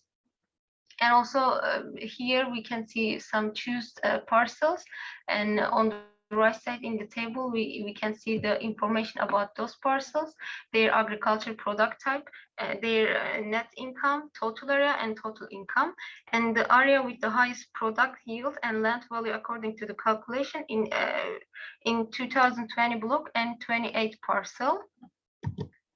And here also there is a map zoning implementation. This is the part. This is an image from the implementation zoning plan, and there is a big price difference between the land within zoning approval boundary and the land located right across it, but outside the approval boundary. The high cost of the land within the zoning approval boundary is an attractive feature for agricultural landowners, because the landowner sees the expansion of the city as a greater value of his land. And here we see the land values, and we choose 5 different parcels. These parcels which getting sold. So in the table we see their type, size, and selling price. And according to that, we can divide the area to 5 zones, with, of course, including the inner boundary average price. And in each zone, we can see the differences of the prices. And as a conclusion, the Torbal district in general and the Muratbey neighborhood in particular are in danger of losing vital agricultural land and commercially high value added agricultural goods due to lax and ineffective land use planning and uncontrolled urban developments extending into rural areas. And land price differences in inner city, peri-urban, and extra-urban areas hinder the sustainability of agricultural lands. New tools are indispensable, and if TDR is not used for the urban containment strategy, it is not currently possible to safeguard the rich agricultural land under such conditions. And TDR as an innovative market-based tool can stand as a response to inefficiencies of the market brought by the command and control function of the land use planning to increase its efficiency. Rising land values in the rural-urban bridge were promoting the conversion of agricultural land for urban development. In the study, we found that the first ring of the agricultural land value difference in 1/4, the second rising 6 divide 6, the third ring is the divide 20, and finally the most remote ring is the divide 25. These ratios show the high risk of conversion of the agricultural land, beginning with the close proximity to the remote one. Difference between conservation and conservation free market values as an equivalent of the development rights is derived from the density limit or unused growth to be transferred by equalizing the amount of TDRs elevated from the sending areas and then landing in the receiving area with the appropriate transfer ratio as defined in this statutory planning. If this disparity is not addressed in the urban growth strategy in land use planning, the protection of agricultural land and the long-term viability of food production would be challenged. Thank you for your time, and here the references.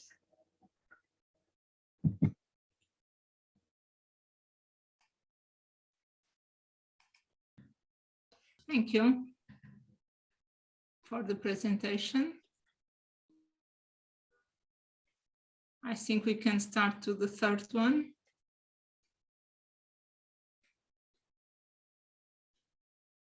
Okay. All right, can I share the next one? Yes, Doctor? please. All right, the next one will be by Sabin Elahi. Are you here?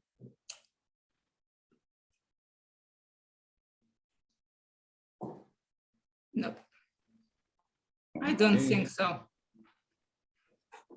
All right, I'll go ahead and share it anyway.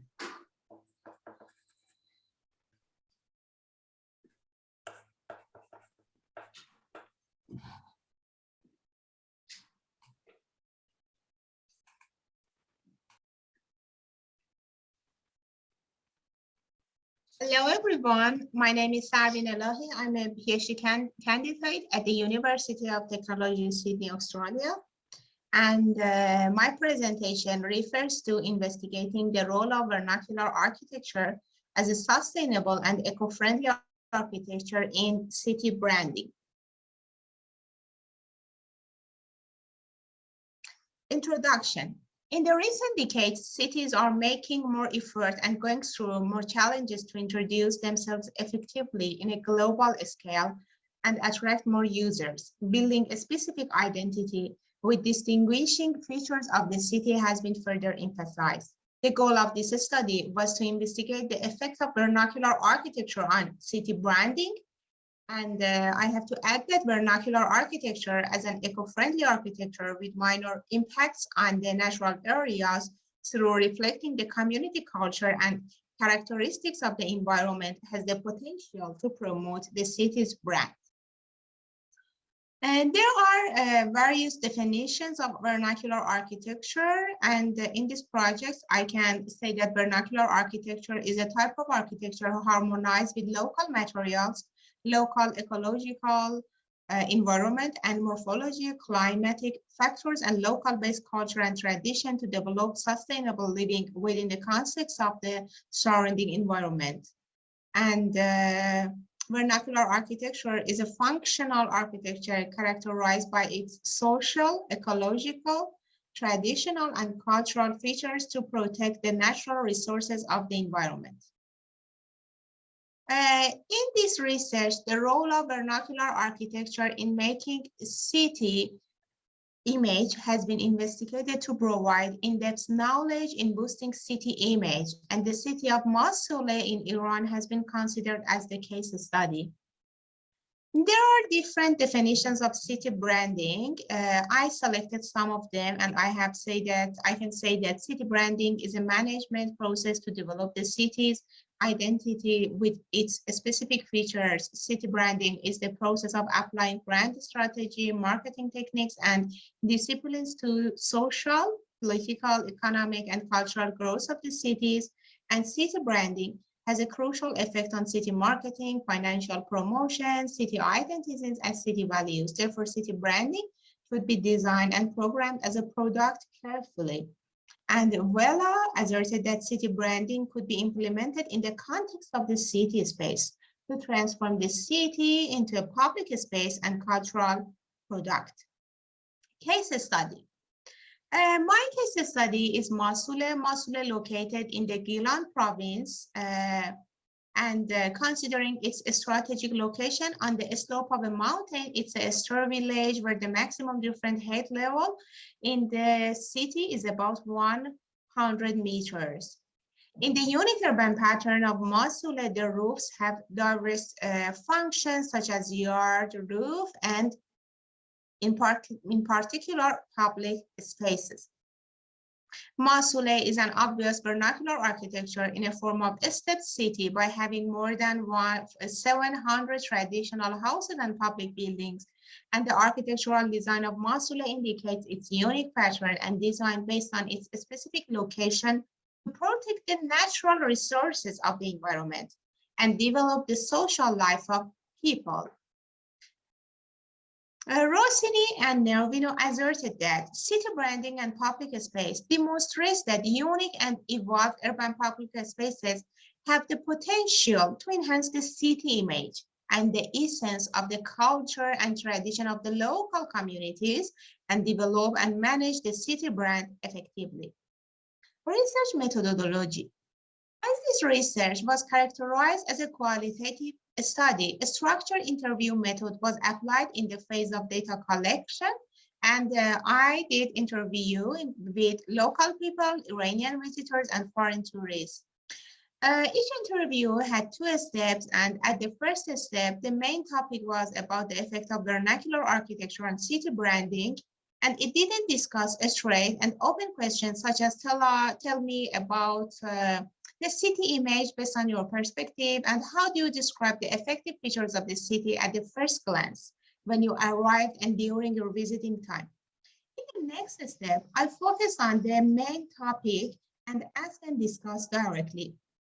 As you can see in the chart, 56 interviews were carried out, including 20 interviews with Mosul dwellers in the range of different range of 70 to 65 years old, and 20 interviews with Iranian visitors, and 16 interviews with foreign tourists. The recorded interviews were transcribed, and thematic hermeneutic analysis was done by using NVivo software. Recognize factors affecting city branding, classifying and coding the collected data in recognizing 3 main themes, including natural landscape of the city, architectural design of the city, and cultural values of the city as the important factors of vernacular architecture that affect city branding significantly. You can see in this table the themes and sub-themes that were identified in this project. I have to explain more about the theme and about the ideas of the interviewees. The first theme refers to natural landscape of the city. The specific location of the Mosul was mostly be declared by the tourists, especially foreign visitors. According to the conducted interviews, this theme encompasses 2 sub-themes, namely a specific location of the city located on the slope of mountains and a specific view of Mosul to surrounding green plains. For instance, one of the interviewees mentioned the following, state that the reason that I would travel to Mosul is its specific location in comparison to other tourist hubs I have visited so far. Second theme is architectural design of the city. And I have to say that analyzing the data showed that architectural design of the city includes 2 sub-themes, namely sustainable architecture of the city, which was more important in the residents' view, and aesthetic design and visual beauty of the city that influenced both of visitors' group. For instance, one of the interviews mentioned the following statement that Mosul reflects the unique traditional architecture, and the main image of that mind is a quiet village where I can get away from the hustle and bustle of the capital city of Tehran, and thanks to local architecture, because of designing narrow ways and staircases, vehicles were not allowed in the city. And he explained that I enjoyed such a romantic place. And the third theme include cultural values of the city. The third theme referred to the significance of Mosul cultural values, while the Iranian visitors mostly didn't mention this theme. The foreign tourists and local people paid more attention to that. And it includes 2 items: hospitality of the indigenous people and tradition and customs. One of the interviewees mentioned the following statement that I noticed that belonging to this place, living with our values, preserving our traditional customs are the most important parts of their hometown. I have to say that this diagram indicates the recognized factors affecting city branding of Mosul. You can see that architectural features, social feature, ecological feature, and traditional and cultural feature, and their effects on the vernacular architecture. And I can have to add that through the lens of city branding, we can see that in city of Mosul, different items such as a specific location of the city, a specific view of city, sustainable architecture, traditions, step design, and hospitality of locals are the important items. And we can see that there is an interconnection between all factors and items. Discussion. Analyzing the result verifies that residents consider tradition and custom and sustainable architecture of the city as the main factors. Foreign tourists fascinated by the hospitality of the people and step design and the location of the city. And it seems that local design of city themes was the highest important factors that affects the city branding in Mosul.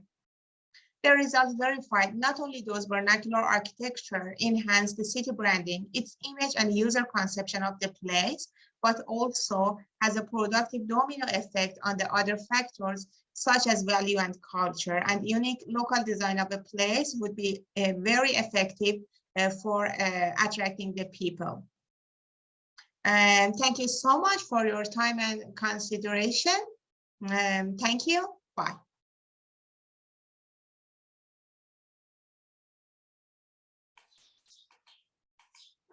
Thank you for the presentation. I think you can pass to the last one. All right, the next one will be a presentation by Algeria Pacheco and Monteo, together with Carlos Rosa. Are you here? I think so. Yes, we are here. All right, so I'll be sharing your presentation now. Thank you, Abdullah-san. Social hybrid architecture for water.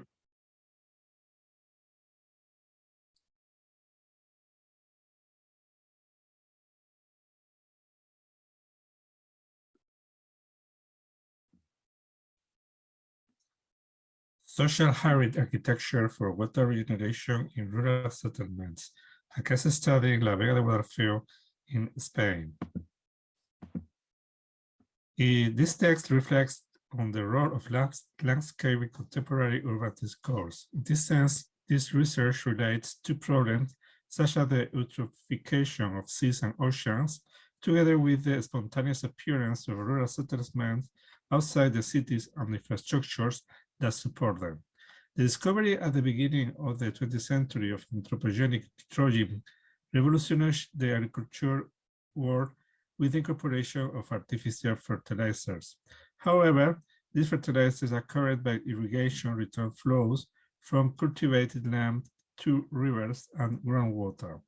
This has led to an imbalance in the ecosystem with the proliferation of microorganisms in our water that cause eutrophication and hypoxia. The spontaneous appearance of rural settlement in countries like Spain, Italy, or Portugal draws attention to what is happening outside our cities. The growth system doesn't respond to a historical growth pattern, and within the apparent anarchy, they seem to follow quantum patterns. That is, superimposed on a millenary agricultural structure and without being able to predict their appearance, as they are arbitrarily separated or connected to nodes and support infrastructure.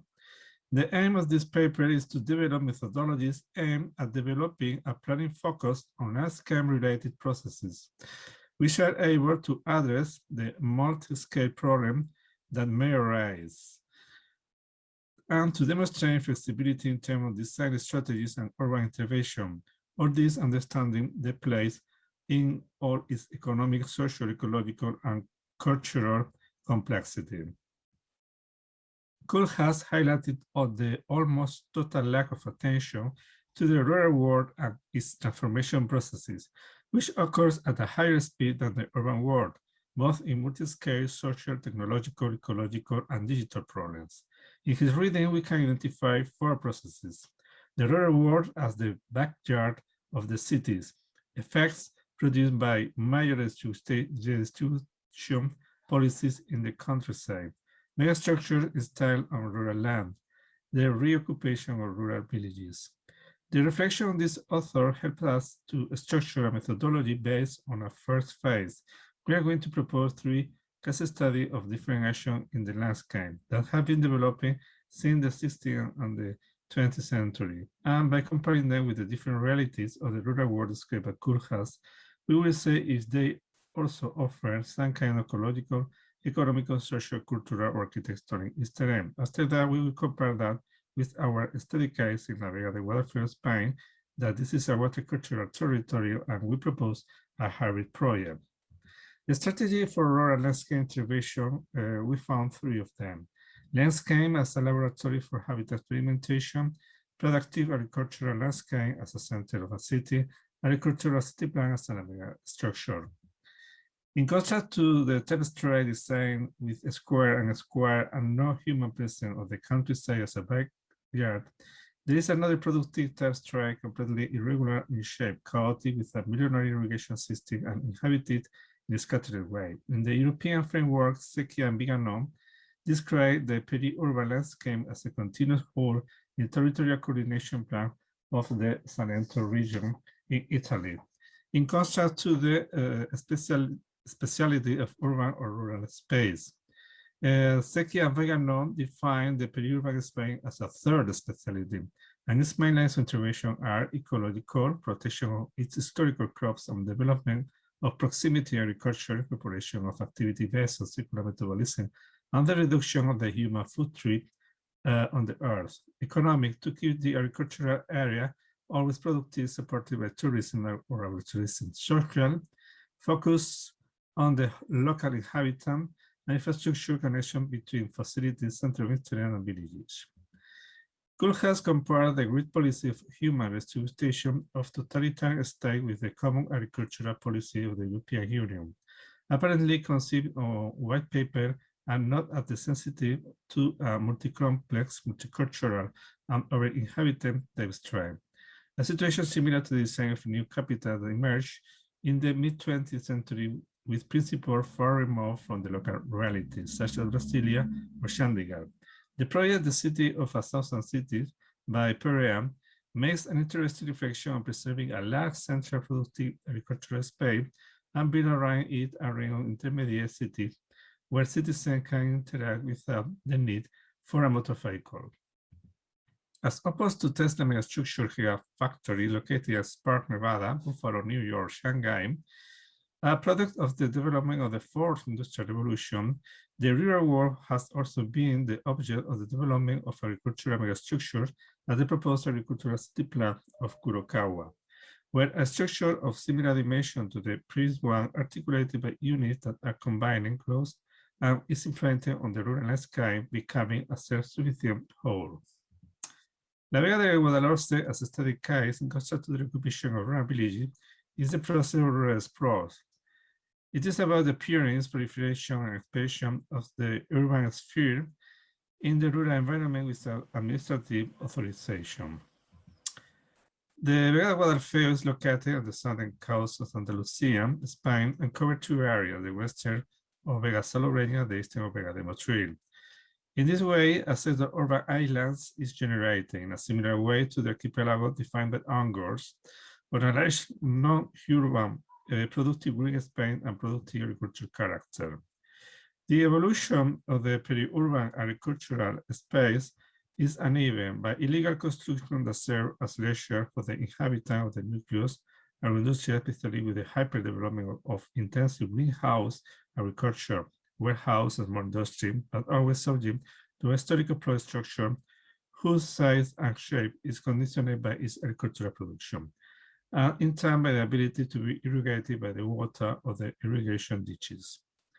The Vega is structured by a sound system of irrigation ditches that is divided between a world that wants to remain The same with the traditional cultivation, a system with extensive crops, plastic, and another semi-urbanized with second home, mostly illegal, and warehouse to support the nearby industrial estate. The settlement of La Higuera is confined by a motorway, the Rambla de Brujas, an industrial estate, and a sewage treatment plant. It represents the transformation of a spontaneous way and with a previous guideline of a productive agricultural land to an urban-related lacking of infrastructure with an endowment and infrastructures. Social hybrid architecture, the construction of a hybrid building that hosts an ecological purification infrastructure and public facility makes it possible to respond to ecological and social problems.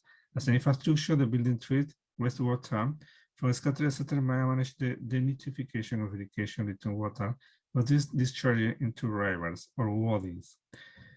The wastewater is collected through a vacuum sewerage network designed by taking advantage of the tissue of solid irrigation ditches, and after passing through a pre-treatment, it is purified by means of lumpy filters and a system of artificial wetland.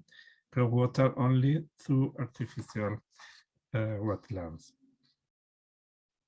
As a facility, it's made up for the lack of endowment of the scattered area by providing the settlement with a multi-purpose space for the development of activities and social gathering. As a discussion, this system is ecological microstructure for evading the ocean eutrophication problems, a revision of agricultural cities megastructure, rural settlement needs this infrastructure for environment improvement. This project improves the rural habitat with a social program focus on the local habitat and helps to preserve the productive agriculture space. Thank you very much.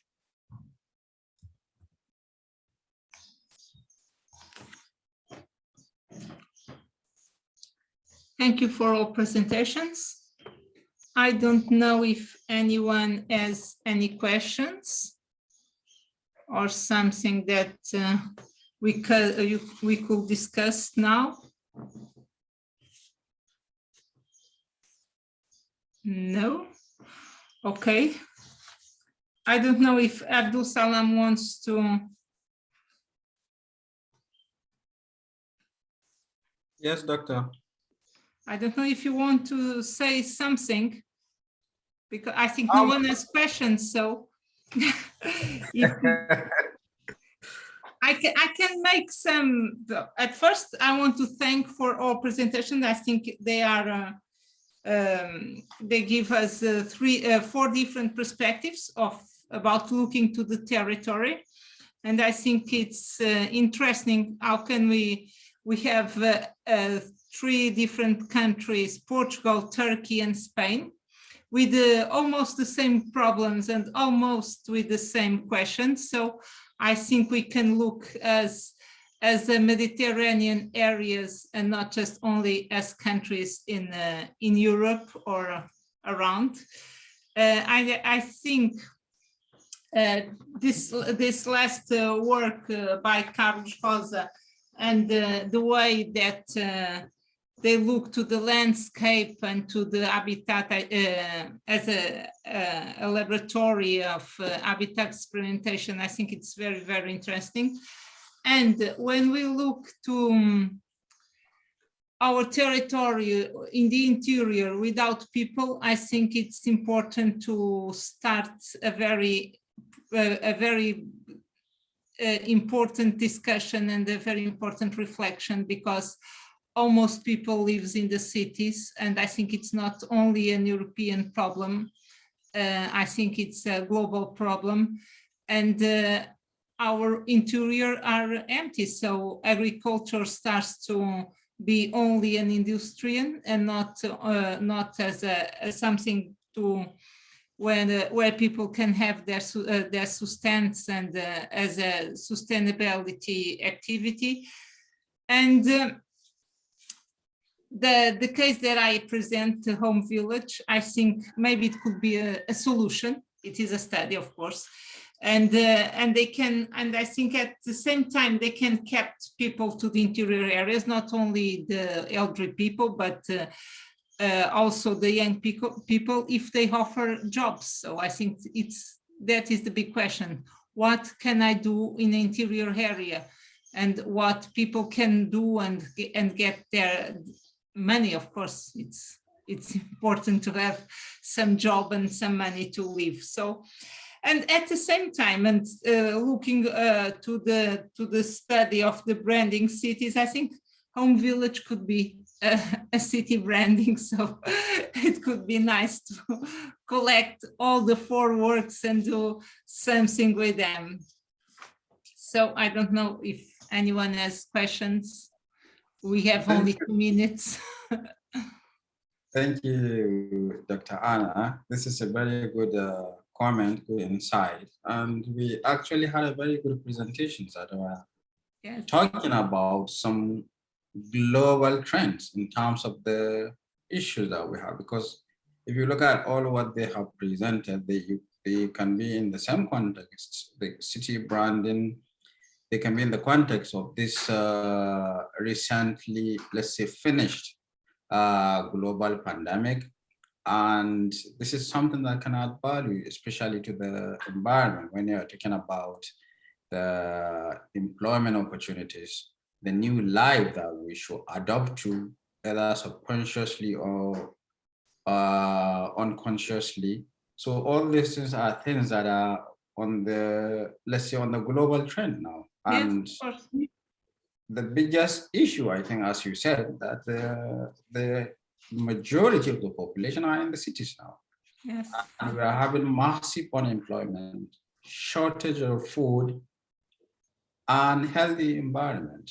So all these things are, yes. So all these things, if you look at it, they are all connected to the built environment in general, to the pandemic. We're not praying for another pandemic, but that's how the nature works. So it was a challenge. We rise to it, then we should be preparing for another challenge, which we are hoping that we should not be able to deal with another pandemic in the future. But at least in terms of the healthier environment, something like urban farming, because the major issue is globalization. And this globalization is leading to loss of identity, lack of jobs, unhealthier environment. So all these things are issues that needs in-depth research. And this is, I think, very important that we have some article that talked about some parts of issues that are affecting the built environment in general. So thank you, everyone. And okay. Thank you, Dr. Thank you, Abdulsalam, for your work. You are doing a very nice job. Thank you so much. Thank you, all of you. Thank you. See you. Bye-bye. See you. Bye. See you. All right. Thank you, everyone. And now we are moving to the next session, which is Heritage and Cultural Landscape, Documentary and Theory Introduction and Theory. So we are going to have the chair of this session will be Dr. Baidahi Laban. Doctor, Yes. are you here? Yes, I'm here. All right, good to have you. How are you doing? I'm good. How are you? We are good. Good to have you. Yeah, nice to see all the presentations, varied topics and wonderful thought processes, good discussions, good initiative. Nice to have this conference. Yeah. Thank you. So in this session, we're going to have 3 presentations. I hope the authors are here. We have number 1 in this session that we're going to have is Salvatore. Yes, I'm trying to find the name. Before we begin with the presentation, I would like to open the session. Yeah. With a small introductory note on the theme. So yes, Salvatore is here. Hello all the participants. You can have the floor, Doctor, to give some introduction that we can proceed by, and I will be sharing for you. Yeah, I'll share my screen for my introduction. It's just 5 minutes and then we'll begin with the presentations. Is that all right? All right, that's perfect. That's good. Yes. I hope my screen is visible. Yes, we can see it.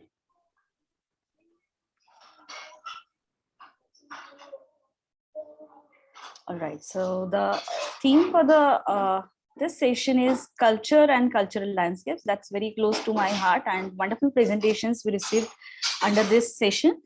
So I'll introduce myself first before beginning with the presentation. I'm Dr. Vaidehi Lavan from Pune, India. I teach as a professor at Brick School of Architecture, and I'm conservation architect, part of ICCAUA India, and a member of International Scientific Committee on Cultural Landscapes, part of World Rural Landscape team as well. So hello and marhaba to all of you. To Hagia Sophia, we learned in our architectural curriculum as well. Thanks to all the organizations, experts for giving me this opportunity to be part of this panel.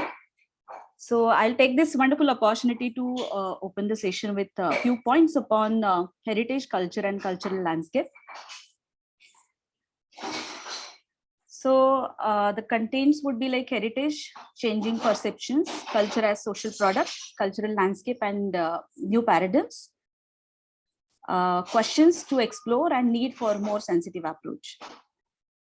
So heritage, we all know that there are changing perceptions about heritage, right from the tangible to the intangible. We are moving towards natural heritage, then to cultural landscape. So this is the example of, the earlier one was modern heritage. This is the example of Ahmedabad city. The whole city has been declared as a World Heritage Site. Then these are some of the examples from India, which are like natural heritage site and cultural heritage site as well, where we can see the combined works of nature and man together. So as a part of culture, I would like to just briefly touch upon the plural culture, what we have in India. And this is a good example of Kabir. So as said by Blige, culture is a vast mechanism of many interacting parts. The term culture may be applied to immense sections of the human world, and it may be as well as to relatively small units as well. Whereas interesting definition by Graham Wallace, who says culture is an accumulation of thoughts, values, and objects. It is the social heritage acquired by us from preceding generations. Then Henry Lafargue as well talks about culture as a social product as well. So this is a small example of Kabir, where we have a very rich tradition of oral tradition of Kabir, the saint, who is a symbol of solidarity of all religions and plural expression in India. His dohas or sayings are great oral traditions we have, and many religions of India in different dialects express his thoughts and keeps on enriching our souls. About the cultural landscape as well, there is a shift from the theme that is just nature culture or man's work with nature. So we are also talking about urban rural landscapes. We are talking about environmental justice, protest sites. So this shift is also there. We are also trying to work on world rural landscapes, wherein we had a training and capacity building program in collaboration with ICCAUA, where we called different experts to talk about Tilari Conservation Reserve. It's one of the World Natural Heritage Site. And overall 76 students of mine, they worked on this settlement study, for which we are coming up with the publication as well. So this is another approach what we are trying to explore for the cultural landscapes. Then the questions. So at the end, I'll talk about the question that culture and civilization influence each other. And nowadays, system fundamentalists and politics at large. Bamiyan Valley and Babri Masjid are two stark examples. Palestine, Afghanistan, Ukraine, and other countries as well are suffering the effects of these tragedies. Today, we are hearing tragic death of Voice of Palestine, that is journalist Shireen Abu. So I strongly condemn this incident as well. Elements trying to erase the historic layers of culture and being very dogmatic need to be asked questions. Looking at these examples, when we say democratic country and culture as social concept, it doesn't appear to be social product, but a product of one specific group of people who are using culture as tool for their benefits. need for dissent in democracy at all levels. Where it's prayer in temple or adhan in the masjid, that's just a prayer recited to call the God. It's a pure call, doesn't need to be given any religious color beside that. This plurality is the essence of culture, where we reside, and it enriches over the period of time. That needs to be respected by every human being. So at the end, I'll put my last points. These are the concepts why we all know Palasma, who is talking about eyes of skin in his book, Eyes of Skin. He talks about holistic approach and holistic experience of space architecture rather in compartments. So we should be experiencing, interpreting places with eyes of the skin, eyes of the mind, and eyes of the brain. So thanks for allowing me to express my point of view relevant to the theme we would be exploring further, that is heritage and cultural landscapes. So we'll now proceed with the presentations by the scholars. So we have 7 presentations for the session. Those are divided into 2 parts. One is 3 presentations, then question answers, and then second part we have 4 presentations.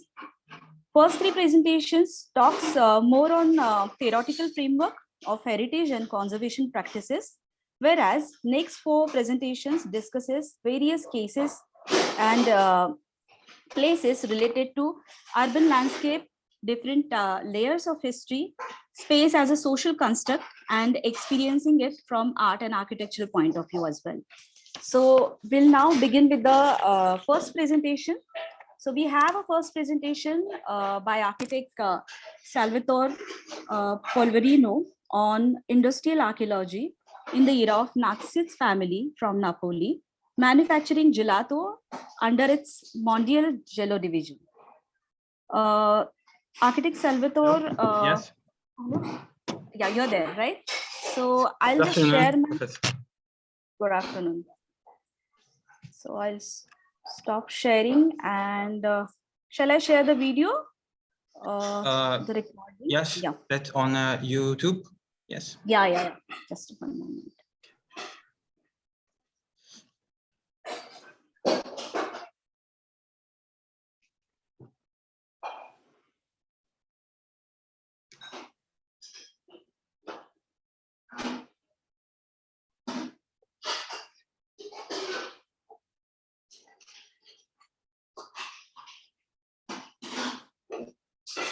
So,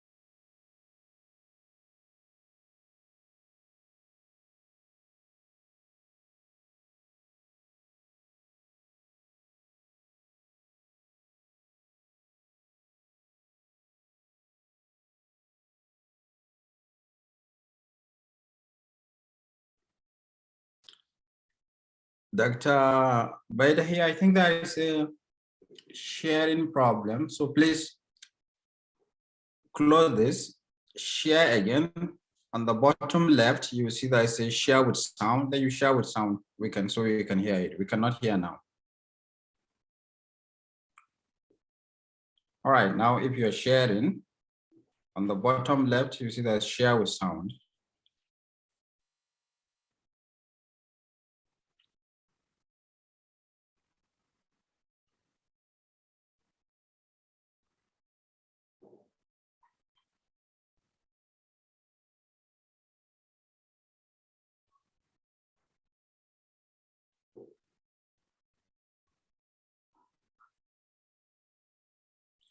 No, from the sharing screen.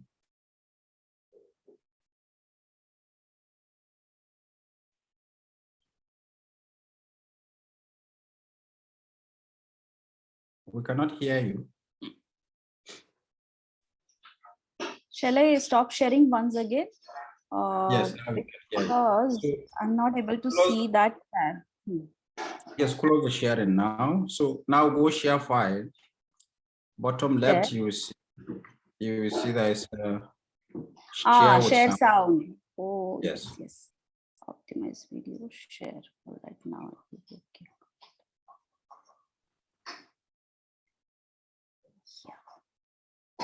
Non-existent information. Shall I begin from start or? So you can start from the beginning and increase the volume. We can hear now. Good morning, everyone. On behalf of the Department of Training and Internationalization at the Ordine Architetti Yes, Educatori Paesaggisti it's working now. di Thank you. Napoli Provincia, Consigliere Antonio Coppola and I, Salvatore Polverino, want to express sincere consideration to the organizing committee.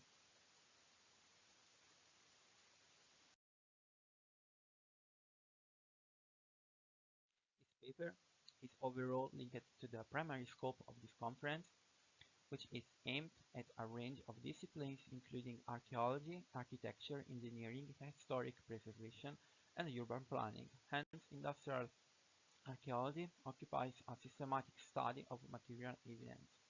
The scientific interpretation of material evidence is entrusted by exclusive negative scans in my possess, of which I warn that they are under copyright. The first question at the starting point is, what this research aspires to? This research aims to harmonize a heterogeneous variety of sources from the last century, delivering a proper context of incomplete or non-existent information, hence impossible to be reconstructed. Regarding architecture and urbanism, I also want to mention three papers, one of Piana di Monteverna and its Benedict Castle, the emerging holiday village model, and a paper about the attitude in conservation of urban heritage. Because of the special fabrication of this industrial food, it was necessary to amplify the lecture, mentioning the technology and its impact on the Italian society. In Italy, industrial preservation has not been fully put into practice, and assembling piece to piece together the history of post-industrial activities in a majority of cases belong to big companies located in the north of the country, and furthermore, collective memory is poorly ensured by a weak oral remembrance, which requires a constant and deep effort of maintenance. Industrial archaeology includes both the examination of standing structures and sites that must be studied by an excavation and rarely discovering of artifacts backed up by oral interrogations with elder workers. As the written record of many industrial techniques held by the Nasti company and its advanced and independent division named Mondelgello, there are evidences which brought me to consider also secondary as business history, a parliament interrogation describing its Mondelgello framework, of fabricating emerging food products with unknown nutrition score, with its following demand, and HA protocols. Intrinsic values in archival material throughout an exploration of a time and space-bound phenomenon encompassing a discrete known historical artisan industrial memory was accounted. This reference paragraph depicts a structured qualitative case study methodology so that the research has been filtered through a multiple case studies. Furthermore, the depth of the photographic archives has underlined specific propositions.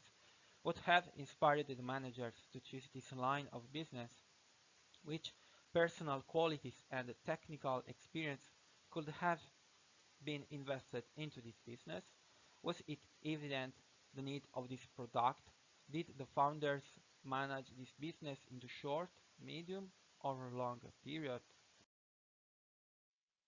The background of this family from Napoli belongs to a simple but well-organized manufacturing identity, backed up from the cherry production and baskets on the hills of Marano di Napoli. During Second World War years, the family refugee aboard its Fiat Balilla nestled at the foot of the scenic beauty of the hills of Villa Santa Croce village near Caiazzo town, Vascelli locality. The hills were undermined by the Wehrmacht defense along the Victor Line. We still remember the role of the President Eisenhower, who assisted the armistice of Caserta, signed by Axis and Allies. The list of initiatives promoted by this family were in example asphalting roads, reclamation of forts, and improvement of the railway boundaries of the Alifana road. The main factory was located in the Noble Avenue of Calvizzano, DNE, in combination with the Mondial Jello factory, F.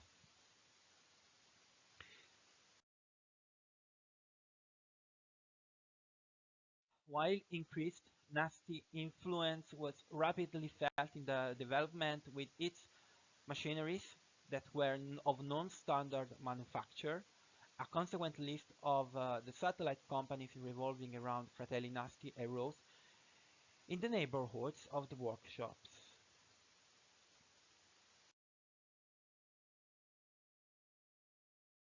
Commercial relations with other beverage producers were consequently extended between Rome and Venice.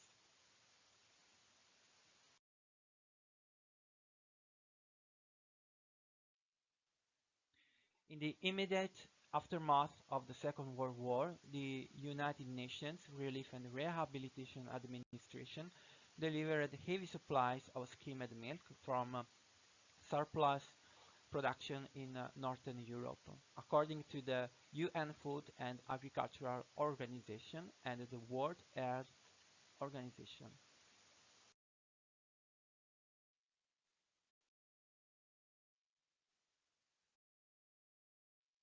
So here there are the liquids and dry components of the ice cream early stage production.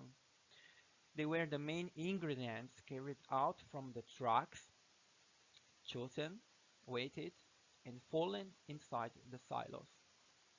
Afterwards, the rapid agitation, they were grinded down, and the amalgamation, and it was pulverized all into powder.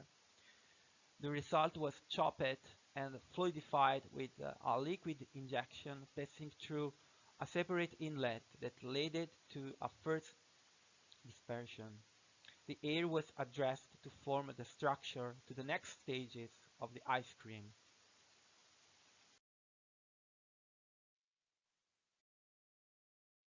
Consequently, the injection of the blended amalgamations consisted of a channeling of this matter inside the plate or double or a triple tube. Once the proteins were hydrated and the organism spoiled, they crossed large jacketed vats. Thanks to high-speed mechanisms, we can observe the final injection into the packaging that was entrusted to complex coordination of tolerances, which granted a repetitive mechanical action. The springs were particularly designed to respond the recoilings. These two pictures depict the molded novelties of mozzarella similarly based ice cream. The ice creams were grouped in 16 stacks of shots at once. As a consequence, the hardening in which the operator had the duty to methodically transfer the arrays for the next stage of the bath of hot dark chocolate. Then the hardening of ice cream. The stocks were slowly dropped in the bath of dark chocolate, as we might notice the brown slats. The arrays were disjointed in the plastic conveyor belt once the new layer hardened and dried. And here the fabrication of extruded novelties.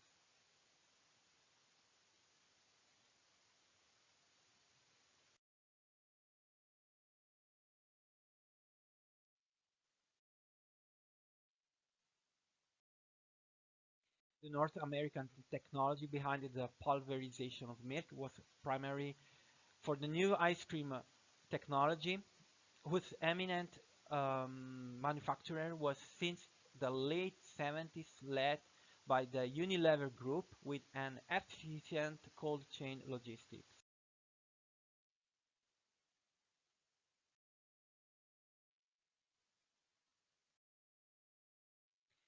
The two owners, Ciro Nasti and Raffaele Simioli, decided gradually to acquire small, medium enterprises in order to enrich the market attractiveness of the factory. Cultural incompatibilities and employee resistance caused many problems. This was not the case with the presence of Mr. Cironasti, who allowed the introduction of pedagogical teaching in the working with administrative traineeships.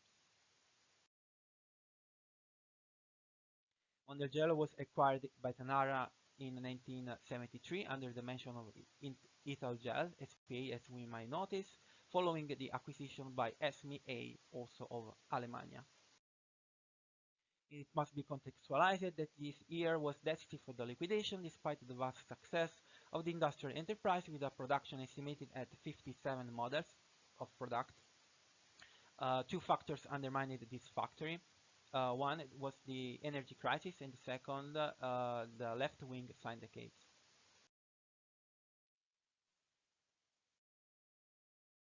Subsequently, Unilever acquired the partnership Nestlé in the year 1977. The last treaties of Mondelghello were absorbed directly from the former family owners under the expertise of other managers. The resistance of unileverization absorption was rare, so that Mondelghello ceased totally to exist in 1970. Gradually, the transformation of all Nazis initiatives also dropped the production of all drinks and relative products.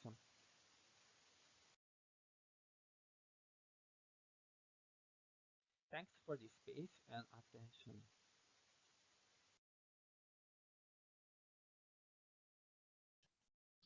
Thank you very much for this space. Thank you. Thank you all. Thank you, Salvatore. Very interesting presentation. Gelato, very close to all hearts.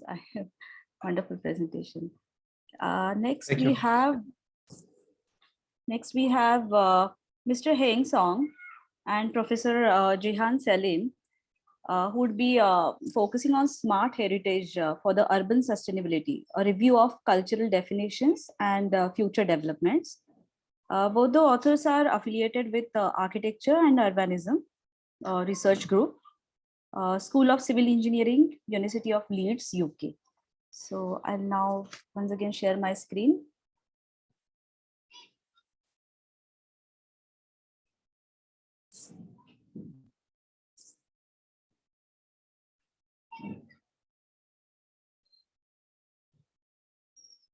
I closed it 1 minute.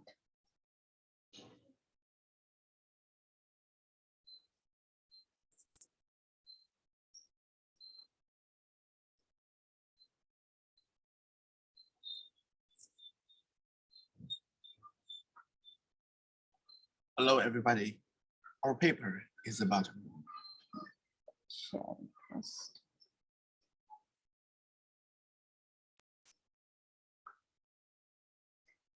view of smart heritage in the context of urban sustainability. We reviewed the current definitions and progress of smart heritage, and we anticipated its future developments. Currently, the rapid development of urbanization requires innovative technologies and methods to cope with various challenges. Smart cities are increasingly regarded as one of the main topics of future developments. However, there is no specific definition of smart city. Also, there is no precise definition of smart heritage, much less in architectural domain. So you might want to ask what the smart in heritage is, how it benefits to architecture as well as the urban sustainability. There are three objectives are expected to achieve from this study. The first one is to review definitions of smart heritage to date and summarize its progress based on the review. An indicator system for smart heritage defining and developing should be provided from this study. And based on the indicator system, a definition of smart heritage in the architectural domain, we name it smart architectural heritage, will be conducted. The procedure of this review consists of 5 parts. The first one is the development of keywords in this study. The review of smart heritage is divided into 3 parts. The first one is the emergency of it, and then the progress of smart heritage and the latest interpretation of smart heritage. We finally discussed what smart heritage is from the existing studies, and we provided a smart heritage definition in architectural domain. A systematic literature review method is adopted in this study to test the hypothesis, summarize the results of selected studies, and compare the outcomes of prior studies. Here is the procedure of article selectings in this study.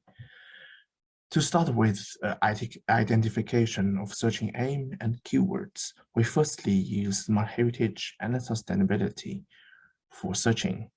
At the same time, we reviewed part of articles in our cultural heritage to support us to narrow down the research scope and find more relevant papers. And finally, we use smart cultural heritage directly with sustainability for searching. We find that results covered some papers we find using the keywords of smart architectural heritage. The searching database for this study is Scopes as well as Science Direct. If the articles are written in English with open access, they will be selected. Otherwise, they will be excluded. Based on our review, we find that smart heritage has emerged only about a decade. To be precise, Threads in 2013 firstly mentioned smart heritage. The research aims to not only produce new digital heritage experience, but also to ensure that digital experience carry on into the cultural future. We believe that research from 2015 to present is a significant part of defining smart heritage and developing its indicators.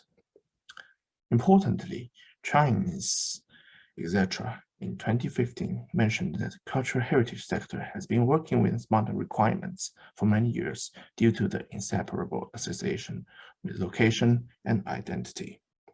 Smart heritage is a broad concept. In every heritage aspect, it has its unique features and definitions. For example, Chu mentioned in 2015, in archaeological domain, smart heritage is a comprehensive system that can operate and manage heritage data while providing heritage presentation and history spread. In the historical building domain, smart heritage regulates and has access to data connected to buildings and their surrounding regions, using data gathered from a sensor network placed in urban areas, which allow for the prevention of existing danger factors. One of the most obvious commonalities of those definitions from each heritage field is no matter to define smart heritage from whichever perspective, it is linked to smart cities. For example, Zhao in 2015 mentioned that the construction concept and application area of public services continue to expand, and the digital protection of cultural heritage should be placed in the context of smart city construction in due course. Ken Toon indicated in 2014 that smart city paradigm can be used to evaluate cultural heritage of a community. The more application of advanced technologies in heritage and smart city construction, the closer connection between them. Mar etc. in 2018 proposed an application aimed at providing a novel idea of traveling through the city while learning about its landmarks and history from the perspective of tourists.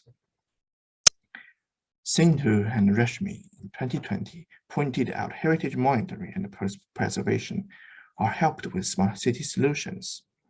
Andreotti in 2021 believed that the use of smart technology enables access to continuous expansion of heritage preservation and management. We agreed with Brasapolci in 2020 that the intersection of ICT in a smart city context and cultural heritage promotes a cultural shift, promoting sustainability in the dynamics of future urban development. And we concluded that smart heritage is a holistic and complicated system. In every heritage domain, it has its unique features and definitions. Also, smart heritage is closely related to the construction of smart cities. On the other words, smart city solutions can be applicable to the smartness of heritage. We anticipated that continuous evaluations exist in the standard system establishment of smart heritage, and its definition will expand with sustainable urban developments. There are two novelties of this research, namely the establishment of an indicator system for smart heritage and the definition of smart heritage in architectural domain. So for the indicators, firstly, heritage is the first phase, heritage digitization and visualization using technologies such as photogrammetry and 3D scanning to form digital base plates. And then with the presentation as BEAM and OGs or other types of models, construct a user-friendly platform while adopting techniques such as WSN and IoT to generate real-time interacting data. Following that, identify service objectives to develop different applications with the help of heritage models and data. And finally, to collect users' feedback of the applications for enhance and optimizing applications in different aspects of heritage. We define that smart architectural heritage is digitized architectural heritage that is visualized by 3D modeling technologies to further reach different goals in heritage and urban sustainability, including heritage modeling for protection, developing virtual museum for touring, history educating to the following generations, and structural health monitoring of historic buildings. However, there are some limitations of this research. The first one is the research is covered articles limited to English, and because of the ambiguity of terms, the phrases we used for our review in different disciplines or languages may not be covered by the keywords searched. This is the brief introduction for our research. Thank you very much.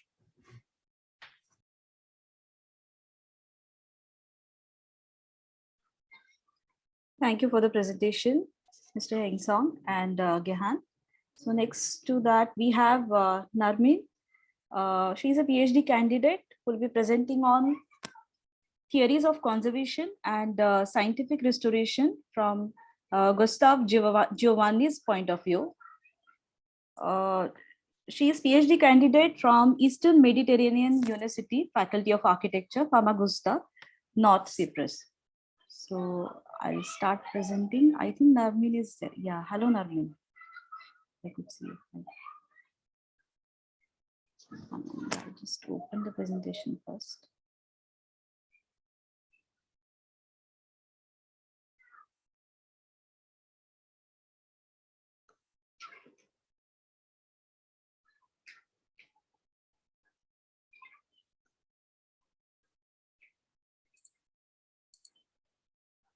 Theories of conservation and scientific restoration.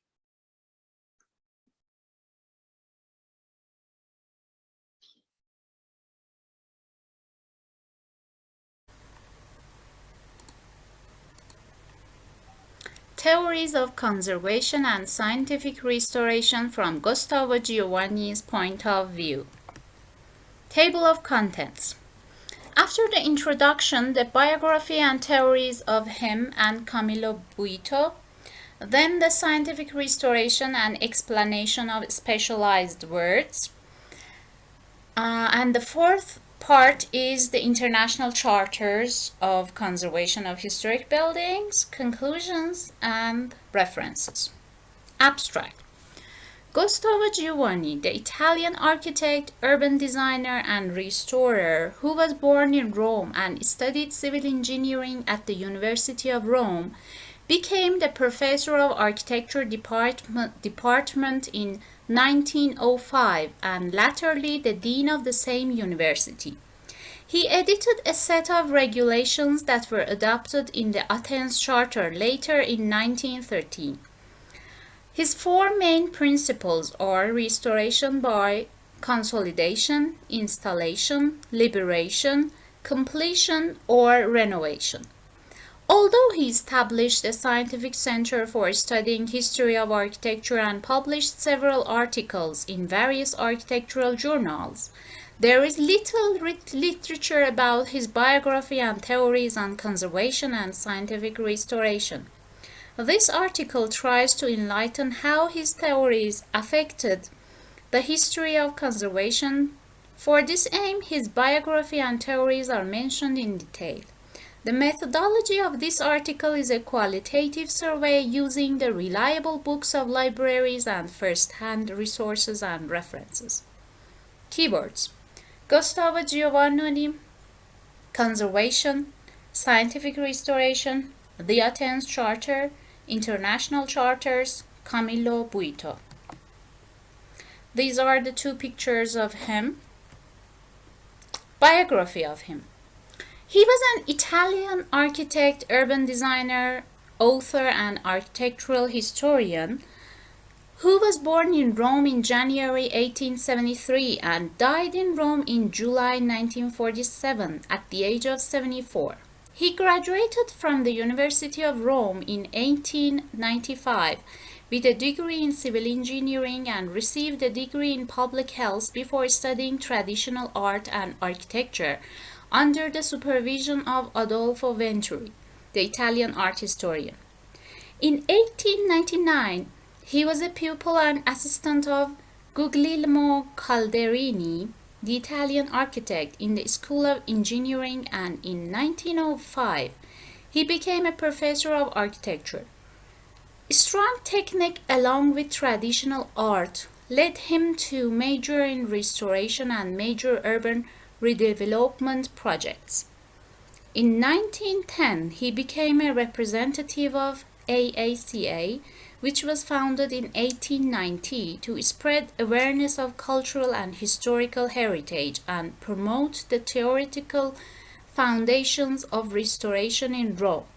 His theories, which originate from his artistic and technical experience, can be seen in his work when he was working simultaneously in part of Caprera in Rome and in Peroni's house in 1909. While he was the head of a company, he also obtained the chair of general architecture at the Faculty of Engineering of Rome in 1913. The research done by Antonio da Sangola, second Giovanni, an Italian architect who combined archaeology with the scientific arts, sparked interest in Gustavo Giovanni. The idea of Renaissance architecture inspired Giovanni to pursue architectural education. In 1918, he founded SSA through the AICA and then gave a conference on the restoration of historic buildings at the Institute University, and he became the dean of the faculty from 1931 to 1935. He was an architect and member of the Academy and special member of Lazio. He was one of the leaders of the association in the main branch of the Vittorio Veneto headquarters at the age of 20. In 1913, he became a professor of architecture at the University of Rome, and together with Marcello Piacentini, an Italian urban theorist, he published the journal Architecture and Decorative Arts in 1921. He was one of the most passionate preachers of the Faculty of Architecture in Rome, where he taught courses about the restoration of historical monuments. From 1921 to 1926, he was in charge of the Roman section of the CAI, Italian Alpine Club. From 1927 to 1935, he was the director of charge of the Roman section of the School of Architecture in Rome and founded the Center for the Studies of the History of Architecture. He published the journal Palladio in 1937.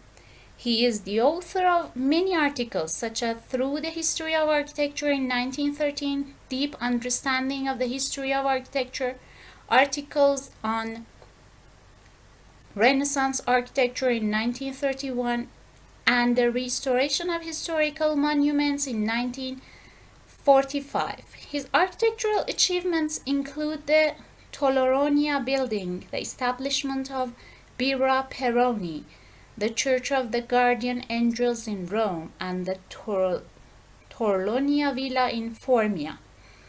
Recognizing the history of architecture in combination with a treasure trove of technical information, Gustav Giovanni linked the fields of restoration of cultural heritage, urban planning, and architecture as a scholar, researcher, and urban designer.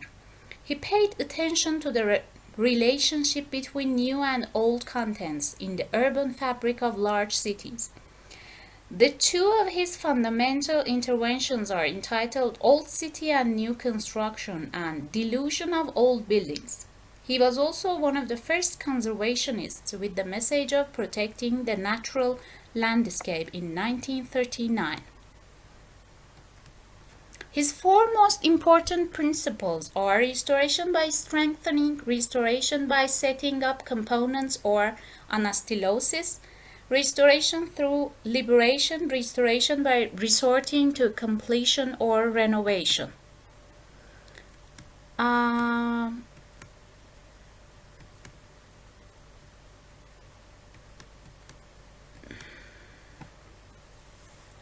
Gustav Giovannoni, a successful Italian architect and restorer, established scientific restoration and introduced the principle of pruning by completing and refining the theories of Camillo Buito. He proposed a theory for the modernization of historical sites by observing their old identity, keeping away the main circulation paths from historical sites, preventing them from being cut off by the streets, improving social and health conditions, and protecting historical buildings by destroying the less important structures to create spaces. He considered the theory of Eugène Viollet-le-Duc to be unscientific and to cause distortions and arbitrary interventions.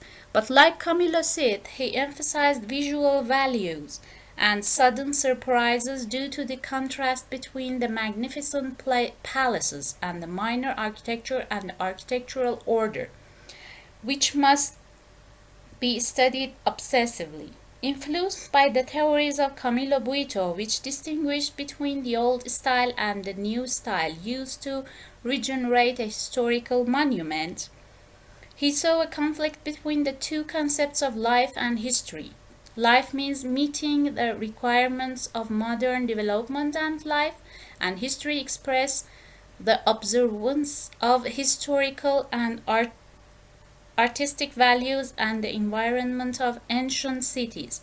The city has developed over time and different styles have been represented in different eras. According to Gustav Giovanni, the main goal should be to preserve the originality of the struggle and observe the whole artistic life of the memorial, not just its identity in the early stages of construction. Here are the references, and thank you for your time and attention.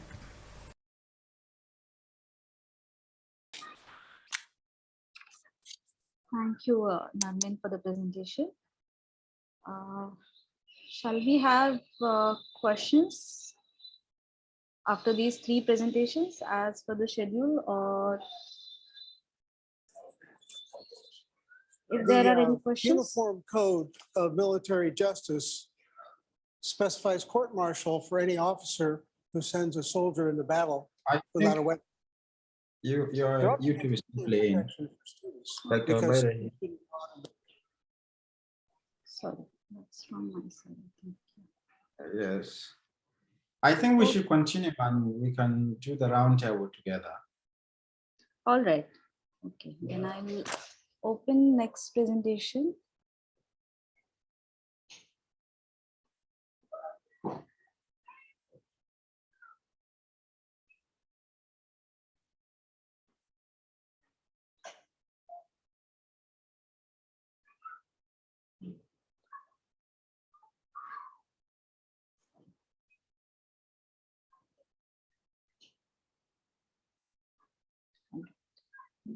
Share my screen once again.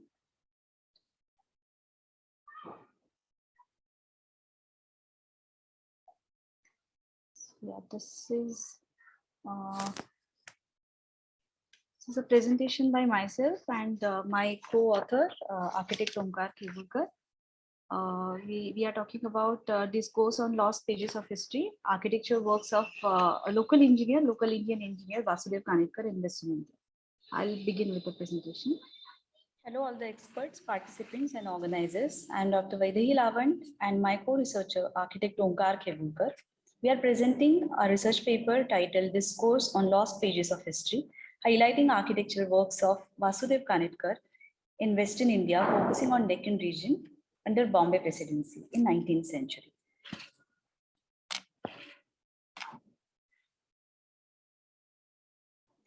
The contents of the presentation, the intent of research paper, introduction and framework, context of the study, data collection analysis, illustrations for architectural landmarks by Vasudev Kanekar, and conclusions. Intent of the research. There are three main objectives of the research: to understand the context of eclectic architecture in Deccan, explore role of different catalysts bringing Western models in Eastern context, architectural contributions of Vasudev Kanekar in Deccan region. Introduction and framework of the study.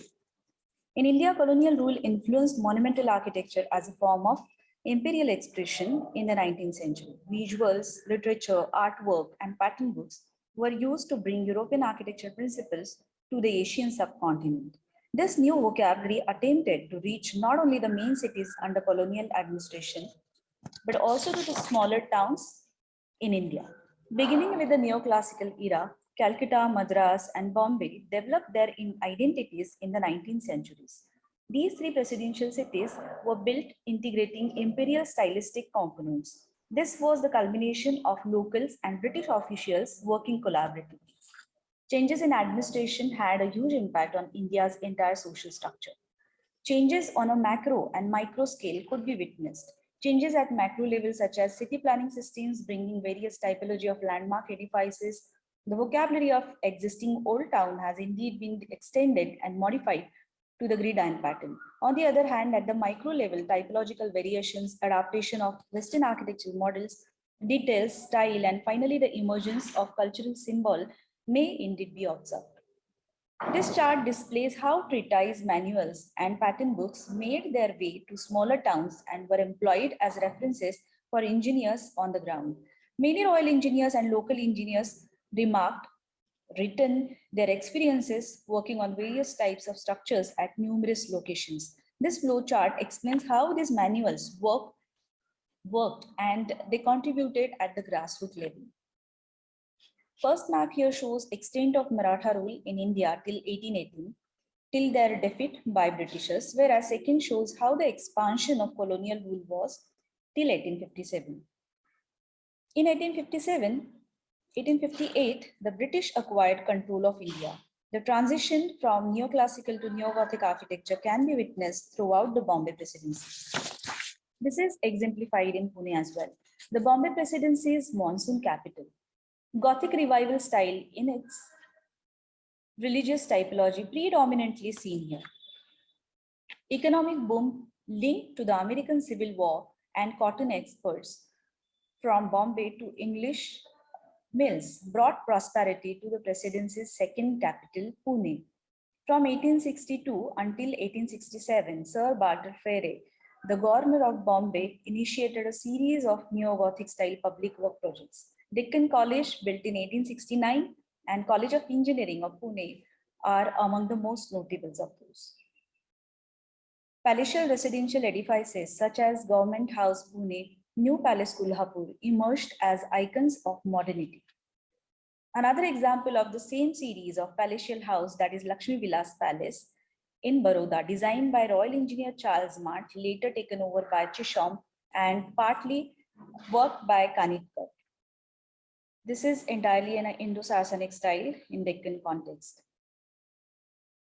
Another prominent personality, Frederick William Stevens, marked his presence as one of the influential designers from the Indo-Saracenic series in Deccan. Covered markets as symbol of colonial urban landscape built in strategic towns. Total 10 covered markets were built to control the economy and Indian trade. Various local engineers contributed their knowledge at several places, to name a few such as Kanhaiya Lal, Tikaram, Murzban, Ramchandra Godbole, and Vasudev Kanitkar.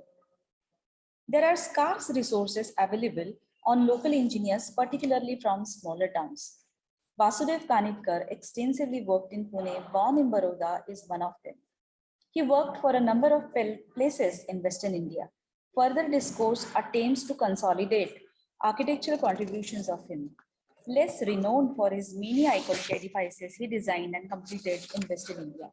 This study was done using archival resources and primary secondary surveys.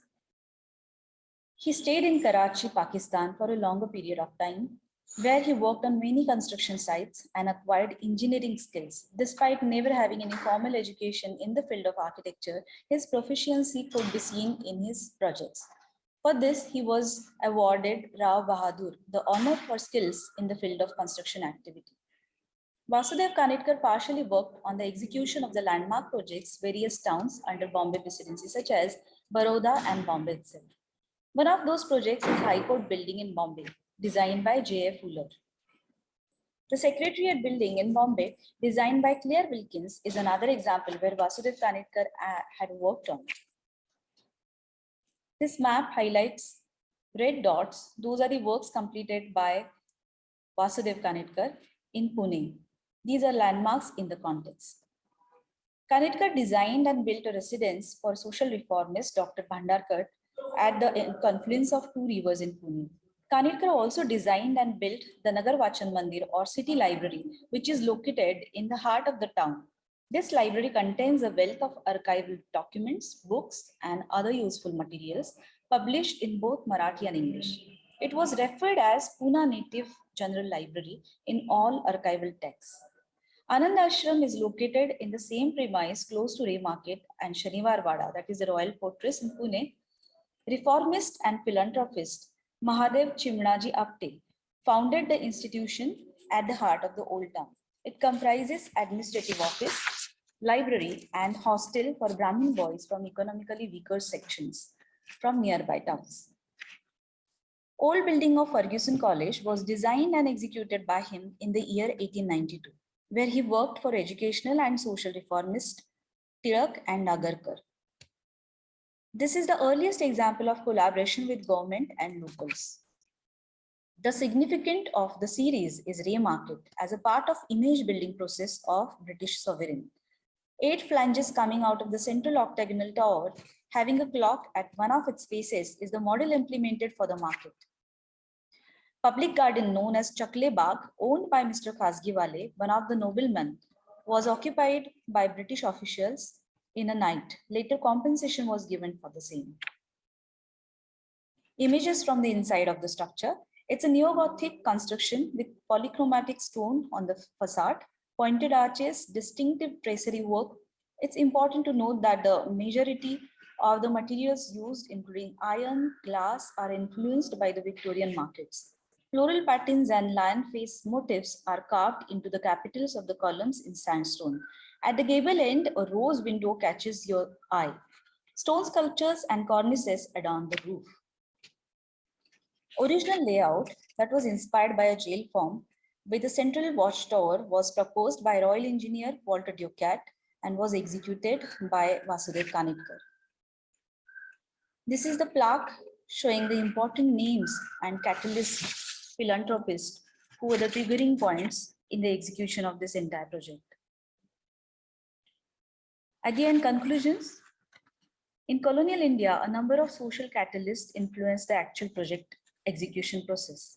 Vasudev Kanitkar's work exemplifies an emerging architectural language influenced by Western concepts and experimentation. Remarket, Anand Ashram, Ferguson College are examples of projects that incorporate Neo-Gothic and Indian elements that demonstrates exemplary proficiency. His mastery of structural systems and artistic skills are demonstrated by his meticulous use of materials such as iron, glass, mint, and tiles. In the Deccan region, Vasudev Kanitkar's architectural contributions can be considered as major examples of orientalizing Western styles in the local setting. Vasudev Kanitkar's partially and fully completed projects in Old Mumbai and Pune are noteworthy examples of colonial urban landscapes. The chronological order of projects completed by Vasudev Kanitkar. References, those were used for the research paper. And list of the archives, museums, and libraries, those were visited for the study. Thank you.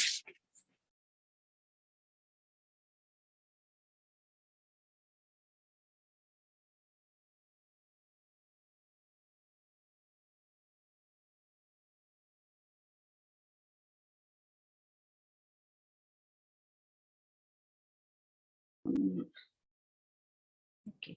Next, we have Narmeen once again, and she'll be talking about comparative analysis of Qajar historic houses in Tabriz, Isfahan, Yazd, and Kashan, and focusing on their architectural forms and elements. So, just share my screen once again.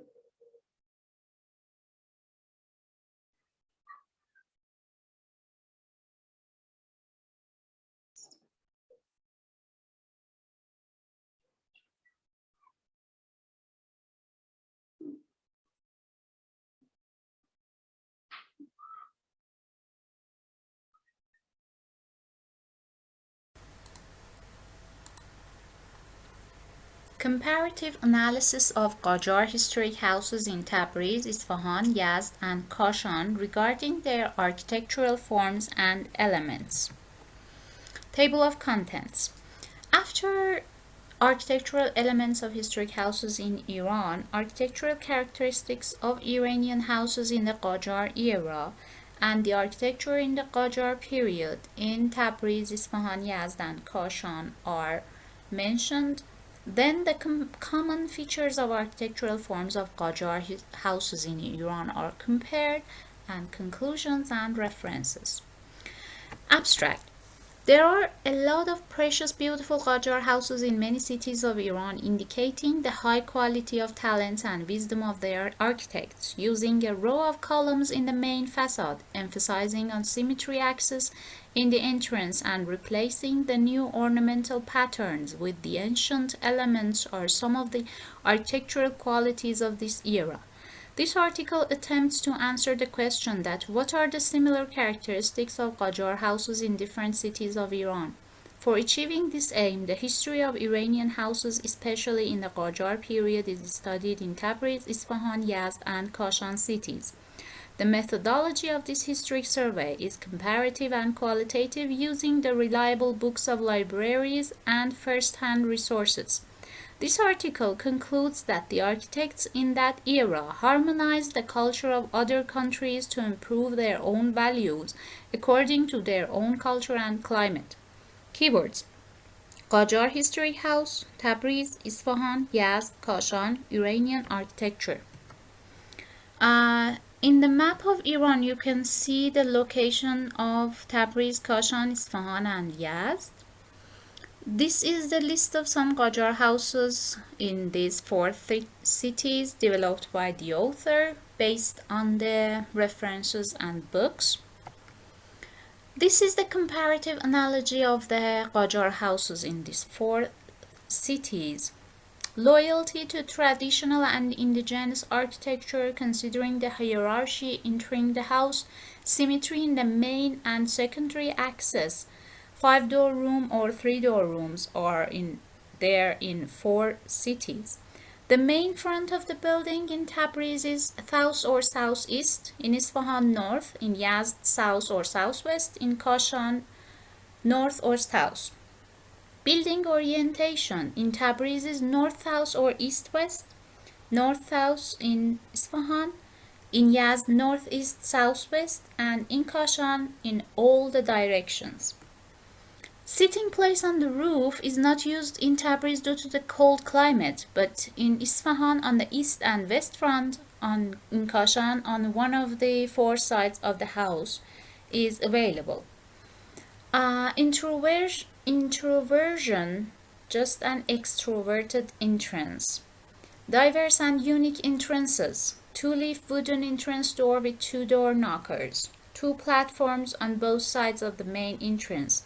And seeing the main view immediately after entering the courtyard are similar in 4 cities. Also, order and modular design in the whole space of the house, dense and intensive plan, central courtyard, garden in the inner and outer courtyard, and pond in the inner and outer courtyard are similar in 4 cities. The importance of the spaces on the south side in Tabriz and Yazd and Kashan are grade 1, in Isfahan it is grade 2. On the north side, as it is the dominant wind direction in Tabriz, it is not used, but in Isfahan and Kashan it's grade 1 and in Yazd it's grade 2. And the east side is grade 2 for using kitchen and service rooms in Tabriz, but in Isfahan and Yazd it's grade 3, in Kashan again it's grade 2. And as Tabriz and Isfahan are cold places, the fireplaces are available in these cities, but windbreakers are available in Yazd and Kashan for cooling the air. And the outer yard location, which is a public room for men, is in south direction in Tabriz, but in Isfahan and Kashan it is on the north direction. The energy needs of Tabriz is high, Isfahan is medium, Yazd and Kashan is medium too. The dominant terminal requirement for Tabriz and Isfahan is heating, but for Yazd and Kashan is both heating and cooling based on the energy saving book, that is the Regulations and Rules of Iran, volume 19. And the dominant wind direction of Tabriz on the northeast southwest side. For Isfahan it's west southwest, for Yazd northwest southeast, and Kashan northeast south northeast, which is very important for the direction of the building and which parts of the house is used in which directions of the building. Here are the main views of the Qadaki house and Behnam house in Tabriz, Charmi house and Dr. Alam house in Isfahan, Rouhanian house and Mortaz house in Yazd, Kashan, Bani Kazemi house and Burjerdiha house. The ground floor and basement floor of Qadaki house in Tabriz, ground floor and basement floor of Behnam house in Tabriz, First floor and second floor of Charmi House in Isfahan, first floor and second floor of Dr. Alam House in Isfahan, ground floor and basement floor of Rouhanian House in Yazd, first floor and second floor of Mortaz House in Yazd, first floor and second floor of Bani Kazemi House in Kashan, first floor and second floor of Burjardiha House in Kashan. East and south elevation of Qadaki House in Tabriz, north and south elevation of Behnam House in Tabriz, AA, BB, CC and DD section of Charmi House in Isfahan, AA, BB, CC sections of Dr. Alam House in Isfahan, ABC sections of Rouhanian House in Yazd, ABCD sections of Mortaz House in Yazd, ABC sections of Bani Kazemi House and Burjardiha House in Kashan. In general, the architectural features of the houses of the Qajar era can be summarized as follows. Obsolescence of lancet arches and shouldered arches and their replacement with semicircular arches in the entrance, door inscription and niche. Elimination of the non-load-bearing false cover from the ceiling of the rooms, removal of the attic and corner rooms, removal of the vertical and horizontal sunshades, use of columns aligned with the outer surface of the main facade, creating an element emphasizing the vertical axis of symmetry above the entrance and or on the main facade, elevating the building by changing the proportions, removing traditional elements and replacing them with similar types, using new decorative patterns, using semicircular arches in the main facade as a decoration and limiting its load-bearing role. In all Qajar houses of Tabriz, Isfahan, Yazd and Kashan, the loyalty of architects to traditional Iranian architecture can be seen. The architecture of Qajar houses is introverted so that no windows are exposed to the alley and passage, and all the beautiful views of the house are around the inner and outer courtyards. The entrance to all these houses is following the hierarchy, and the vestibule spaces prevents a direct view into the privacy of the house. After the main entrance, passing through the vestibule and the corridor, we reach the courtyard, which at first glance shows the main view of the building. Due to the darkness in the vestibule space and corridor, when entering the main yard, the visitor experiences the explosion of light and observes the most elaborate decorative elevation of the building. The yard is the heart of the house, which, with its pond and garden, softens the interior of the house like a small paradise. Here are the references. Thank you for your time and attention.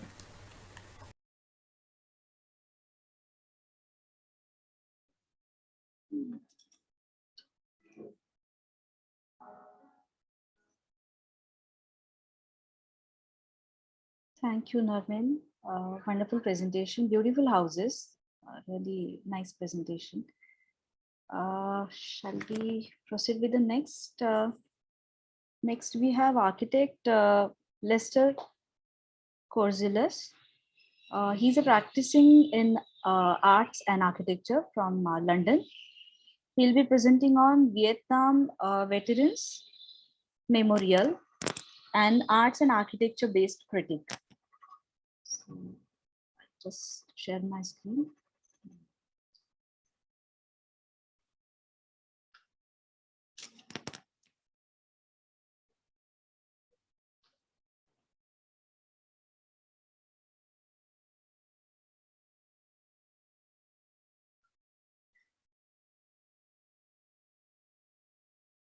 Hello, everybody. Thank you for attending this session of the Fifth International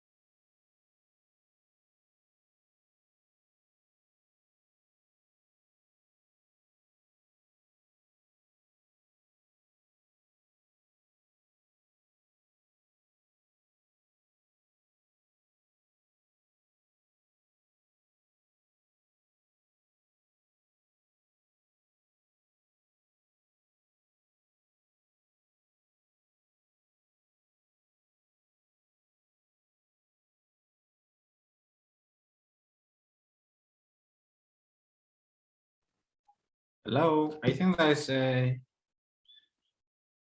voice problem. Dr. Baidahi? Not able to hear the voice. How is it? Yes, we cannot hear the voice. I'll start the presentation once again, share my screen. Let's see. Okay. All right, thank you.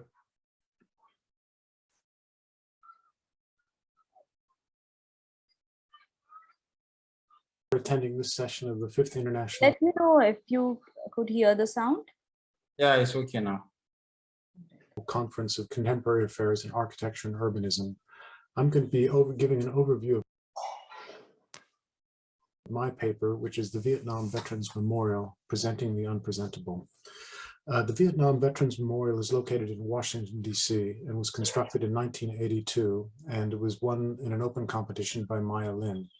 The memorial lists the names of approximately 58,000 American military personnel who were either killed or missing in action in the Vietnam War. The design generated tremendous controversy at the time. You'll see some images of the memorial there. For me, the monument has tremendous meaning and resonance at a figural level, which is beyond language and thought. And I believe it creates a dialectical image in the mind of the viewer, and it does that in a number of ways. And I'd like to go through some of the ways that I think it does that, and all of those combine to create that image. First of all is the place. Washington, D.C., this is located in the Mall, which is a very significant part of Washington, D.C. And it is the place in Washington, D.C. where, as has been quoted, that is where the country, the place in the nation where it conserves its past, recollecting it, honoring it, and practicing it. You can see some images here. This is the Mall, Lincoln Memorial, where the stairs are, Washington Monument, and this was before the Vietnam Memorial, but it's off to the left of these trees up in here. So very meaningful spot in Washington. Also the place of many demonstrations over the years, including the Vietnam War, a March for Civil Rights, women's rights. So there's a lot of meaning in the site. Washington, D.C. is also an area that had riots in 1968, as many cities did, with the assassination of Martin Luther King Jr., civil rights leader. So all of these come to bear as part of the context of the Vietnam War and as part of the context of where the memorial is located. So it's a very important part of it. And it's not the only thing, but without this kind of background, the memorial wouldn't have the same resonance that it does today.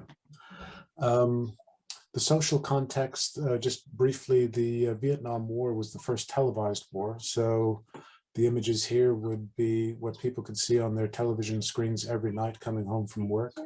The print media had images like this throughout. So it was the first war really where people had a firsthand viewing of it, as opposed to previous wars, which were much more filtered.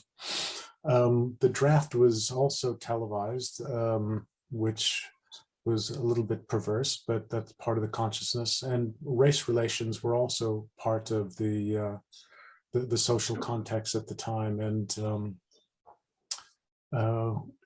disproportionate members of the minority served in Vietnam. Also, the memorial is a place of social context for those that served, and often a place where mementos are left or for grieving servicemen. Interestingly, the Washington, D.C., I think, has what I call the diagram, or Deleuze calls the diagram. And you can see that Washington, D.C., this is a L'Enfant plan from 1791, is built on a nodal structure. So these nodes have special emphasis in the city, and this is the Mall. So Lincoln Memorial, Washington Memorial, and then the Vietnam Veterans Memorial, roughly in those locations.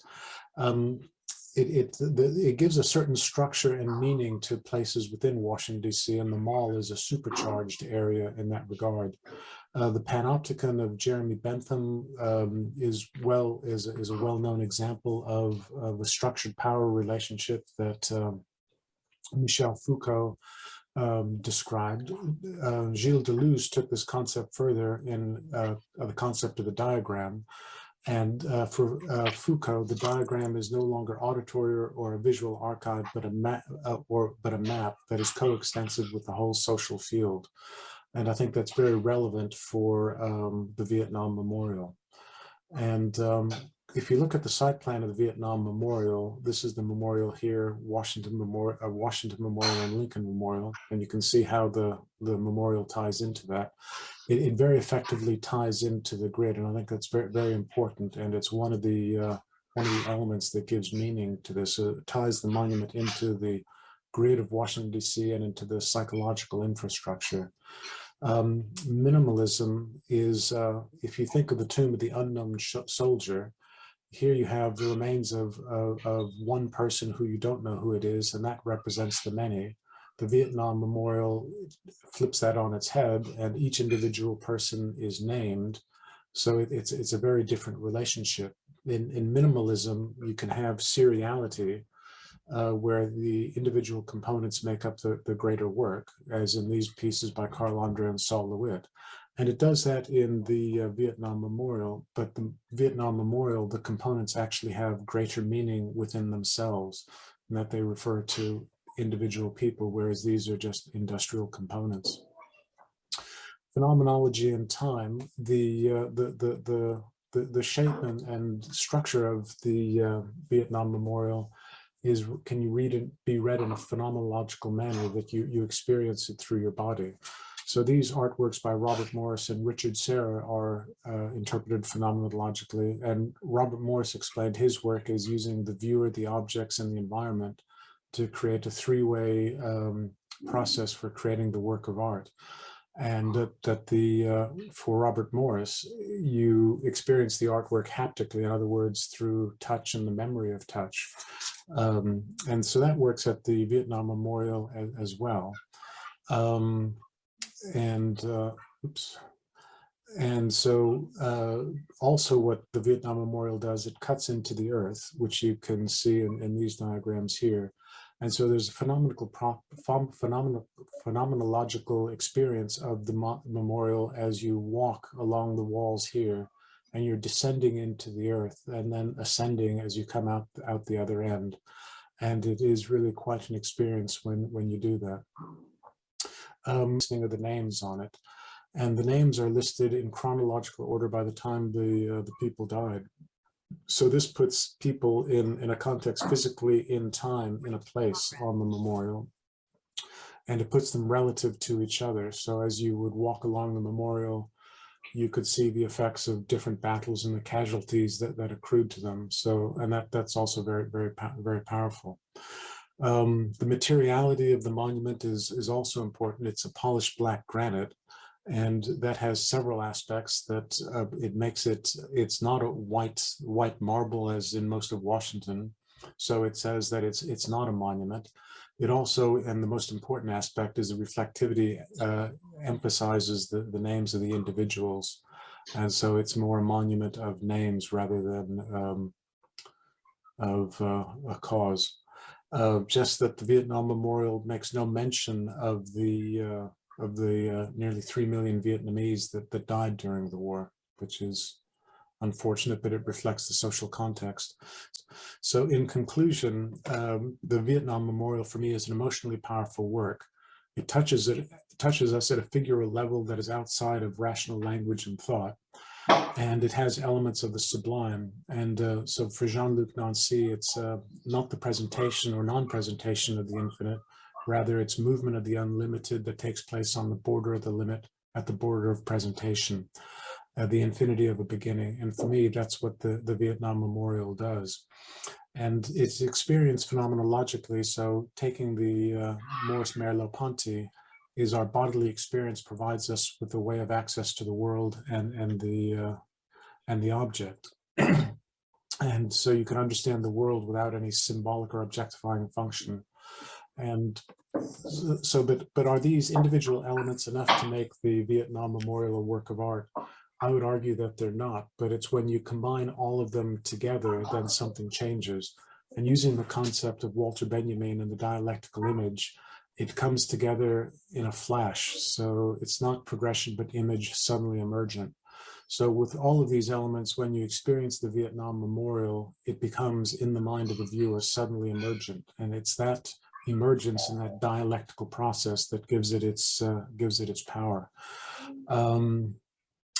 And it combines elements that are pre-objective and socially constructed, and they combine to form the dialectics. And I think that's an area for further research. So thank you.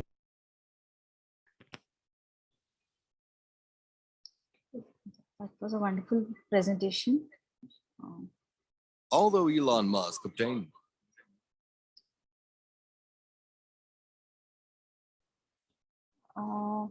I don't think we have Lester with us, but that was a very contextual and strong presentation. Now we'll move towards the last presentation, that is by Narmin once again. Really, I appreciate your efforts. Like, how could you manage 3 presentations in one session? That's amazing. And all 3 are different topics. All right, so we'll begin with the last presentation.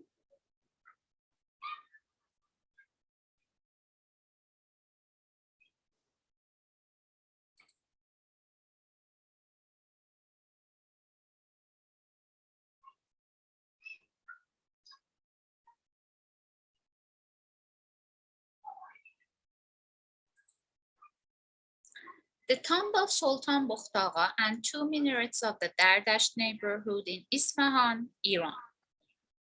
Table of contents. After abstract keywords and introduction, the lineage of Al-Muzaffar in Iran, architectural characteristics of buildings in Iran during the Ilkhanid period, the Dardash neighborhood in Isfahan, Iran, the tomb of Sultan Bukht and 2 minarets of Dardash neighborhood in Isfahan are gonna be mentioned. Conclusions, references. Abstract. This tomb is located in the Dardash neighborhood in Isfahan, consisting of a gate with 2 minarets and a tomb room belonging to Sultan Bukht, the daughter of Amir Ghiyaseddin Keykhosro Inju. The entrance is on the south side and there are 2 minarets on top of it, and there is also a square room with a dome above it on the west. The walls of the main facade on both sides of the entrance are covered with a decorative covering, and substructures of bricks of different sizes can be seen under this covering.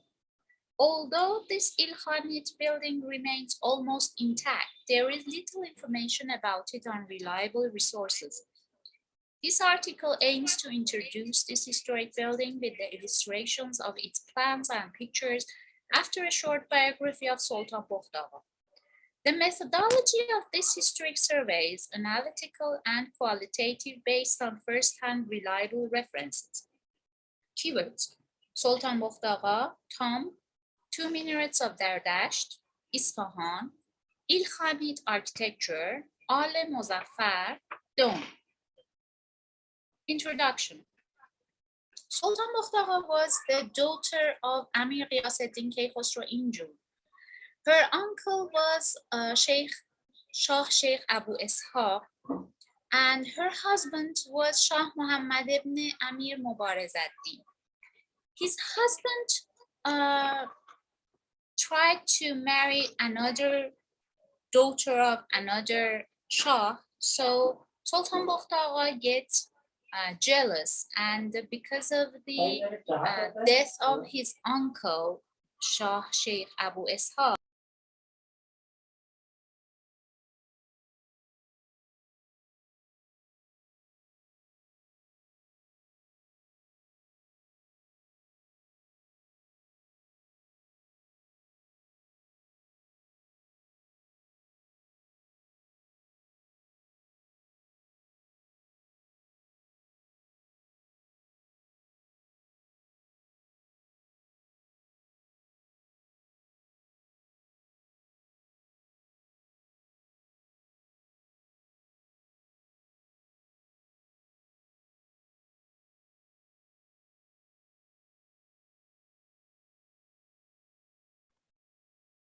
Hello, I think there is technical issues.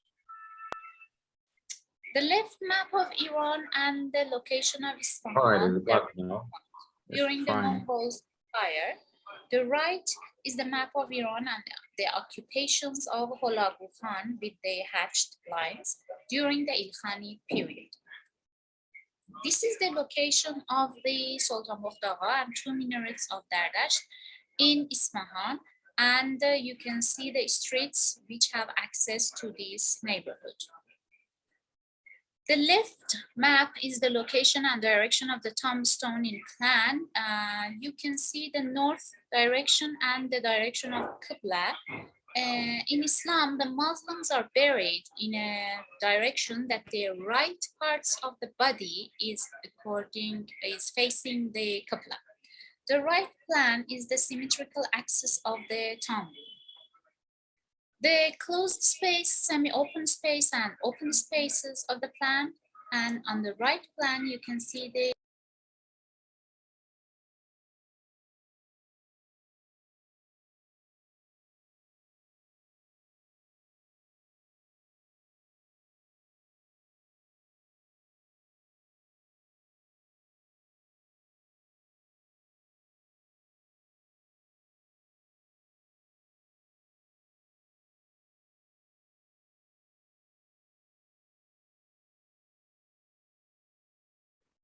I think there is no sound again.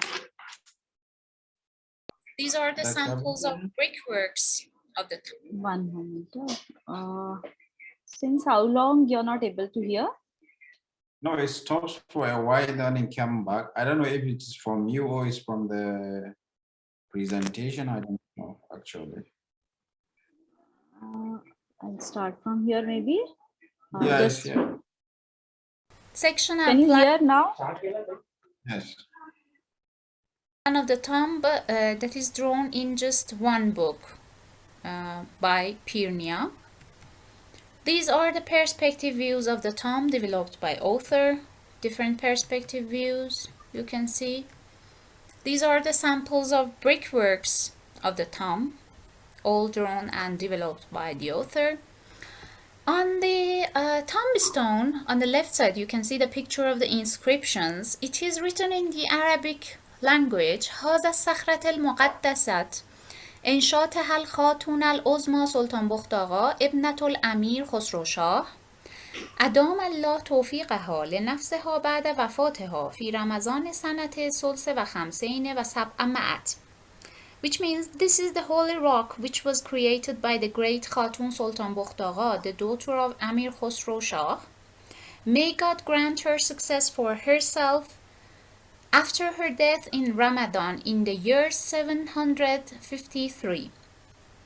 On the right you can see Alhamdulillah and Allahus Samad. And on the left you can see Ya Mannan, which means someone who is very good and benevolent. That is one of the adjectives of the names of the God in Islam. On the right down you can see La ilaha illallah, which means there is no God but Allah. The two minarets of Dardash in the neighborhood and the main view of the building, the entrance and one of the minarets. On the entrance wall, these three Ya Hannan, Ya Mannan, Ya Dayyan are written. On the right picture you can see them. Ya Hannan means someone who is forgiving and very kind. Ya Mannan means someone very good and benevolent. Ya Dayyan means someone who is a judge and referee. On the left you can see Alhamdulillah, which means thank Allah or praise to be Allah. Allahus Samad, which means Allah is needless. Ya Hannan means someone who is forgiving and very kind on the left, and on the right Muhammad Rasulullah means Muhammad is the messenger of Allah. The dome and the minarets. Sultan Bukhtagha, the daughter of Amir Ghiyaseddin Kaykhosro, was assassinated by her husband Shah Mahmud ibn Amir Mubarazeddin Muhammad and buried in the tomb room next to the two minarets of Dardash in Isfahan. Some believe that she has ordered her tombstone and the inscriptions on it and built the whole complex next to the tomb room and the two minarets during her lifetime. while others think that her husband built a tomb room for her due to his severe remorse after killing her.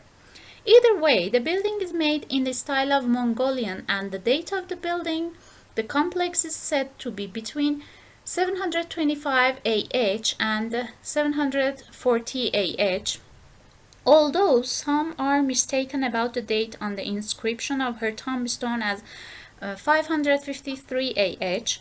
The true date must be 753, which is written on the engraving, and it is 16 years earlier than the date of her death in the Ramadan of 769 AH. As it is mentioned in the references that Sultan Bukhtaga and her husband Shah Mahmud ibn Amir Mubaraz ad-Din Muhammad has built many constructions and restored some historic buildings, she might have been built her own tomb room and even ordered her own tombstone due to the knowledge of the intentions of her husband, after causing so much problem for him with helping Shah Shuja ibn Amir Mubaraz ad-Din Muhammad trying to revenge the death of her uncle Shah Sheikh Abu Ishaq.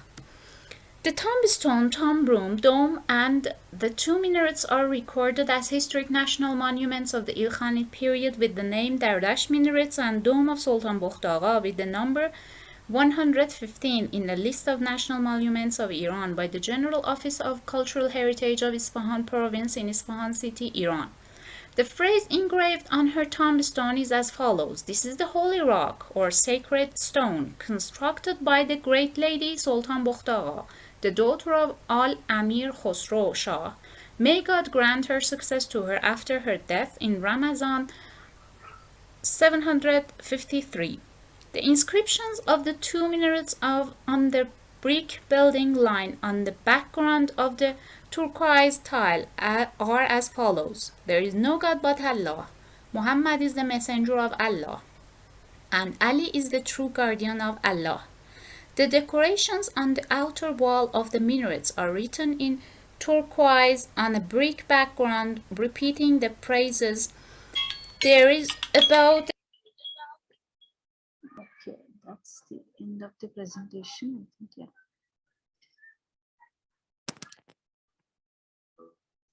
What is design thinking? So that was the last presentation we had. So now the session is open for the questions and comments.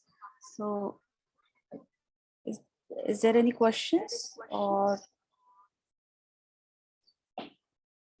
I do have two questions, otherwise we can go with that. All right. So wonderful presentations. Congratulations to all the presenters. Very topics and different statements and wonderful approach methods you followed. I have question for the first presentation by Salvatore, if he's there. All right, I think he's not there. Then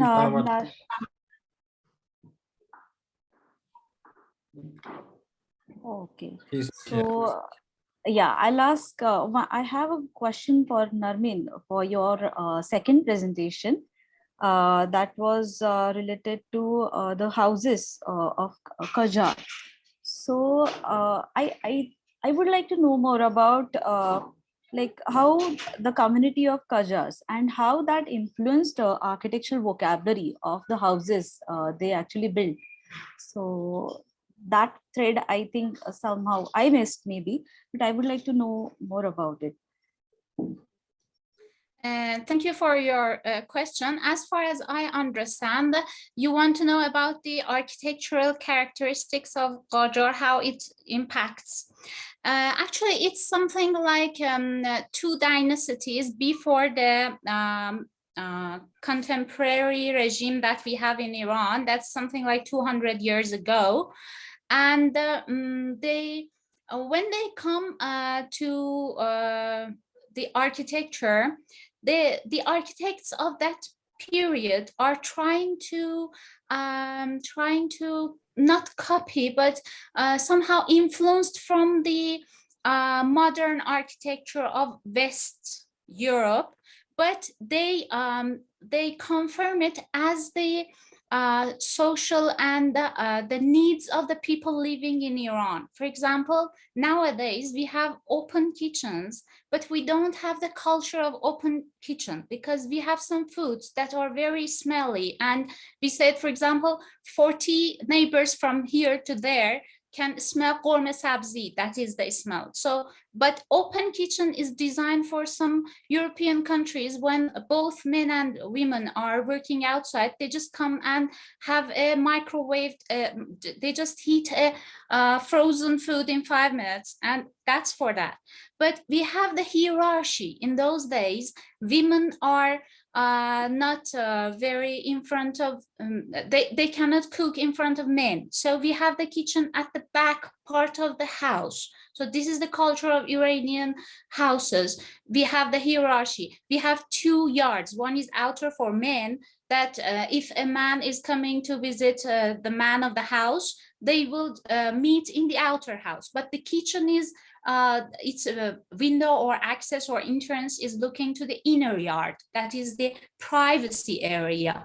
So as we try to, for example, bring some of architectural elements of the Europe and Western architecture, like the, for example, the stairs at the both sides of the building.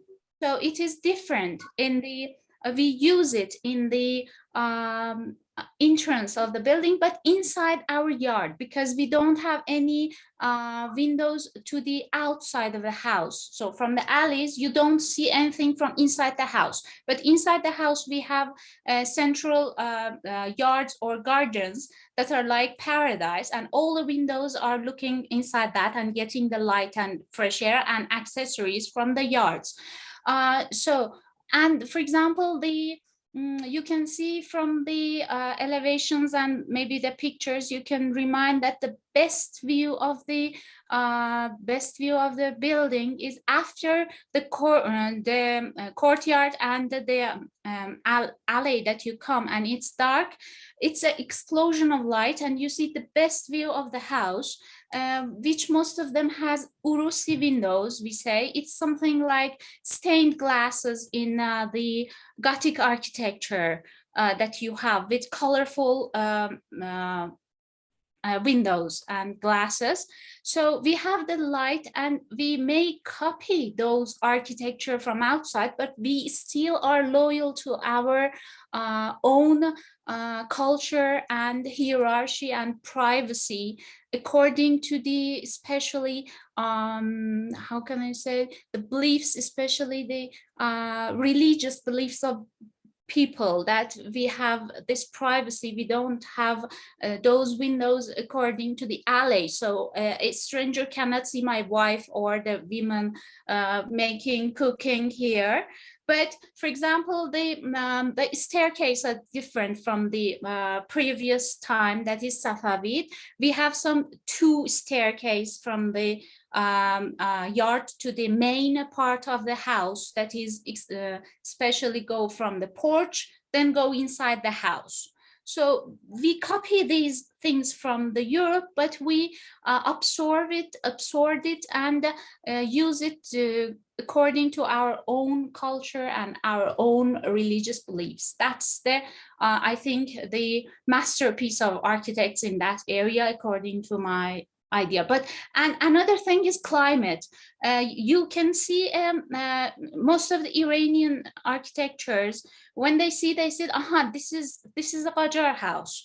But all of them are unique in different cities, in Kashan, in Yazd, in Tabriz. In Tehran and Qom we have 2, but I eliminated because there are so many case studies. So I try to have one from different climate to see that we have the general principles together. We are loyal to that. But for example, in Tabriz, the main wind direction is north and northeast. It's very cold, so we have to keep our house very hot So what do? We don't have main rooms at the north side, but in, for example, Kashan or Yazd, it's okay. But in Isfahan, it is cold again, and in Tabriz, it's cold again. We have very beautiful fireworks, some inside the house. But in Kashan and Yazd, we need to bring the wind inside the building, so we have windbreakers. So according to our climate in different and microclimate, we have different elements, and in Kashan all of the houses are inside the house, so you go several stairs down and the house is in the core of the house, so you can have very hot summer outside, but in the basement of the building the weather is very nice and you don't need a cooling system there. So these vernacular architecture and considering the climate and our own, as I said, culture and especially religious beliefs are very important, that the architects try to solve all of the puzzle and bring the beautiful houses there. I hope that I answered your question. Yeah, that's an amazing explanation. I felt like I should be visiting Iran at least once. I never been. Yes, sure. It's wonderful hearing you. Yeah, nice to hear from you, Narmin. And similar kind of cases you would be able to see in India as well, where I belong to. Even in Maharashtra, the western part of India, you'll see a lot of royal mansions and even small houses with the introvert courtyards, and where you will have similar kind of a social hierarchy, and women especially their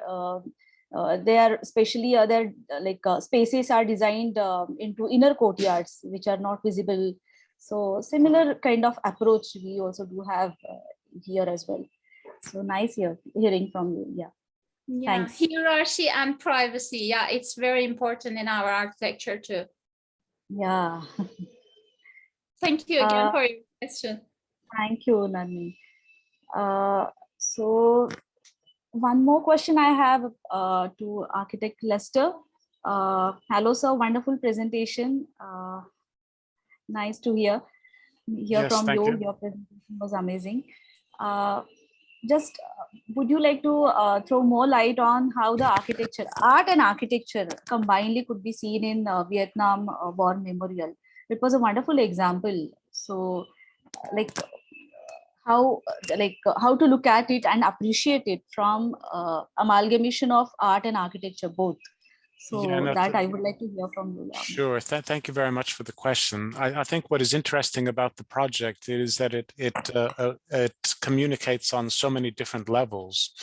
And what is powerful about that is that each element that it communicates on its own isn't sufficient to create an overwhelming reaction, but it's the combination of different things that combine, that together form the image in the mind of the viewer or of the spectator.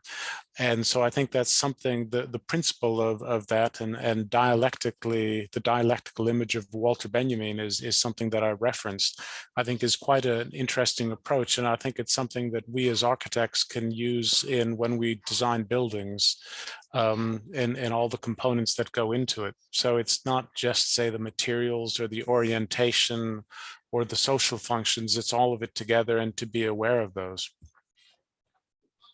Yeah, absolutely. That's a wonderful example, and that to a very strong social context. So as rightly said by you, it's like architecture as a social construct.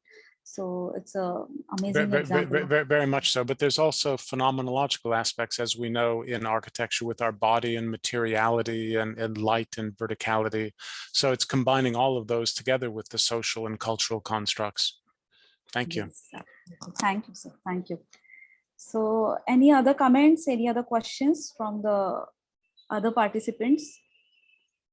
Any questions on, even I presented one paper, so even if you have any questions related to that, welcome. Otherwise, shall I sum up the session with the common points and my observations for all the presentations? Yes, so shall I proceed? Thank you so much, Dr. Vedahi. Thank you so much. And I really, this session, I became really interested into the presentation of Lester, because I'm much also interested into phenomenology, spatial experience, all sort of inquiry. So it was very interesting to have such kind of perspective, especially from the practicing perspective, because at the end of the day, they are the ones giving us what to criticize, what to study when they build. Just a couple of days in one of my studios, I was preparing my student to make a research and come up with some critical theories about the design of Daniel Libeskind Jewish Museum. So this is all about a MASH experience, the phenomenology, spatial experience, dialectic of thinking. So this is very interesting. I've been interested in absolutely, and I think that building particularly that you're picking out, Liebeskind's Jewish Museum, the one in Berlin, obviously is the one you mean, is has all of those in great things, and again, it's all of those things combined that make it such a powerful building. And if let's say the same building were just a supermarket and it was located in some other city, not in Germany, even if it was exactly the same building, it would still be an interesting building, but it wouldn't have anything like the resonance that it has when you go into it in Berlin in the context of the Holocaust. Absolutely. Yeah, it's amazing actually. Thank you so much. I really enjoyed the presentation. Thank you. Okay. And thank you all. One more thing. Since you are in Cyprus, I have to find you to give me some of your energy. How you managed to make this, especially in one session, 3 presentations. That's wonderful. Narmeen, seriously, all 3 are different concepts what she explored. That's really great attempt and great work. Okay, so shall I conclude with my observations for all the papers once? Yes, very important session I find when we are talking about culture and cultural landscape. All the presentations are really very vibrant and very important. So Salvatore talked about business history, less known, and exploring industrial archaeology in the context of Nazi family in Napoli, their contribution in gelato making, and even the how the urban morphology that has changed its texture as well because of that as a triggering point and as a magnet. Then Mr. Hangsong and Professor Gehan explored definition of smart city and heritage. So redefining the term. So that was very interesting part of it, and looking at it from a different context, how it could be. So that was an interesting approach. Narmeen, she presented 3 presentations. All 3 were very important. I like the last one as well, where I could relate with one of the case in India as well, Haji Begum. So she was the one who built Humayun's tomb. That's a very important structure in Delhi in India, and that is considered as a landmark project in Mughal architecture. So similar to that, I could find your case as well. But if you could explore more, I don't know, you must have explored it already, her own work, the Sultan Aga, remember I forgot the name of the lady. So yeah, so her own contribution to the architecture, that would be again interesting part of the study. So I find that's very important presentation, looking at architectural works created by women centuries back. So that's a very interesting presentation. Myself and my co-author, we presented on urban landscape and contribution of local engineers in Indian context during colonial period. Of course, Lester, I really liked your presentation a lot, because you're talking about architectural symbol of a very significant war in the history, and history of colonialism as well. So Vietnam War, as we all know, that it was between international communism and free market democracy. And the way you have specified the different aspects and holistic approach looking at the case study, that was very interesting part of your presentation. So I must congratulate to all the presenters, and thank you for the presentations and discussions at the end as well. It was very thought-provoking and a lot of insights, a lot of takeaways from different cases in the world. Yeah, and thanks to the organizers for calling me here and giving this opportunity to be of part of this panel. Thanks a lot. Thank you, Abdul Salam. Thank you, Doctor. Thank you, Lester. Thank you. Namin. Thank you all.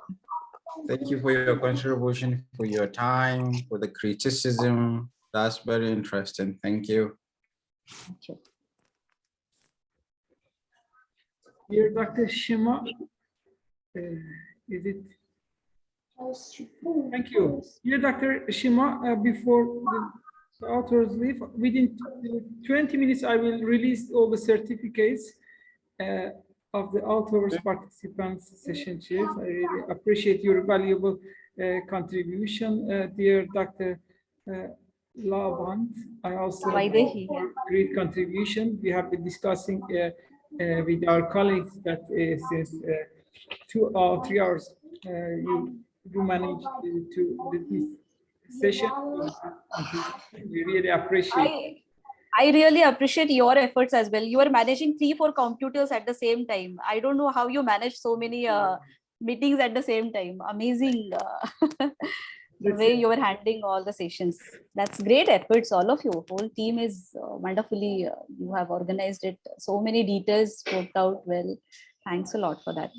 Thank you. Thank you. With the power of your speech, we are always continuing, and we hope our upcoming conference, we will do it face to face, and looking forward to meet you. Dear Dr. Shima, also, I really appreciate your valuable support, and sorry that for interrupting you, changing your office. No problem. It's a pleasure. No problem. That's great contribution indeed. I really appreciate your valuable support, and also Professor Dr. Carlo Alberini. I would like to thank, since yesterday he is with us in his keynote speech, given the contribution of session chair. We really appreciate that. And right now I'm trying to finalize the certificates to prepare everything. And within 20 minutes I will share. Then we will enter to at 6 to gala night. Let's call it. So we will gather it will be virtual one. virtual.